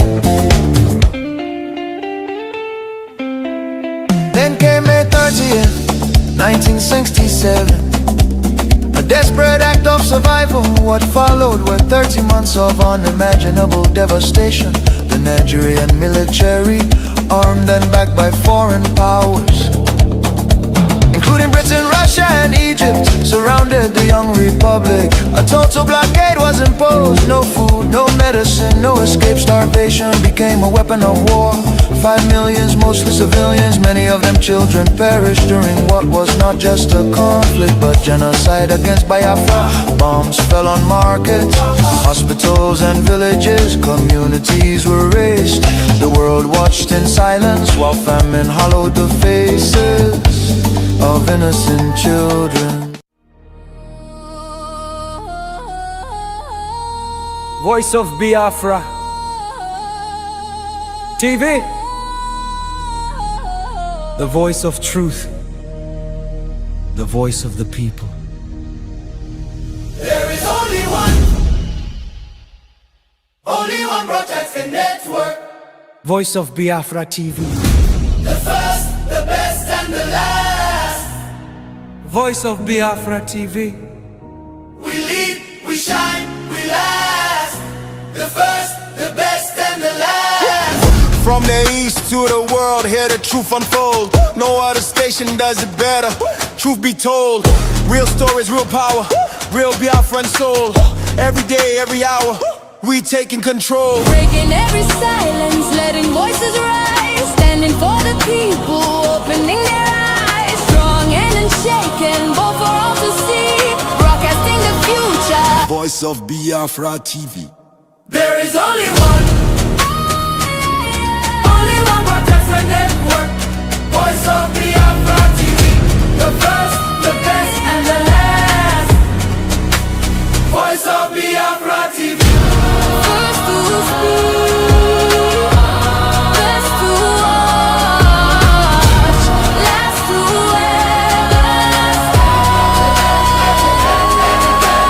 Voice of Biafra TV. Voice of Biafra TV. Voice of Biafra TV.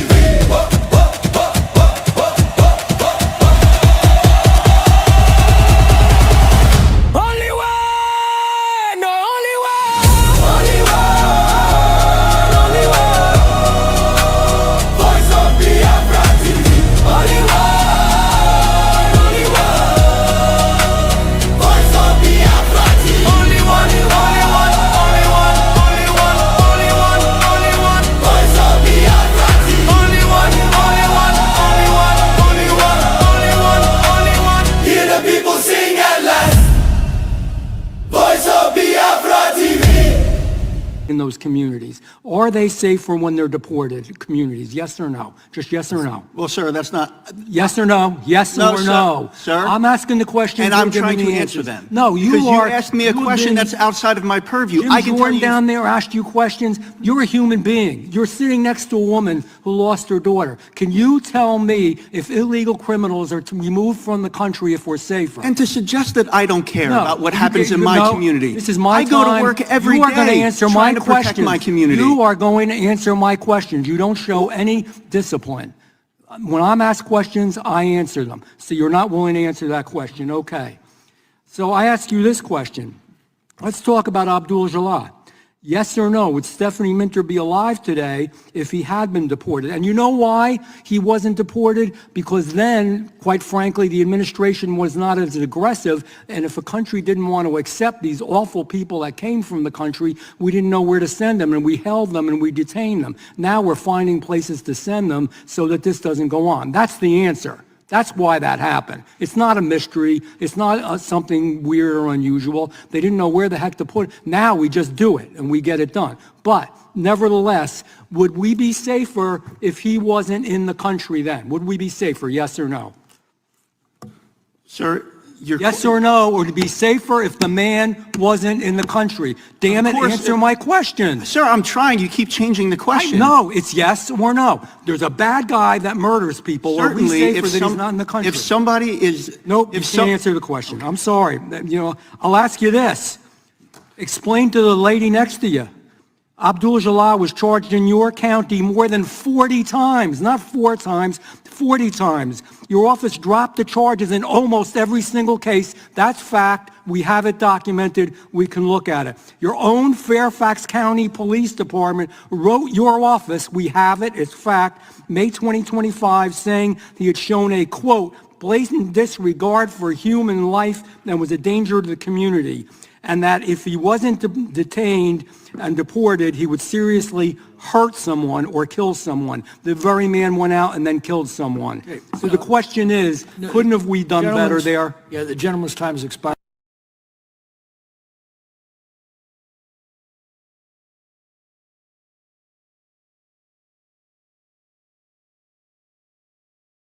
But then when you hear about an Islamic genocide of Christians in Nigeria, I don't know, I think any person with a beating heart and a well-formed conscience says, well, hold on, we have to do something here. We can't just totally look away from this. So how should we be thinking of America's role in these conflicts? Look, Michael, we're a Christian nation. We are 100%, we are a Christian nation. And I think we have an obligation to do something here. These are our brothers and sisters in Christ that are suffering for the profession of their faith in our Lord and Savior, Jesus Christ. We have to do something on this. And look, the president has designated them a country of particular concern, which opens up a bunch of levers in terms of sanctions and visa restrictions and all these things we can do. He did send the terrorists a Christmas gift last year, 12 Tomahawk cruise missiles.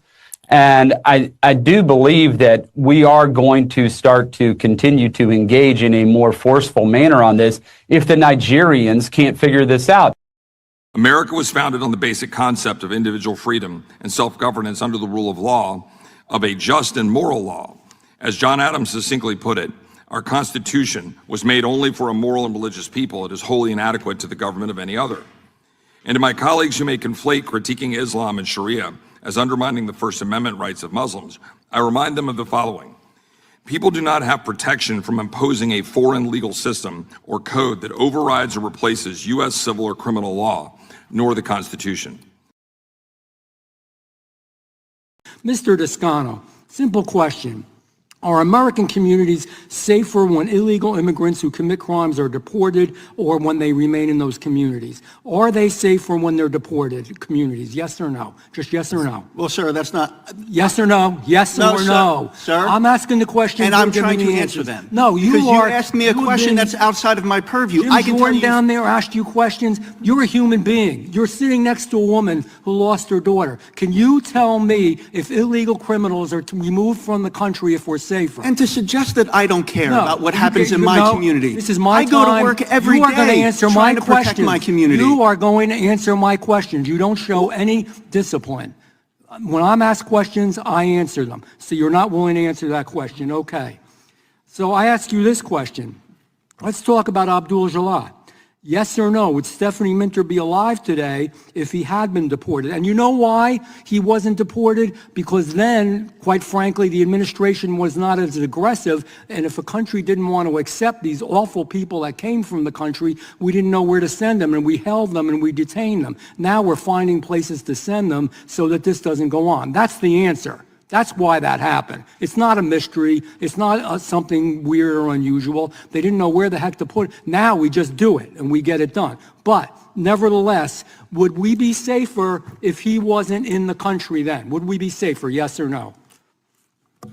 Sir, yes or no, or to be safer if the man wasn't in the country? Damn it, answer my question. Sir, I'm trying. You keep changing the question. No, it's yes or no. There's a bad guy that murders people. Are we safer that he's not in the country? If somebody is... Nope, you can't answer the question. I'm sorry. You know, I'll ask you this. Explain to the lady next to you.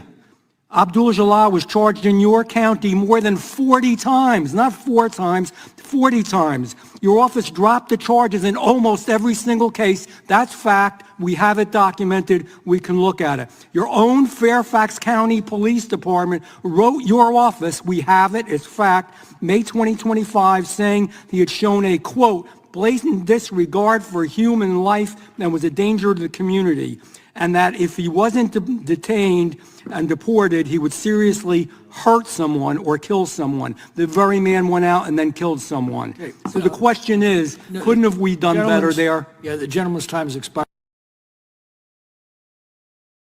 Do you know, too many times we've had a lot of Christian speakers here. We're a Christian nation. Why do we keep seeing demonstrations for Palestine in our nation? There's one today.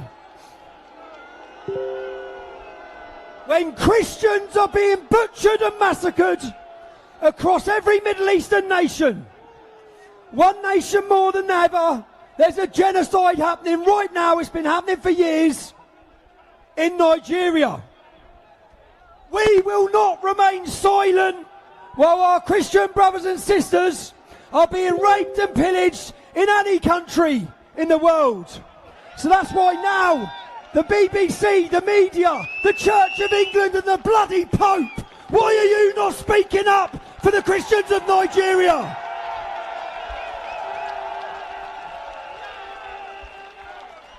Right now, we have a bishop who has flown in here to speak to the world about what's happening to his people. Bishop Juan from Bokaro in Nigeria. The platform is yours, sir.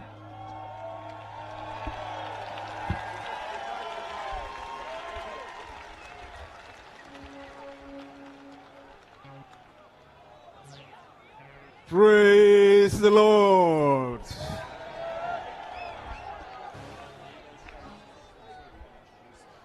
I am excited being in your midst this afternoon. And I want to thank God for the privilege given to me to come to speak to you. I want to thank my brother Lawrence for giving me the invitation to be here. And to thank all of you for the warm welcome that I have received since arriving here. My name is Joan Zumbes, and I'm the Anglican Bishop of Bukuru Diocese. The gospel came to us from England specifically. So I am at home, right now at home.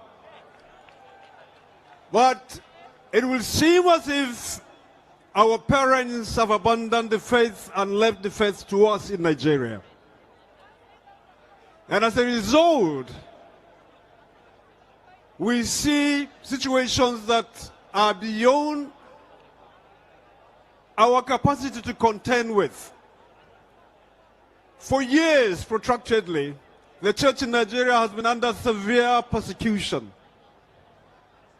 Christians in Nigeria are persecuted in different ways, different dimensions. Communities which are predominantly Christian communities are daily attacked.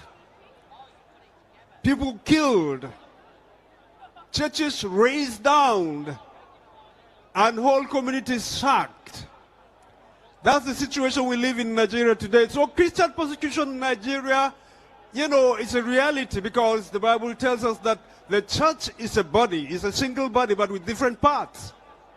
A part of your body in pain leaves the whole body in pain.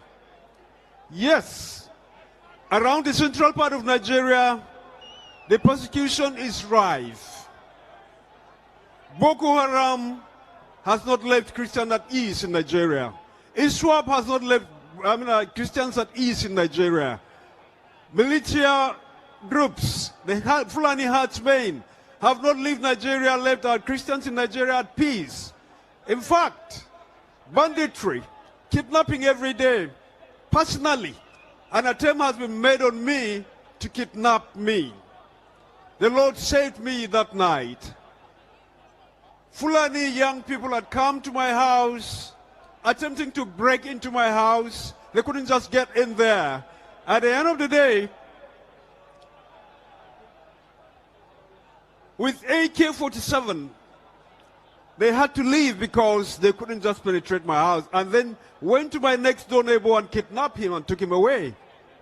Now, so there are brothers in the West, particularly those of you in England, the United Kingdom. If you do not stand with the race of the persecuted church, I want to assure you, friends, that what is happening to us is not static, it's migrating. The truth of the gospel has made you who you are today. You dare not abandon the gospel. You need the gospel. The gospel that has become part of your culture. It's ingrained in you. No one should come and rob you of that culture.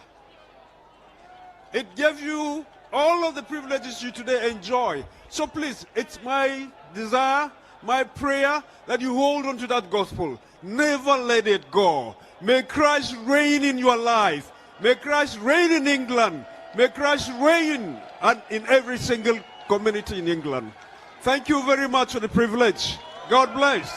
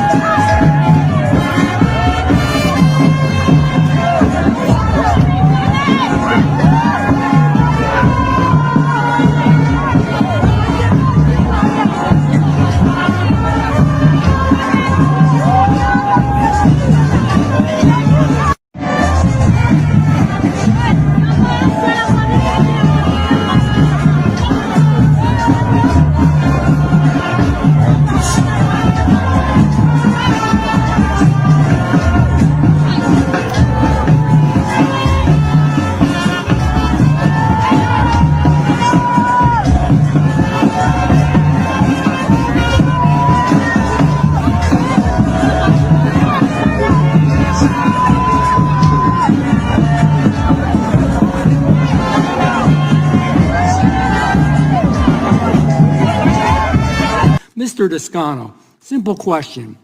Are American communities safer when illegal immigrants who commit crimes are deported or when they remain in those communities? Are they safer when they're deported communities? Yes or no? Just yes or no? Well, sir, that's not... Yes or no? Yes No, or no? sir. I'm asking the question. And I'm trying to answer them. No, you because are... you asked me a question that's outside of my purview. Jim I can tell Jordan you... down there asked you questions. You're a human being. You're sitting next to a woman who lost her daughter. Can you tell me if illegal criminals are to be removed from the country if we're safer?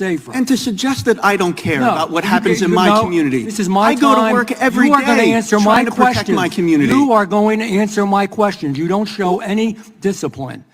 When I'm asked questions, I answer them. So you're not willing to answer that question. Okay. So I ask you this question. Let's talk about Abdul Jalal.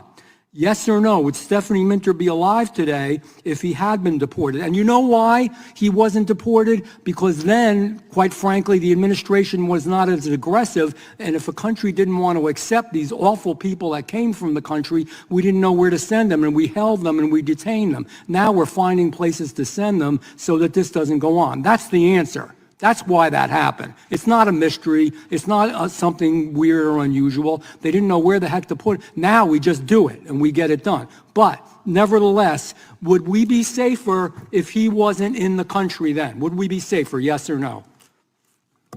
Sir, yes or no, or to be safer if the man wasn't in the country? Damn it, answer my question. Sir, I'm trying. You keep changing the question. No, it's yes or no. There's a bad guy that murders people. Certainly, are we safer if that he's not in the country? If somebody is... Nope, you can't answer the question. I'm sorry. You know, I'll ask you this.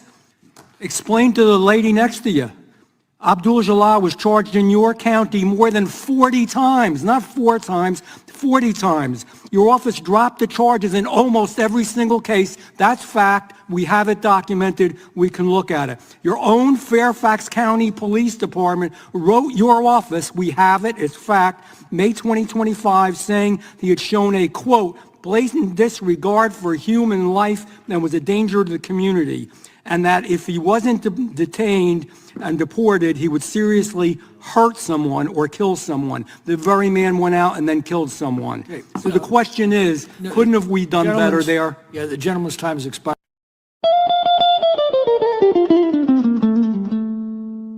In the heart of Africa, a nation bleeds. Not from a single wound, but from 1,000 cuts. Inflicted by a false union, never meant to endure. This is the story of Nigeria. A giant built on false foundations, now straining beneath the weight of its own contradictions. And at the center of that storm stands the unbroken spirit of Biafra, crying out for freedom from a nightmare that has consumed millions.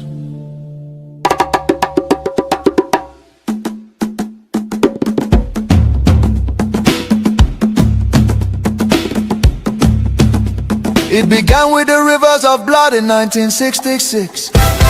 Thousands of Biafran men, women and children, professionals, traders, students and families who had built lives across the Federation became targets in the northern city, fueled by ethnic hatred and religious hostility. Mobs descended upon innocent civilians.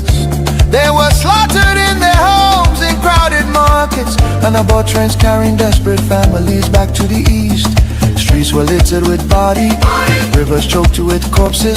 Survivors returned to the east carrying trauma, grief, and the painful realization that they were no longer wanted in the Nigerian Union.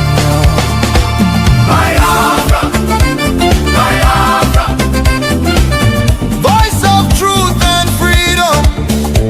Biafra, Biafra, the rising sun will rise again. Then came May 30th, 1967. A desperate act of survival. What followed were 30 months of unimaginable devastation. The Nigerian military, armed and backed by foreign powers, including Britain, Russia and Egypt, surrounded the young republic. A total blockade was imposed. No food, no medicine, no escape. Starvation became a weapon of war. 5 million, mostly civilians, many of them children, perished during what was not just a conflict but genocide against Biafra. Bombs fell on markets, hospitals and villages. Communities were razed. The world watched in silence while famine hollowed the faces of innocent children. Some nations spoke out, but many turned away. The war officially ended in paper in 1970 under the declaration, no victor, no vanquished. Yet for Biafrans, the suffering did not end. Their properties were confiscated, careers destroyed. Biafrans were given only 20 pounds regardless of how much they had. Entire families struggled to rebuild shattered lives. The promise of reintegration faded into disappointment.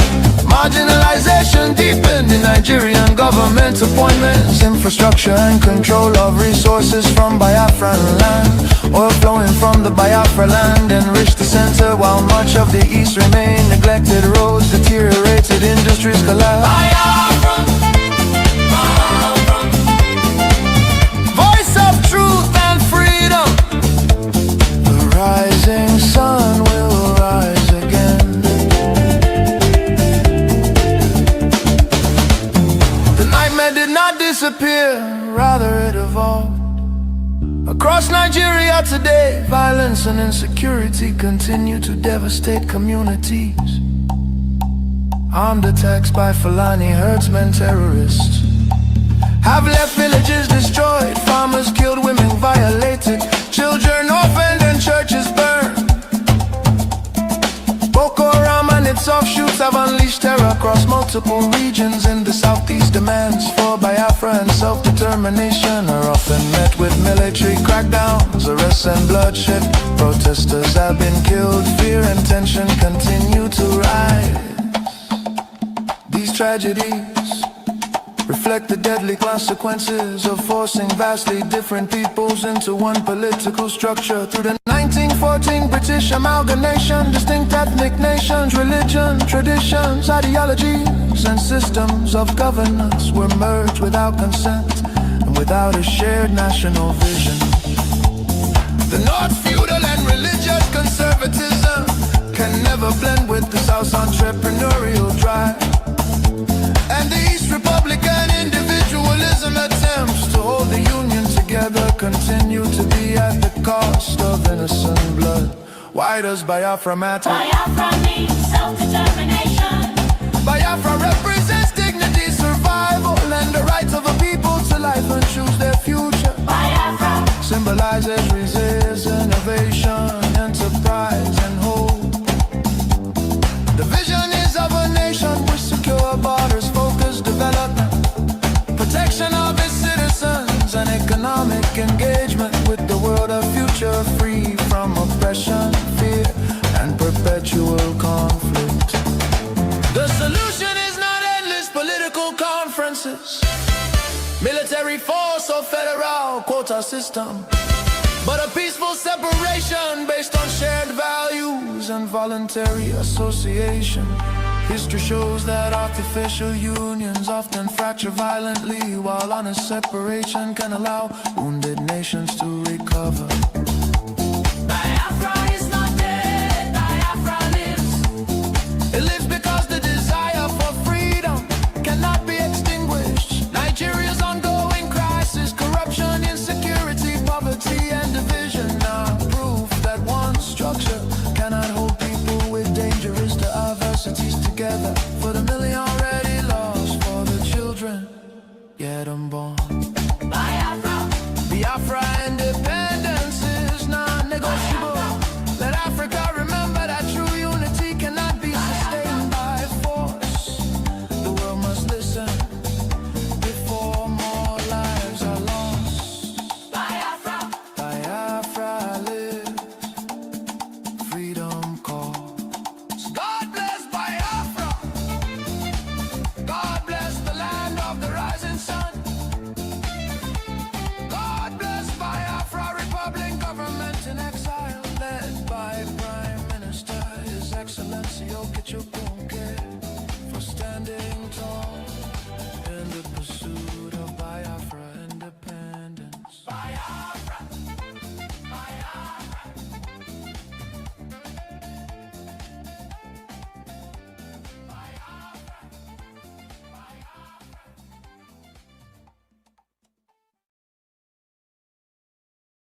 Are we live? Yes. Greetings to everyone, and you're welcome to Politics Insight on Voice of Biafra Television once again. And with us in the studio today, we have Michael Rubin. And I will leave the stage to the Prime Minister and Michael Rubin to do the finishing.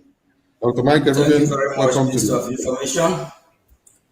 It is a great honor to be here today with Dr. Michael Rubin, one of the most respected think tank official and foreign policy leader in Washington, D.C., and a great friend of Biafra and Biafra Republic government in exile. He is more his impressive biography.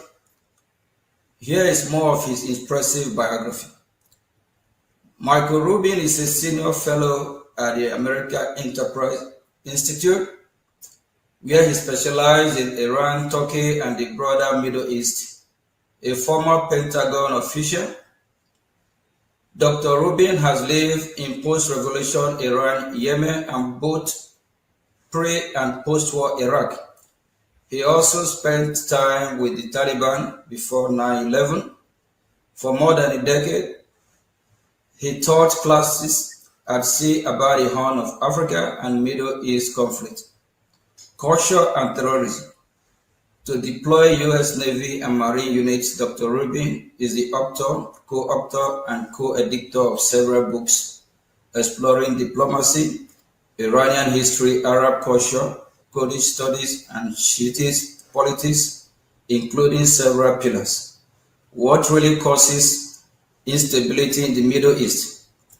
AEI, Press 2019, Kurdistan's Rising.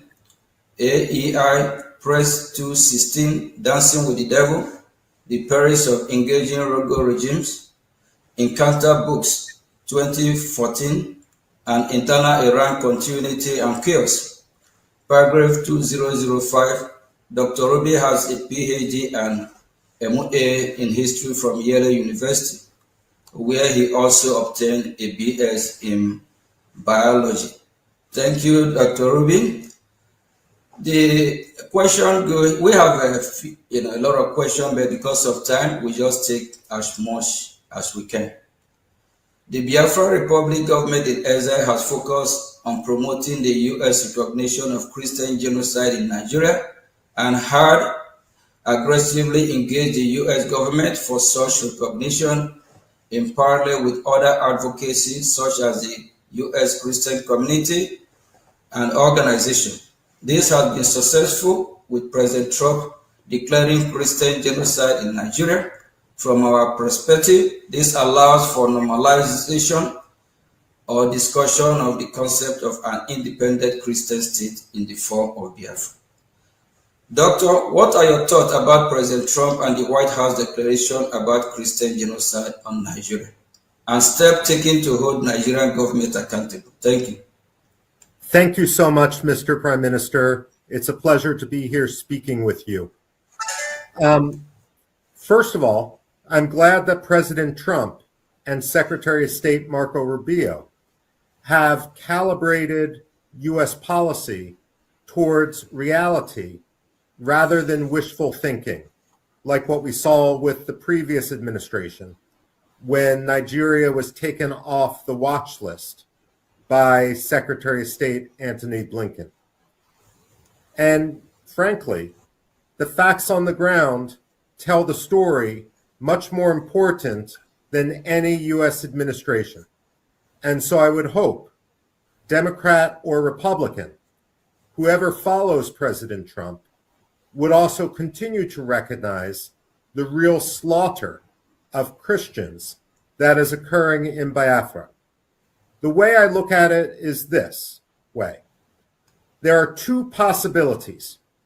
Number one, either the Nigerian government is directly and purposely slaughtering the Christians in Biafra. The second possibility is the Nigerian government is too weak to prevent the slaughter of Christians in Biafra. Either way, however, the fact remains that there is an ongoing genocide. If the Nigerian government is purposely and directly seeking genocide against Biafra, then the United States must recognize Biafra to help protect it. And if the Nigerian government is a failed state and too weak to prevent the actions of the Fulani militias, then the United States should stop recognizing the fiction of Nigeria and recognize the independence of Biafra. In reality, Nigeria is a colonial empire. It's an artificial state, and it's a failed state. The fact of the matter is, it's time to continue the full decolonization of Western Africa, and that means allowing Biafra, Ambazonia to be free. Thank you very much, Doctor. What are your thoughts on the interconnection between the Nigerian Christian persecution issue and how it ties in with Biafran aspiration? Well, look, Biafra didn't simply form a few years ago. It's not simply the product of a diaspora community meeting in Finland. The fact of the matter is Biafra has always existed, and we can go back to the 18th century, if not before, and we find evidence of Biafra and recognition of Biafra on European maps and elsewhere. But certainly, Biafra showed its desire back in 1967, and unfortunately, for cynical reasons relating to the Cold War, for cynical reasons relating to Nigeria and its economy, we have a situation in which Nigeria was quite literally allowed to get away with murder, allowed to get away with genocide. One of the problems that we see when we fail to recognize genocide when it occurs, when we fail to delegitimize the ideology that leads to that genocide, is it ensures a repetition of that genocide.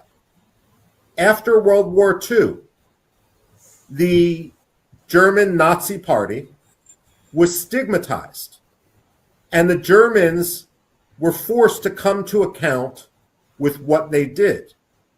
The problem we have in Nigeria is that too many countries have given Nigeria an excuse not to recognize its own responsibility for the first genocide in Biafra.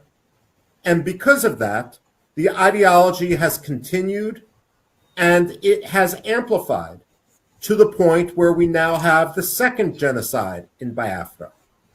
The moral compromise of people like the president of Finland is shameful. The moral compromise of Anthony Blinken when he was Secretary of State was shameful, especially because he used his own father-in-law's experience in the Holocaust as part of his claim to moral standing when he became Secretary of State. The fact of the matter is, there will not be peace in Nigeria until Biafra is free. And it is unfair for everyone in Biafra to have to suffer through a second Nigerian genocide, a second Biafra genocide at the hands of the Nigerian government, simply because diplomats want to be polite and want to make their oil deals and their other trade deals. The Christians of Nigeria should not be sacrificed so that some Europeans can make a quick contract. Thank you very much, Doctor. I'm so encouraged with your words, your expertise, and your knowledge. I hope people are listening and learning from the expert and for who care for humanity. Thank you. The Biafra Republic government in exile, Brgie, heavily invests in time and energy and in high-level engagement in Washington, D.C. While the new Biafra movement has existed since the late 90s, a professional engagement campaign led by Brgie in Washington, D.C. is a very recent phenomenon, being less than 2 years old. Due to this change in strategy, in some ways, we have more sources in the past 2 years than the previous 20. We have two questions relating to this. Can you explain to the Biafran people why educating U.S. officials on the Biafra issue is critical? Well, first of all, what you say is absolutely true. I personally, of course, am not Biafran, and so I'm not going to comment on internal Biafran politics. What I would say, however, is that whatever one's political belief as a Biafran, the most important thing is education of people outside Biafra, of people outside Nigeria, to understand the Biafran cause. And there's absolutely no doubt that great progress has been made over the last 2 or 3 years on the issue. Now, there's been two issues or two dynamics that have allowed to this success. The first is the lobbying campaign that the Biafran community in exile has undertaken in Washington. You have made people aware. You don't need to spin. You don't need to create facts. All you need to do is educate. Because unfortunately, the Nigerian government is creating the facts with its own perpetuation of genocide in Biafra. Frankly, however, the Biafran community has also become lucky in Washington simply because of the sheer incompetence of the Nigerian embassy. The fact of the matter is, there is not an embassy more lazy in Washington, D.C. than the Nigerian embassy. Even when I talk to State Department officials who do not necessarily agree with the idea of an independent Biafran state, they will acknowledge that the reason why the Biafran cause has sunk such deep roots now in Washington, D.C., is not only because of the lobbying efforts, but also because the Nigerian government has not managed to contradict or explain any of the assertions made by the Biafran community or its own Nigerian actions. So the fact of the matter is, you have had great success. And the reason why this is important is because genocide happens in the dark. When you shine a light on the slaughter of Christians in villages and towns in Biafra, then their deaths are not in vain. There is accountability. We can look at any number of episodes. Kosovo in 1999 with Bill Clinton, or more recently, the military action in Iran. And we can recognize the importance of understanding how the slaughter of a country's own people led to intervention. And so, in the case of Nigeria, while no one is talking about intervention right now, the fact of the matter is people are talking about sanctions against Nigeria. And frankly, the Biafran case for independence is going to become even more important as an element of U.S. national security, as a U.S. interest. If the government in Mali falls, then we are going to refocus on the problem of jihadism, of Al-Qaeda, of Islamic extremism, of the Islamic State in West Africa. And while, of course, Mali and Nigeria do not share a direct border, the fact of the matter is that if Mali becomes a safe haven for Al-Qaeda, Nigeria is going to be its target. And if the Nigerian government is as incompetent and as permeated by Islamists as we've seen over the last several years, then the United States, not for reasons directly of religious freedom, but for reasons of stability and security in West Africa, will have absolutely no reason, no choice, but to recognize the state of Biafra as an independent country. Wow. Thank you very much. And the Nigerian terrorist government, they always make our job easier for us.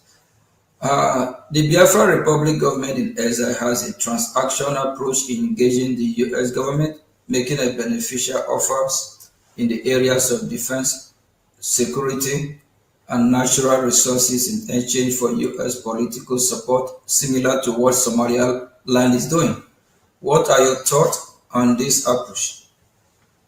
Well, look, when it comes to the aspirations of Biafra, just like when it comes to the aspirations of Somaliland, another country which had suffered genocide, in this case at the hands of dictator Siad Barre, who, by the way, after he was overthrown, was granted asylum by the government of Nigeria, a fellow genocidaire government. The fact of the matter is, Biafra and its lobby should make any number of arguments because different policymakers in Washington will be motivated by different ideas. There's not a magic formula. Personally, the morality of the Biafran cause matters to me. To the evangelical Christian community, solidarity matters, the protection of Christians. But you're absolutely right, Mr. Prime Minister.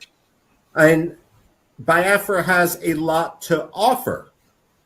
And the point is that Biafra needs to do what is in Biafran interests. it needs to have a symbiotic relationship with the United States. And if that means a military base for the strategic Gulf of Guinea, if that means energy deals with American companies, that's fine.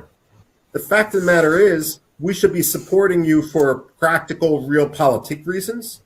We should be supporting you for moral reasons. We should be supporting you for security reasons. All of them go together in a way that is beneficial to both countries. Thank you very much, Doctor. As a follow-up to the previous question, Brgie have offered the U.S. military base in Biafran territory, which would provide the U.S. valuable access to the Gulf of Guinea, which we know is very, very important. We believe this is valuable, given increased terrorism in West Africa and the loss of U.S. presence in the Sahel. This idea of having U.S. military base in Biafra has been spoken about by foreign policy experts in Washington, D.C. What do you think of this idea?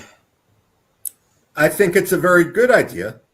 Realistically, the United States isn't going to establish a military base before much more formal recognition of Biafran autonomy, if not independence.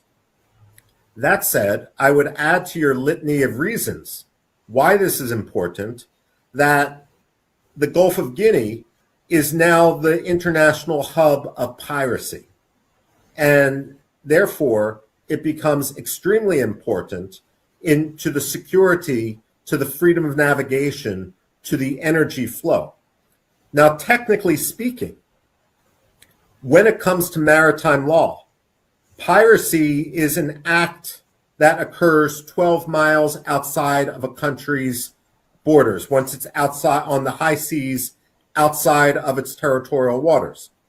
What Nigeria has done is categorize many of the acts of piracy as occurring inside its territorial waters in order to depress the statistics.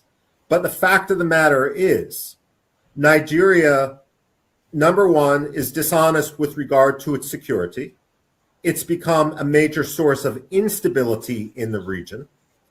And at the same time, Biafra has the resources which Nigeria wants to loot.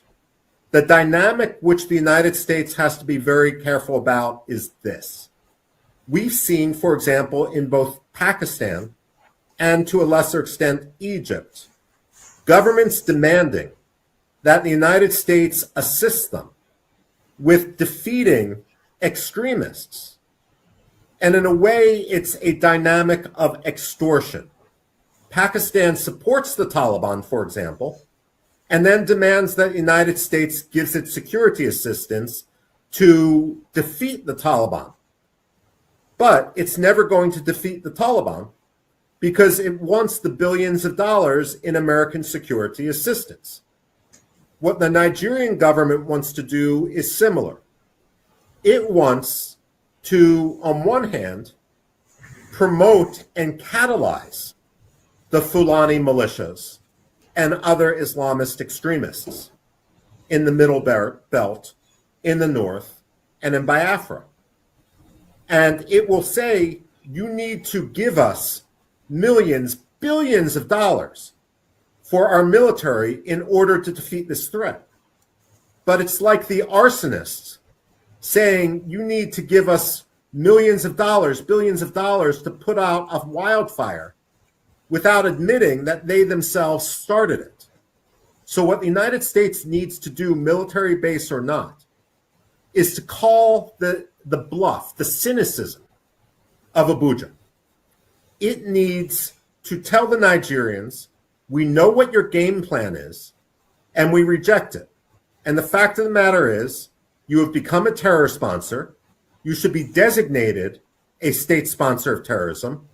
And we have concluded that the only way to protect the security and stability, as well as the Christian community, is to recognize Biafra. Thank you very much, Doctor. For years, the Nigerian government has used terrorism in the country as an excuse to ask for arms sale to Nigeria, instead of using the weapon to fight Boko Haram. Either the Nigerian government will use the weapon to engage in military action against the Biafrans, or provide those weapons to so-called reintegrated terrorists. Now, there is a shift towards direct U.S. counter-terrorism action in Nigeria, perhaps reflecting concern about the Nigerian military intention. What are your thoughts regarding arms sales to Nigeria? Should they be blocked, or at least conditions attack that U.S. arms cannot be used against the Biafrans and Christian population? Well, look, at a minimum, they need to be conditioned. The fact of the matter is, however, that the Nigerian government probably wouldn't adhere to those conditions. Look, I mean, when push comes to shove, the Nigerian government needs to be held accountable for its own actions. And the Nigerian army has been shown not to be a reliable security force. What I would do is challenge the Nigerian government. I would demand that any weapon sales be preconditioned on the arrest, the trial, and the conviction of any Nigerian officer, any Nigerian soldier who has participated in human rights violations against the people of Biafra. And if the Nigerian government isn't serious enough about rooting out the corruption and the terrorism within its own armed forces, then Mr. Prime Minister, under no circumstances should they get a single weapon or salary assistance to their military, because it's clear that they're insincere and they're playing a double game. Thank you very much, Doctor. Can the Biafra military force, the Biafra Defense Force, Biafra Liberation Army be an alternative for U.S. in the area to the Nigerian military, similar to how the Kudus have been helpful to the U.S. in the Middle East? Should the U.S. military train and professionalize the Biafran force into a professional counter-terrorism force? We have proposed this to U.S. government for consideration. I would say that that is a good aspiration for the future. Realistically, until the United States recognizes the autonomy of Biafra, it's unlikely that you're going to get U.S. trainers descending into Biafra the way they have in Iraqi Kurdistan, or more recently in Somaliland. But you're absolutely right. Biafra should have the ability to defend itself to the best of its ability, especially if its neighbor cannot be trusted and indeed is the main threat to its security. Thank you very much, Doctor. The government of Nigeria has relationship with U.S. adversaries, including the Islamic Republic of Iran. In fact, Nigeria at one point brought Iranian officials into the parts of Biafra which remained under government control last year. Nigeria is also trying to bring a Turkish military presence into the country. This is unacceptable to the Biafra Republic government in exile. We are eager to work with the U.S. to counter this malign influence. Should the U.S. also view supporting Biafra as combating malign foreign influences, such as from Iran? Yes, although, frankly, I see Turkey as a much greater threat right now. Turkey entered, for example, Somalia with the argument that it was going to bring peace and security to Somalia. But what Turkey did was empower al-Shabaab to the point where you cannot even go from the Turkish-controlled green zone at Mogadishu's international airport to the Villa Somalia, just a couple kilometers away, because al-Shabaab controls the territory in between. If Turkish forces, if Turkish advisors enter Nigeria, they are not going to bring peace and security. They are going to empower Boko Haram. Their weaponry is going to end up with Boko Haram, and they are going to catalyze the slaughter of the Christians in Biafra. If Turkey cannot even acknowledge the Armenian genocide, how can you trust them with the lives of the Christians in Biafra? Thank you very much, Doctor. And I believe that every finger is pointed to Nigerian government or as a regime, as Iranian regime. So Nigeria is Iranian part 2. So they share the same ideology. So arming or supporting the Nigerian military is actually supporting terrorism against the Biafran Christians and even the Nigerian Christians. Thank you very much. In addition to the United States, which sovereign state do you think Biafra should cultivate relationship with? For example, Biafra has a historical relationship with Israel, and Israel is currently a natural ally for us. Look, ultimately, who recognizes Biafra and who Biafra recognizes is an issue of strategy. Certainly, Israel makes sense, but look, I mean, the fact of the matter is, African countries should support the Biafran cause as well, because Nigeria is simply a colonial empire under the guise of being an independent African state. The fact of the matter is, the way Nigeria has acted disqualifies it from the full recognition of the African Union and all of the member states.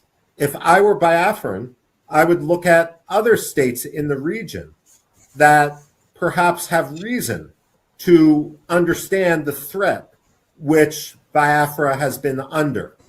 Somaliland as a victim of genocide. The Namibians were also victims of genocide.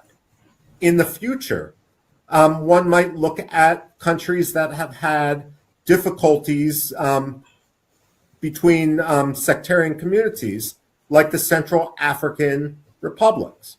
And who knows, maybe in the future, big heavyweights in the region, like Ethiopia or South Africa, will understand that their future and their interest lies with the creation of Biafra, rather than tying themselves to a country like Nigeria. The way I think about Nigeria is this. It's almost as if someone breaks into a fancy automobile and instead of stealing the sound system on the automobile, takes the dead carcass of a cat from the back seat. Nigeria today is like that dead carcass of a cat. And no one wants to have to rely on it. I mean, Biafra is the country of the future.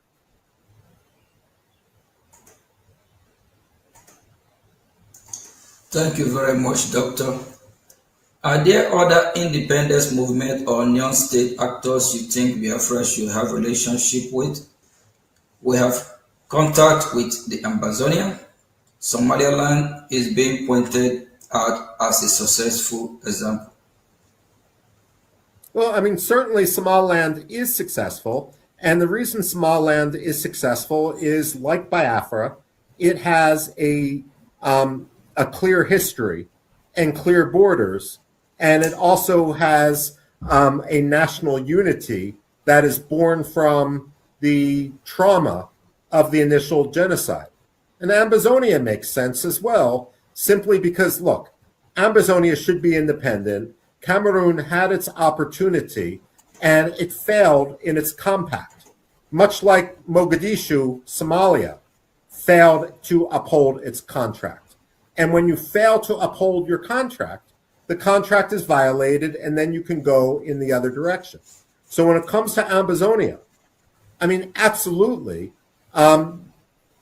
they have every right to be independent, and frankly, their national history is going to be tied to Biafra's and vice versa, and it makes sense if both countries support each other as they struggle for independence. I mean, it's the English expression, the whole is greater than the sum of the parts. Thank you very much, Doctor. And I know your time is limited. I wish we can have you all day here because your words, is whoever don't learn from what you're saying and especially your experience on this very particular field, you're actually saying everything with facts. And that's exactly what is happening because in the world we live today, people are shy away from speaking the truth, saying the way it is. Thank you, Doctor. Biafrans and people around the world are closely monitoring the war in Iran. You have written extensively about the Iranian democratic opposition, including Reza Pahlavi. What lesson do you think the Biafrans can learn from the successes and missteps of the Iranian opposition, both of which you have wrote about? Okay. I've criticized Reza Pahlavi, a man who I've known for almost 30 years, because, number one, the disorganization of his office. If you cannot organize your own office, how do you expect to organize a country? That's point number one. Point number two is I believe that Reza Pahlavi, or at least many of his aides, became a little bit too comfortable in exile. I've compared them to the White Russians from the time of the Bolshevik Revolution, where many of the exiles would talk about revolution, talk about returning, but really they wanted to attend the cocktail parties and the social scene in European capitals. I don't see the same mistake occurring with the Biafrans. I see the Biafrans as much more willing to sacrifice for their own country. And we see that because so many Biafrans are fighting. I mean, not just with words, not just with television cameras, but also literally fighting for their own survival right now. And so ultimately, I see a cohesiveness within the Biafran diaspora. The only warning I would have, again, is the only message which the American audience should hear, which the European audience should hear, is about the justness of the Biafran cause. If there are disputes politically within the Biafran diaspora, those should be handled internally. And ultimately, those will be decided when there is a referendum or elections in an independent Biafra. But it's not the job of any Biafran official to complain about any other Biafran official. And one of the reasons that I believe that the Biafran movement has been successful so far, again, is because the Biafrans have been keeping their focus, at least to the American audience, on the broader principles. Too many people among Reza Pahlavi in Iran have started attacking other opposition figures without understanding that the only adversary which they should be targeting is the Islamic Republic of Iran and its murderous regime. And so in this, I commend the wisdom of the Biafran diaspora for recognizing that the principle has to come above the politics. Thank you very much, Doctor. I know we have thrown a lot of questions on you. In conclusion, do you have a final message to Biafran people? And Biafran people love you so much. You have been in their midst several times, and they appreciate you being on VOB, on Politics Insight today. What is the final message you have for Biafran people? Thank you. Look, my final message is this. Every dictator wakes up, every Democrat wakes up knowing when his term in office is going to end. Every dictator wakes up knowing that today will be his last. Over the years, I've had the ability to interview people. Lech Walesa in Poland, for example. People in Iraq after the fall of Saddam Hussein. And others. And what they say is, we fought and we fought and we fought. And sometimes it seemed hopeless. But then when the change happened, it happened much faster than anyone expected it would. And I suspect the same thing is going to happen with regard to Nigeria and the collapse of Nigeria. It may seem far off, and diplomats, American diplomats, European diplomats, may seem to almost with tunnel vision just support the status quo. But as Nigeria collapses, it will be amazing how quickly things change. And so it behooves the Biafran community not only to advocate for their cause, but to plan for the day after. So when the Republic of Biafra is internationally recognized, it can start its operation right away. Its ministries, its economic philosophy, its legal code will all be prepared so that Biafra and the Republic of Biafra will be successful. And in that, I have no doubt that you will. The human capital, the intelligence, the lived experience of the Biafrans put them in a category much closer to Somaliland than to a country like South Sudan, which failed almost as soon as it began. And so I commend everything the Biafran community is doing in order to preserve its national rights and in order to protect the livelihood of the Christians who are now undergoing an ongoing tragedy. Thank you very much, Michael, Senior Fellow at the American Enterprise Institute. We really appreciate you, and we are honored to have you in VOB. I know this what we went through before the interview. We have some difficulty at the time, and we appreciate your patience. We love you very much. Keep doing the good work to save the minority. Also, Christians have been persecuted, even non-Christian. God will reward you. Humanity love you. On behalf of the Biafran people, I'm saying a very big thank you. And the global community that know what you are doing, they love you very much because we know you are doing this from the bottom of your heart. And we have heard all you said, and we believe that those viewers that are listening and the U.S. government, they know the right thing to do because Iran of Africa is Nigeria. And if Nigeria is not disintegrated after taking down the terrorists over the Sahel without, on the Middle East, without dealing with Nigeria terrorists, because Nigeria has been a safe haven for the terrorists. Even they have Hezbollah in Nigeria, over 22 terrorist groups. So after Iran, we believe Nigeria should be next, and Biafran people should be free, and every minority in that region deserves to also get their freedom. Thank you very much. We appreciate you.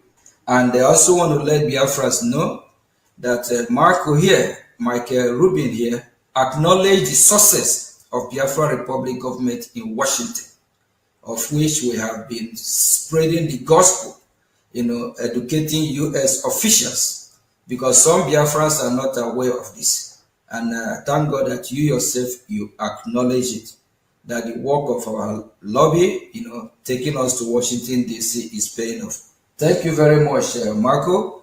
Honorable Minister of Information, please, before we let Michael Rubin go, we have, we run out of time already. So just go ahead. Thank you. Thank you, Dr. Michael Rubin, and we appreciate you so much. The Biafran people love you from the bottom of our heart. But there is something that is bothering us, the Biafran people. How is it possible that you predict the future? Well, we don't predict the future. You need to work for the future, And that's what gives me such hope when I see the Biafrans work to that common goal. Wow, thank you very much. In 2025, you said after Mali, Nigeria fall is the next. And today what you said has come to pass. That is why I asked the first question. How do you do it? The same way you had written and predicted about Iraq, Iran, and many other countries and many other nations, most especially every conquest agenda team that has to come to Islamize the entire nation. You're always on it. Michael, what is the secret of how you go about getting these facts aligned that they come to pass the right way? There is no secret. Look, I'm not a diplomat. I put diplomacy aside. Foreign policy needs to be based on reality and not wishful thinking. And when it comes to, and certainly not greed and commercial contracts. So when it comes to Alexander Stubb, it's clear that he's motivated by commercial contracts. When it comes to Anthony Blinken, there was too much wishful thinking. All one needs to do is look at what's happening on the ground in a country like Mali or in a country like Nigeria, and then that's the only thing which you should base your analysis on, even if it makes people, even if it's uncomfortable, even if it makes officials in Abuja uncomfortable.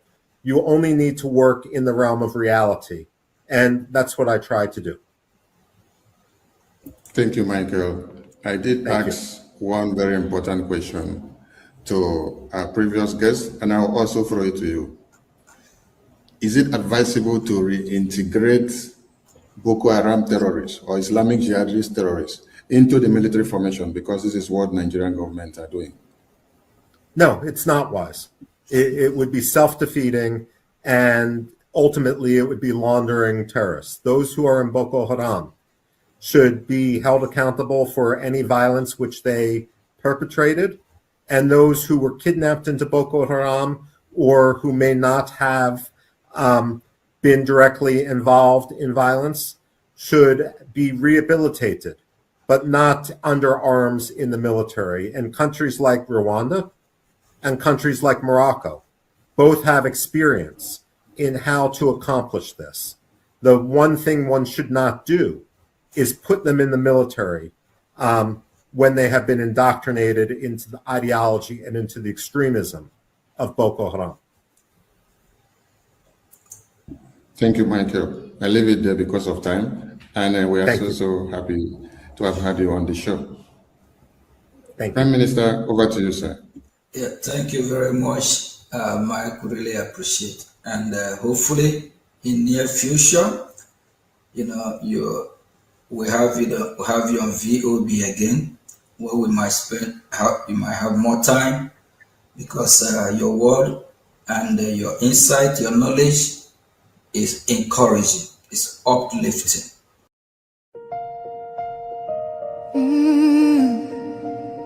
Can you hear the cry from the broken land,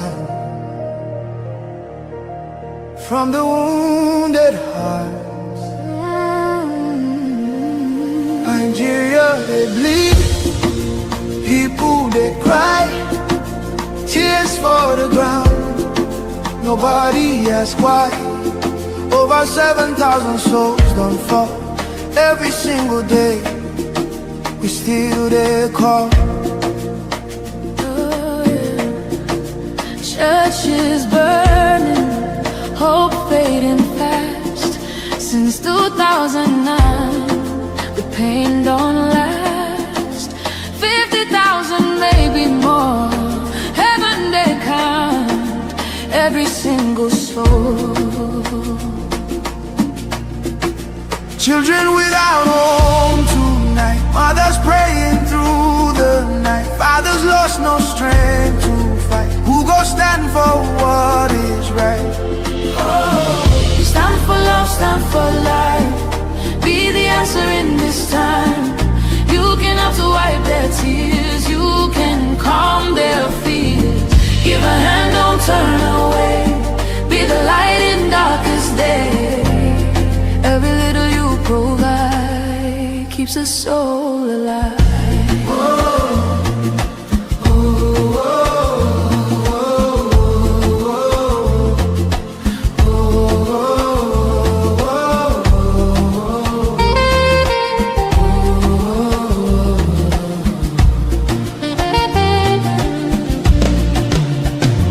Millions roaming, nowhere to stay.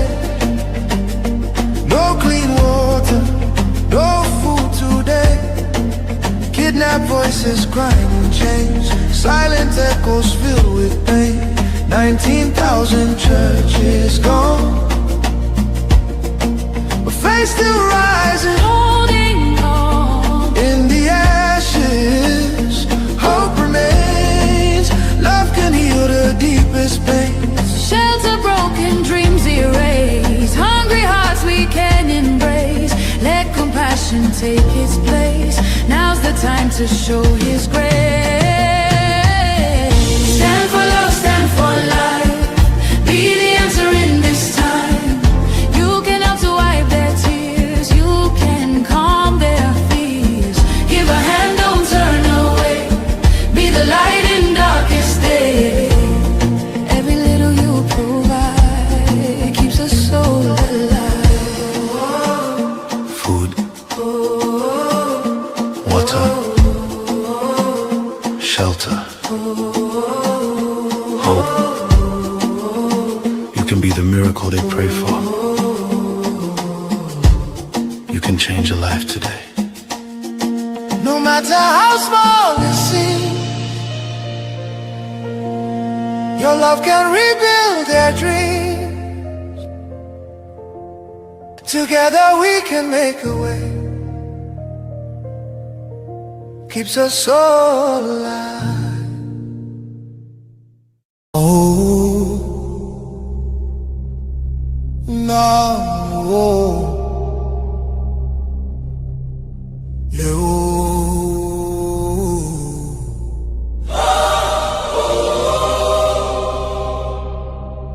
From every village, every city,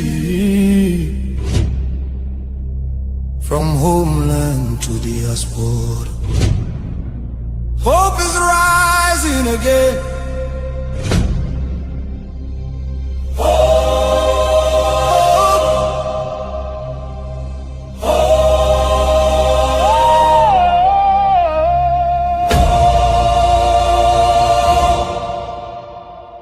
Biafra now our only hope. Biafra now our only hope.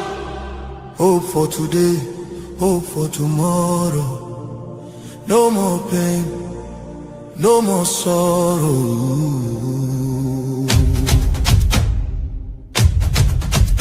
Ha! We bring better news, make you head on clear. We get hope, now Biafra we dey see am. Beautiful nation, shining bright justice and fairness. Now the light. Biafra go be one beautiful nation. Every Biafran go enjoy true freedom. Fine, fine country, shining nation. Justice and fairness. Justice and fairness. Everybody equal, one love for rich and poor. Leader or citizen, no different, justice go speak with confidence. No oppression, no discrimination, rule of law for the nation. Truth and justice go reign forever. Biafra go get strong and better. Where your hope? Biafra. Who be your hope? Biafra. Waiting be your country. Biafra. No more suffering and smiling, no more fear, no more hiding. Respect and dignity for all. Every citizen standing tall. Free education, rich university, healthcare for every community. No more dying, because no money. Life go better for everybody. Biafra now our only hope. Biafra now our only hope. Stand up now, make we claim our Biafra now our destination. Women go deliver safe for hospital. Citizen go get support every month. Better roads go connect every city. Modern railways and airport. Clean water go flow for houses. Electric light go shine every night. Security go protect every family. Day and night. Everything go right.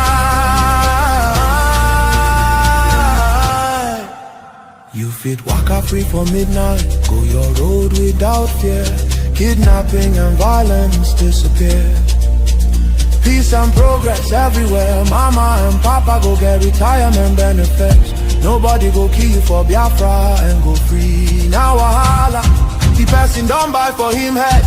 Oil and gas beneath our ground. Now the people wey get the land go control them. Resources go serve the people. Prosperity go spread for all. Anything we dey for our land. Now our citizens go manage them. Development go reach every corner. Nobody go suffer again. No vote buying, no rigging game. Election fair and play. One woman, one vote. one man, one vote. Your voice go matter every day.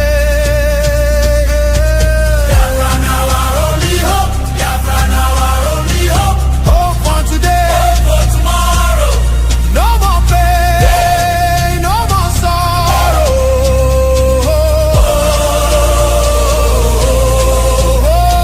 Biafra now our only hope. Biafra now our only hope. Hope for today, Hope for tomorrow, no more pain, no more sorrow. Biafra, our home, our country, our future, our future. Biafra now our only hope.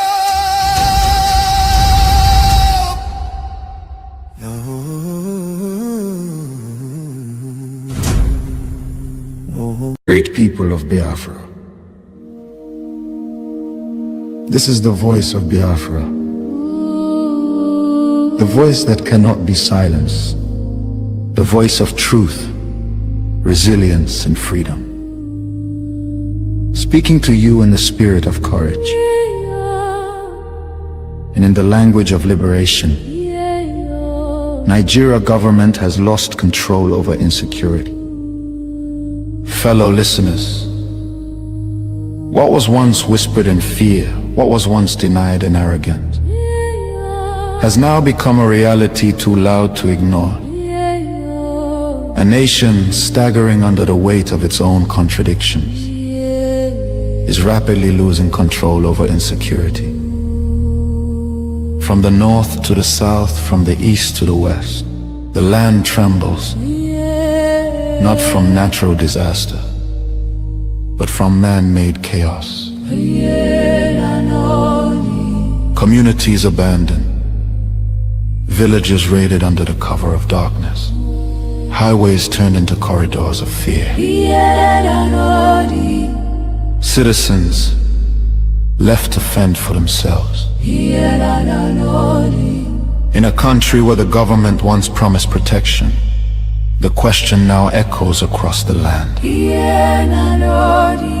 Where is the government? Where are the security forces? Where is the accountability? In recent times, markets have become targets. Travelers have become victims. Families have become statistics. And yet, those in power continue to speak in rehearsed tone. Detached from the suffering of the people, observers say, this is no longer a matter of isolated incidents. This is systemic failure. A collapse of responsibility. A nation where innocent lives are wasted daily. As fear grips the population, a new reality emerges.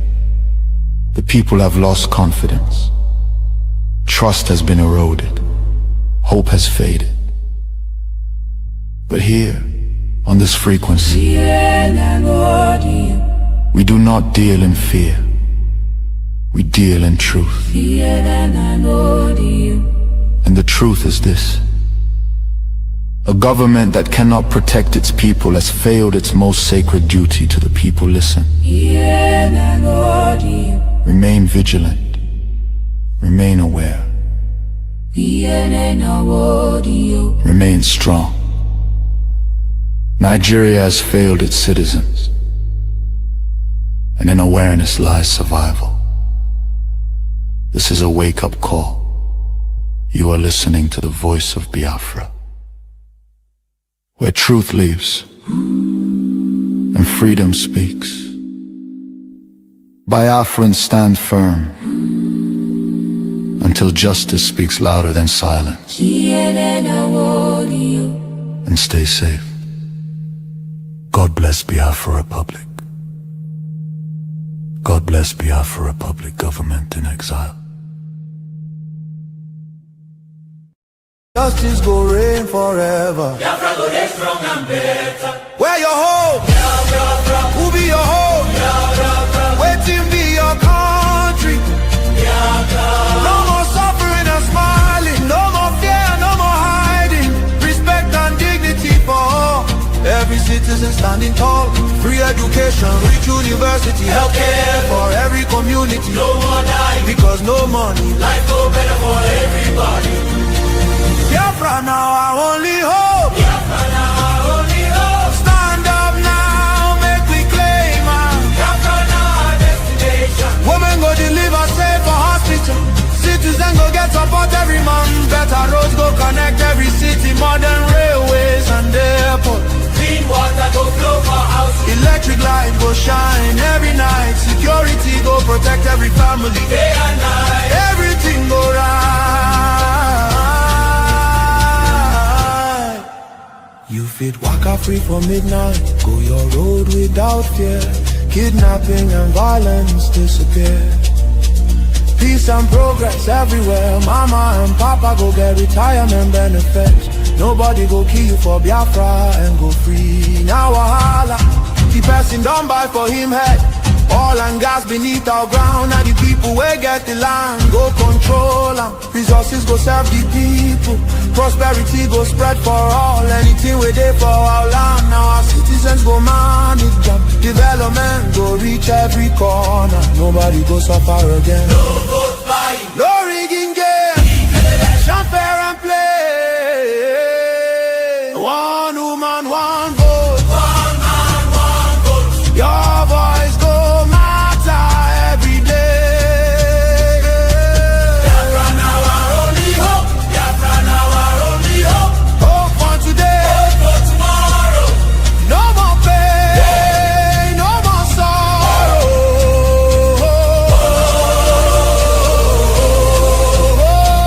Biafra now our only hope. Biafra now our only hope. Hope for today. Hope for tomorrow. No more pain, no more sorrow. Biafra. Our home. Our country. Our future. Our future. Biafra now our only hope.